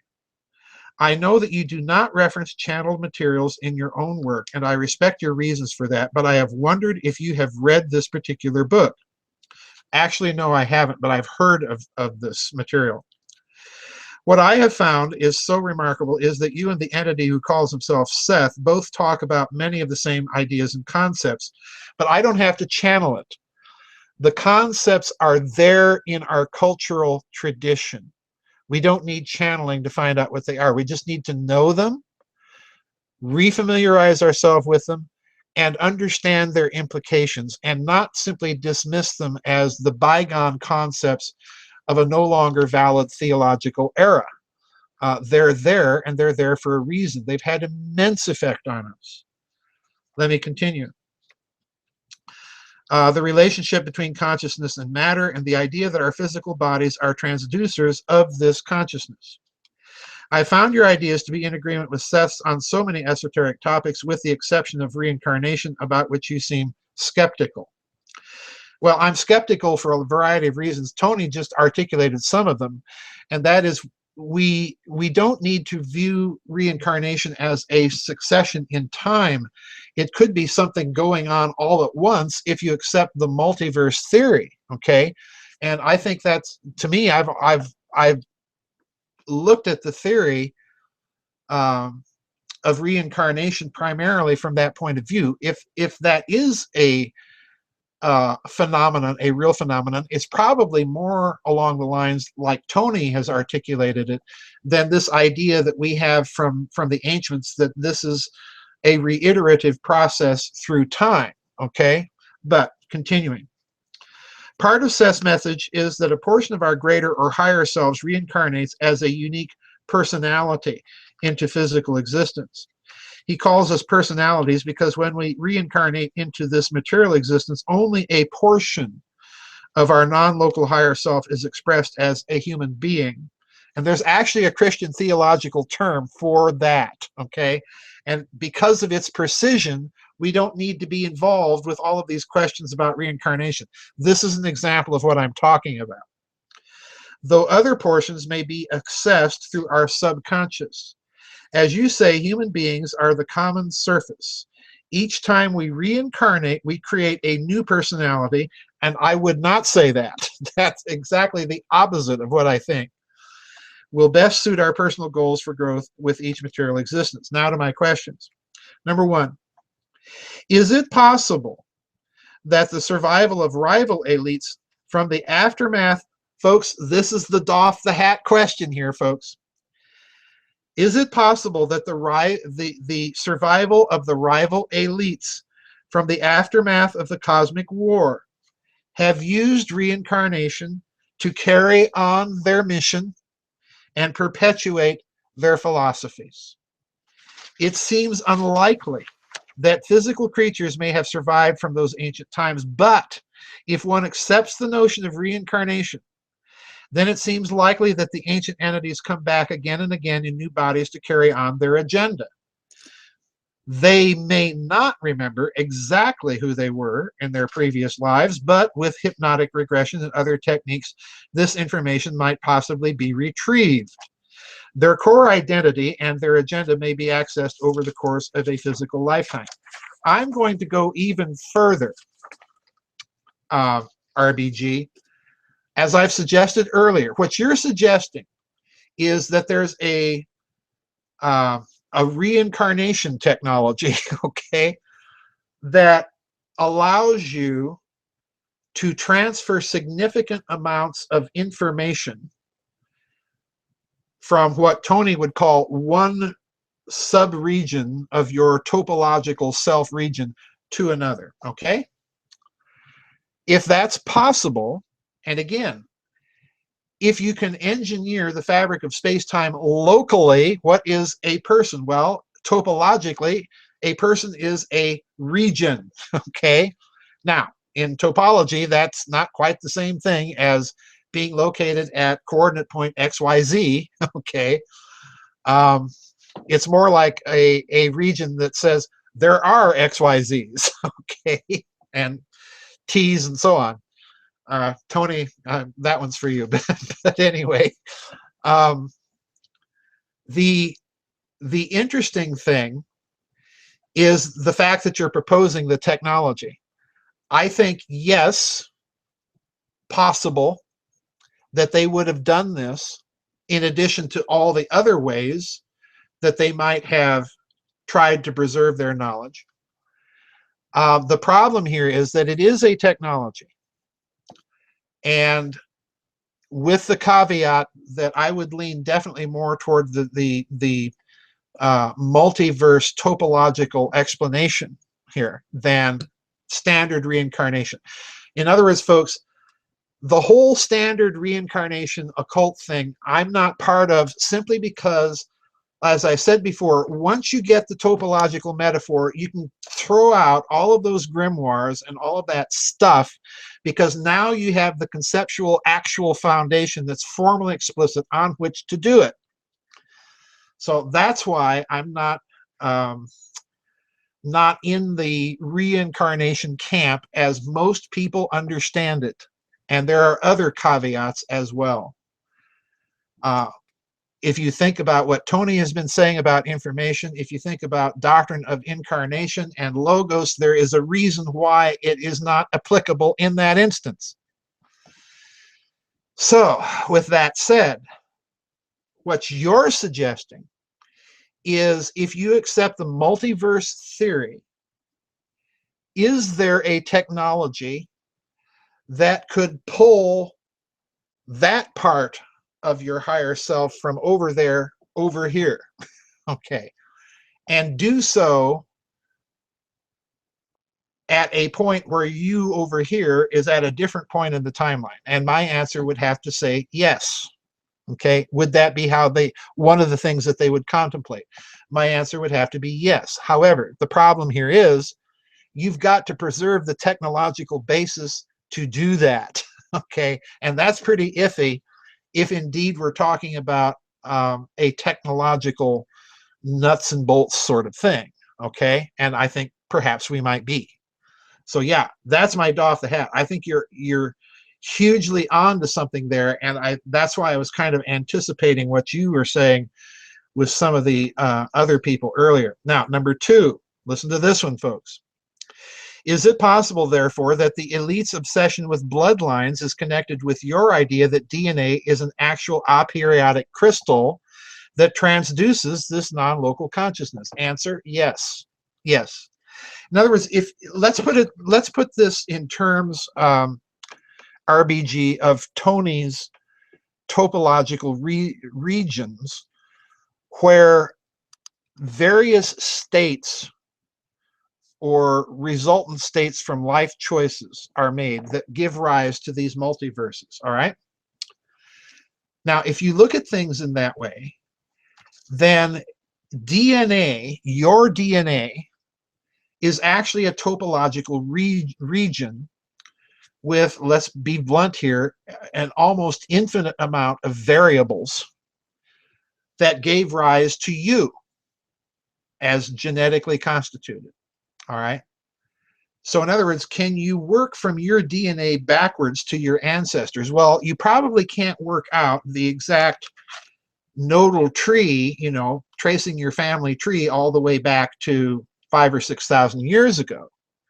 But what you can do is take your DNA and run all possible combinations of it. Your DNA, in other words, is a topological space, not only of what preceded it, but what may arise from it. Okay? And you can work that out, and somewhere in that vast set of solutions, of possible solutions, there's one particular solution that's going to transduce that one specific informational set. Okay? That's what's going on here. That's what's going on. And if you look at it that way and you stop and consider what Tony's talking about, then wow, what you've just said is that that specific set of information is indeed immortal. All right, you really have to think about this one, but it's there. All right. So my clue here is to help you think this through, is think of DNA then as that topological region of all potential sets of developing information that preceded and stem from. Okay. Number 3, if one accepts this notion, would it be possible to genetically modify humans, making alterations to the aperiodic crystal to allow for the incarnation of forms of consciousness that are not currently able to incarnate into a human body? Yeah. And RBG, if you really get right down to it, if you go back and read things like the Book of Enoch or Jasher, where they're talking about the miscegenation between humans and non-humans, what is the real problem that they're concerned about? Precisely what you just said, incarnating non-human consciousnesses. Bingo, bingo, bingo, bingo. All right. Can the modification of the human genome allow for the incarnation of alien conscious entities in a new twist on invasion of the body snatchers? Is this one of the agendas of transhumanism? All right. I don't think it's an agenda of the transhumanists themselves, because I think they're too stupid and too materialistic and too against religion, let's just be blunt, to even think that they might be doing this. In other words, they are being used as tools, okay, that perhaps by something that wants to get in here, okay, and can't right now, okay? This is old stuff, guys. Anyway, is this one of the agendas of transhumanism? Possibly. In other words, is what I'm saying. GMOs? Possibly. Possibly. In other words, they may not even know why, folks.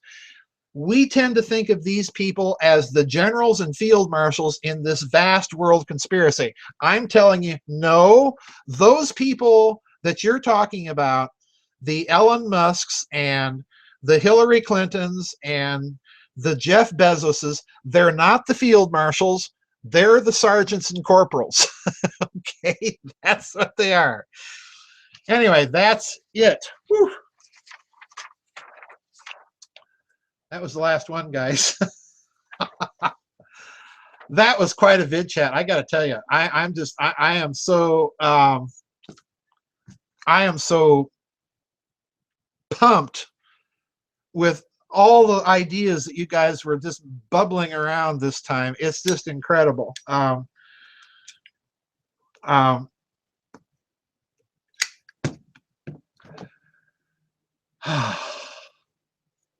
I needed a cigarette. A cult fan is yelling at me because he's writing in all capitals, and I'm not seeing what I apparently did not get your question there, a cult fan. Let me, that may be one reason why, because I'm not signed into my email. Hello. Hang on here, folks. Oh, I hate that.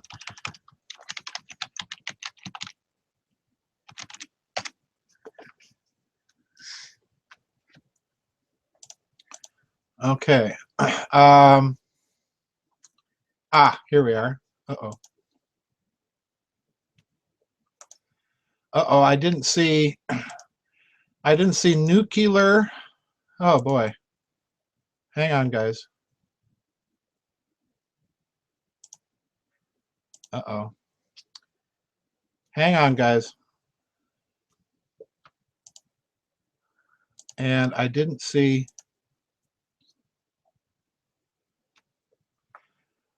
All right, here's a cult fan. He says, this is a new idea to me to say electricity has to do with interdimensional connections, wavelengths leading to perception in out brains, a particular frequency for alpha, beta, theta, which has to do with neurological processes and wavelengths. Well, I do not want to contain this question simply to that, but what different levels do you understand possession to take? What is it? Is it not true that one can be possessed by both evil and good entities? And is it possible these are just manifestations of our own psyche? It seems to be more than that. Well, okay, I think I'm getting what your question is. As far as I'm concerned, a cult fan, possession is real. And I follow essentially the traditional understanding of the church. And when I say church, folks, please understand, I mean Orthodox Church, not Roman Catholic, okay? That possession cannot occur without the deeply willed consent of the individual person. So in other words, possession is on a spectrum, say, of willful contemplation of sin. You have the presentation of a sin, then you have willful contemplation. All the way at the end of this kind of sliding spectrum, you have willful intention to invite another entity in, okay? That is what I think possession is. And it is different from giving into a temptation, because you're not, in giving into a temptation, you are not surrendering your actual physical existence and saying you want to let somebody else live through you. That's a different thing. You're not losing you're not willing yourself to lose your personal identity, if I can put it that way. Now, does it take place at different levels? Within Roman Catholic theology, yes, because you have a notion within Roman Catholic teaching about exorcism. I don't know if you're familiar, a cult fan, with the old broadcasts that Art Bell did with Father Malachi Martin.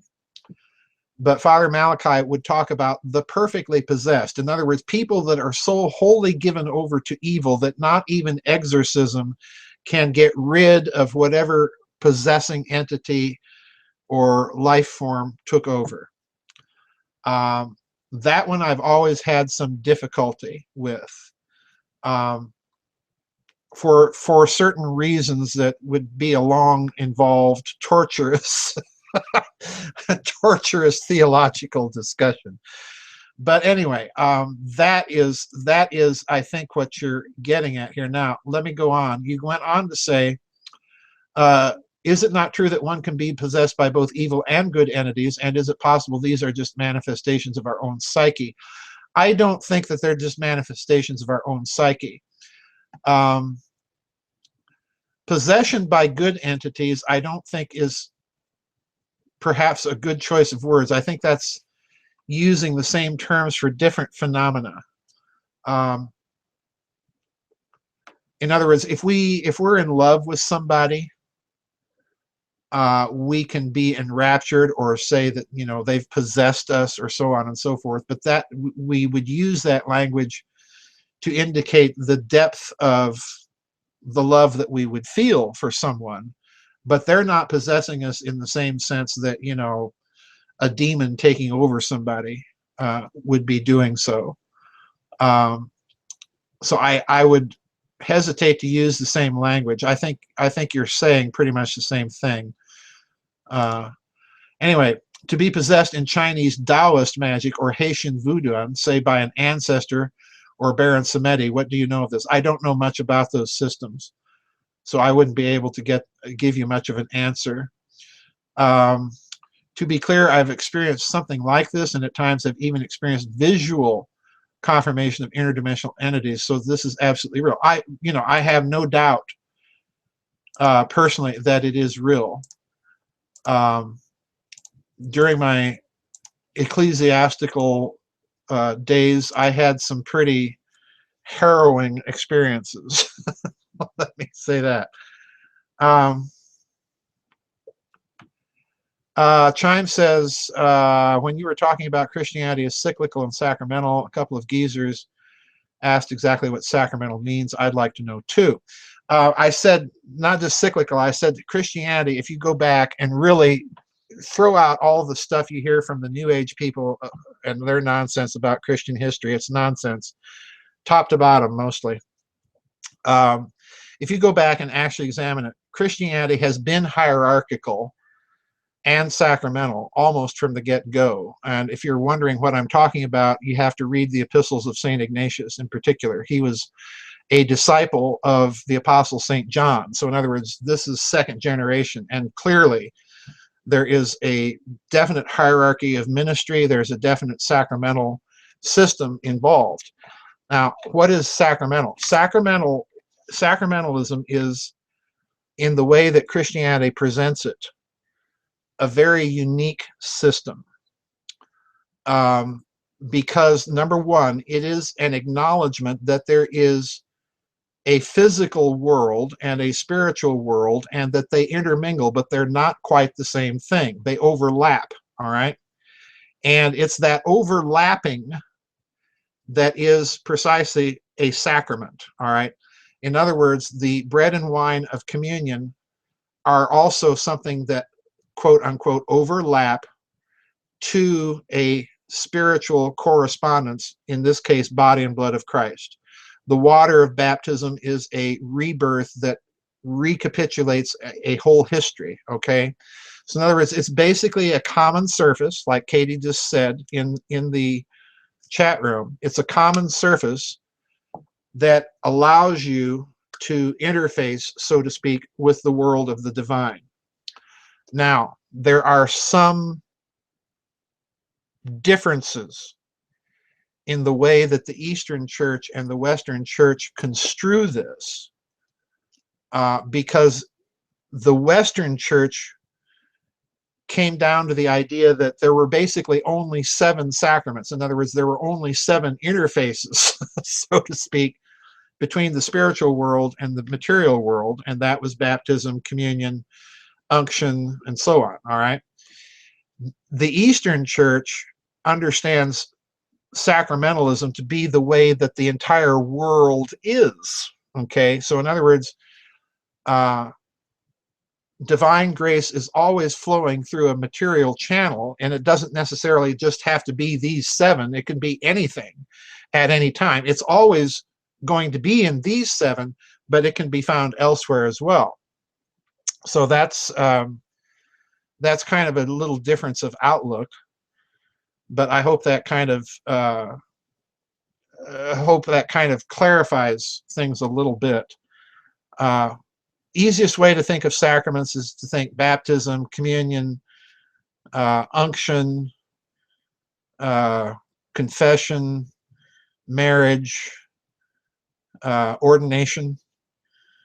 Any act where you see in the ritual of the church that some specific divine grace is being requested and invoked in the ritual itself for a specific purpose, all right? That's it. Yeah, compassion, sex, dedication, all of those things are sacramental, yeah. And you do have that category, as a matter of fact, within Roman Catholic. theology. You have the sacraments, but then you also have a category of things that a Roman Catholic theologian would call a sacramental. Things like icons, pictures, all of those things. So they come around to the same idea. They just want to split hairs about it a little more.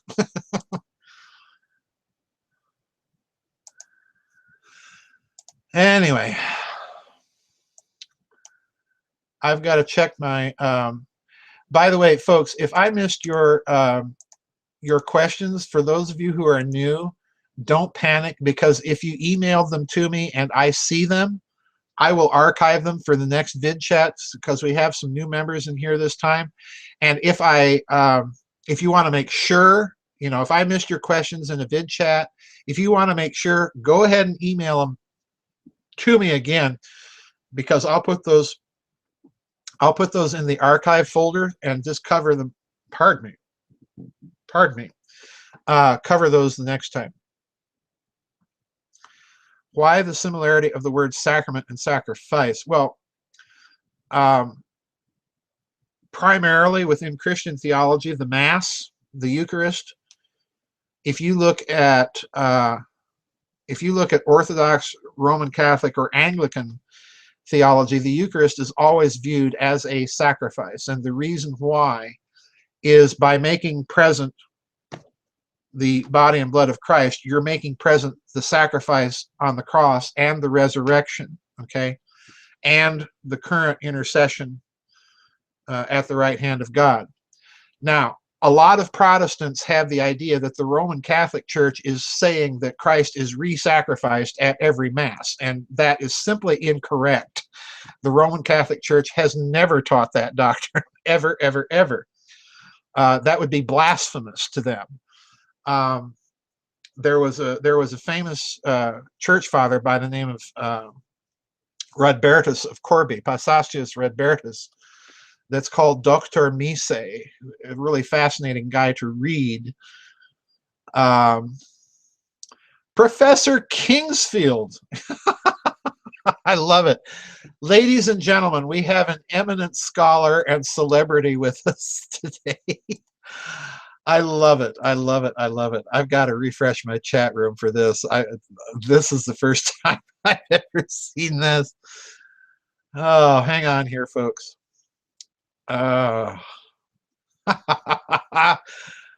Contract law applies to all dimensions. Is he in heaven or in hell? Where is the Scarlet Pimpernel? We are joined by an eminent scholar and character by the name of Professor Kingsfield. Folks, if you don't know who Professor Kingsfield is, he's one of my favorite characters of all time. He was played by John Houseman, the actor John Houseman, in the old movie and television series, The Paper Chase, and I just love that series. Professor Kingsfield was that crotchety, crusty old professor of contract law. I love that username. I doff my hat just on somebody picking Professor Kingsfield. You got to watch that series sometime, particularly the television series, first episode of the television series. He's my kind of professor. Let's just put it that way. Ah, dear. He's got to go teach some more piano lessons. Okay, RBG, so good luck with the piano lessons. By the way, this is a piano-free zone here, so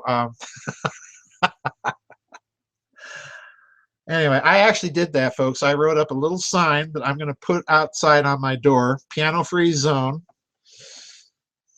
No piano performances of the harpsichord concertos or works of J.S. Bach or anyone else. Thank you very much. Oh, dear. Professor Kingsfield. I love that character. I really do. And Houseman just absolutely played that character for all it was worth. Oh, dear. Anyway. Well, yes, please do have your students learn to play Bach on the harpsichord and the organ. No pianos allowed, and make sure it's a good harpsichord, a big German one, not those dainty little French things. I'm kind of a, I'm kind of stuffy on that one, RBG. You'll just have to forgive me. Being an organist and harpsichordist, I get so tired of everybody thinking, oh, I can play the piano and go right to the harpsichord and organ. No, pianists are awful organists. Awful. If I had my way, RBG, if you wanted to study keyboards in school, you would have to learn harpsichord, clavichord, and organ first. Then you'd be permitted to play the piano, not the other way around. But I'm that much of a curmudgeon. I'm being possessed by John Houseman right now.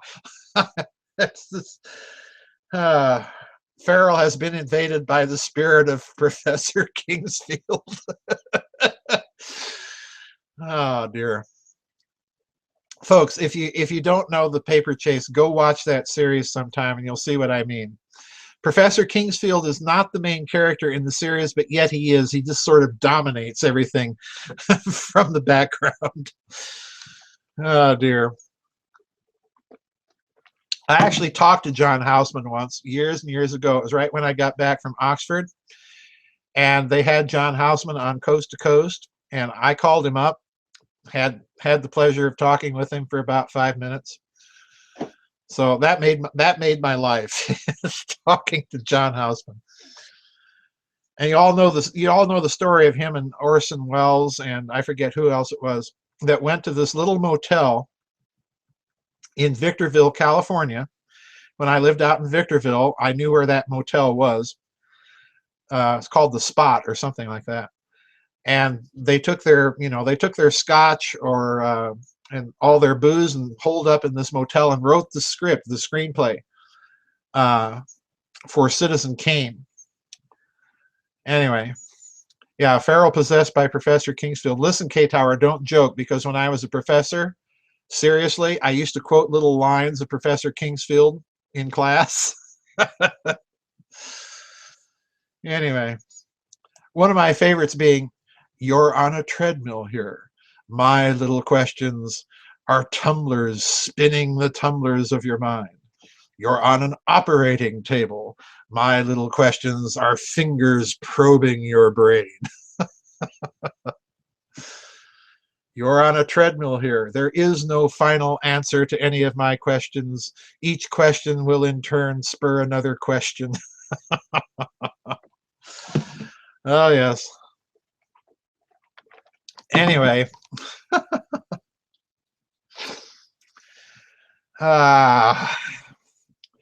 So anyway, that was a good vid chat, folks. I'm going to stick around here for a few more minutes. Then I'm going to go eat and probably watch some television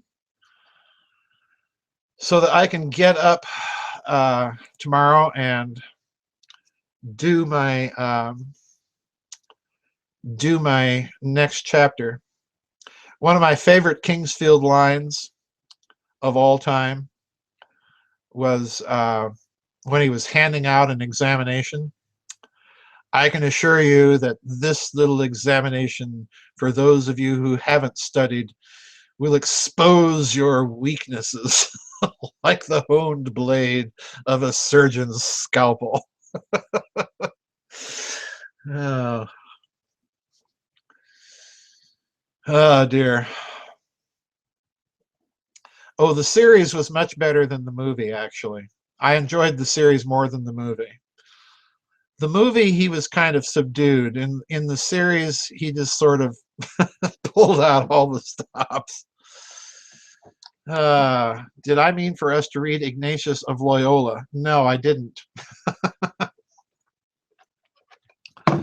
No, definitely not one of my favorite characters. One of those many so-called saints in the Roman Church that really have nothing saintly about them. Of course, the Orthodox have their versions too.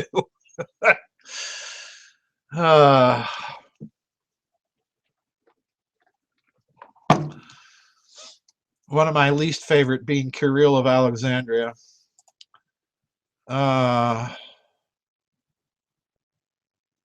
Oh, I didn't see your question in time there, Geiger, so I'm going to move that to the next vid chat. Sorry about that. Oh dear. I can talk about it, Geiger, in the next vid chat, but I will try to be cognizant of what you're talking about there, of privacy. But anyway, yes, Paper Chase, if you don't know the series, it's a good series. In the second season, there's a wonderful episode called My Dinner with Kingsfield, and that probably was one of the best moments of television that was ever written. It was just a really, really good episode. The third season they never released on DVD. I don't know why. But anyway.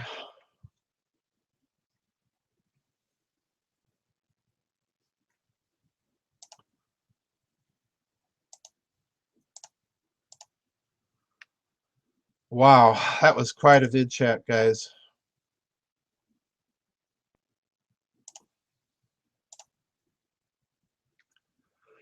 Jay, you showed up and it's just now ending. Jay. Yeah, I'm just about ready to head out, Jay, but good to see you. Yeah, today was our early vid chat, and yes, I've been watching the Twin Peaks revival, Occult Fan. I'm reserving comment, although I did have commentary the last two Sundays. It was quite a deal, but yeah, it was a good vid chat, Jay. Lots of really, really just cool stuff. Yeah. Oh, don't rent Paper Chase. Buy the CDs, buy the DVDs, buy the DVDs. It's worth it.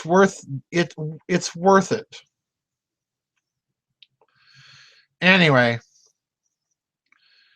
Yeah, Jay comes in just as we finish talking about lawyers. Now I know the game, Jay. Now I know the name. Believe it or not, folks, at one time in my life, I wanted to be a lawyer. Oh, dear.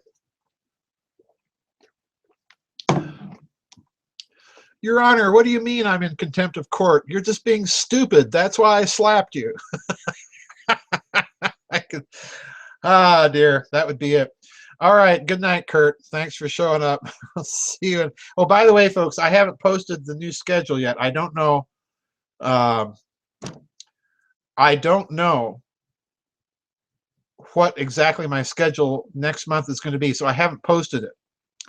But watch in the next couple days. I probably will post it. The schedule might change next month.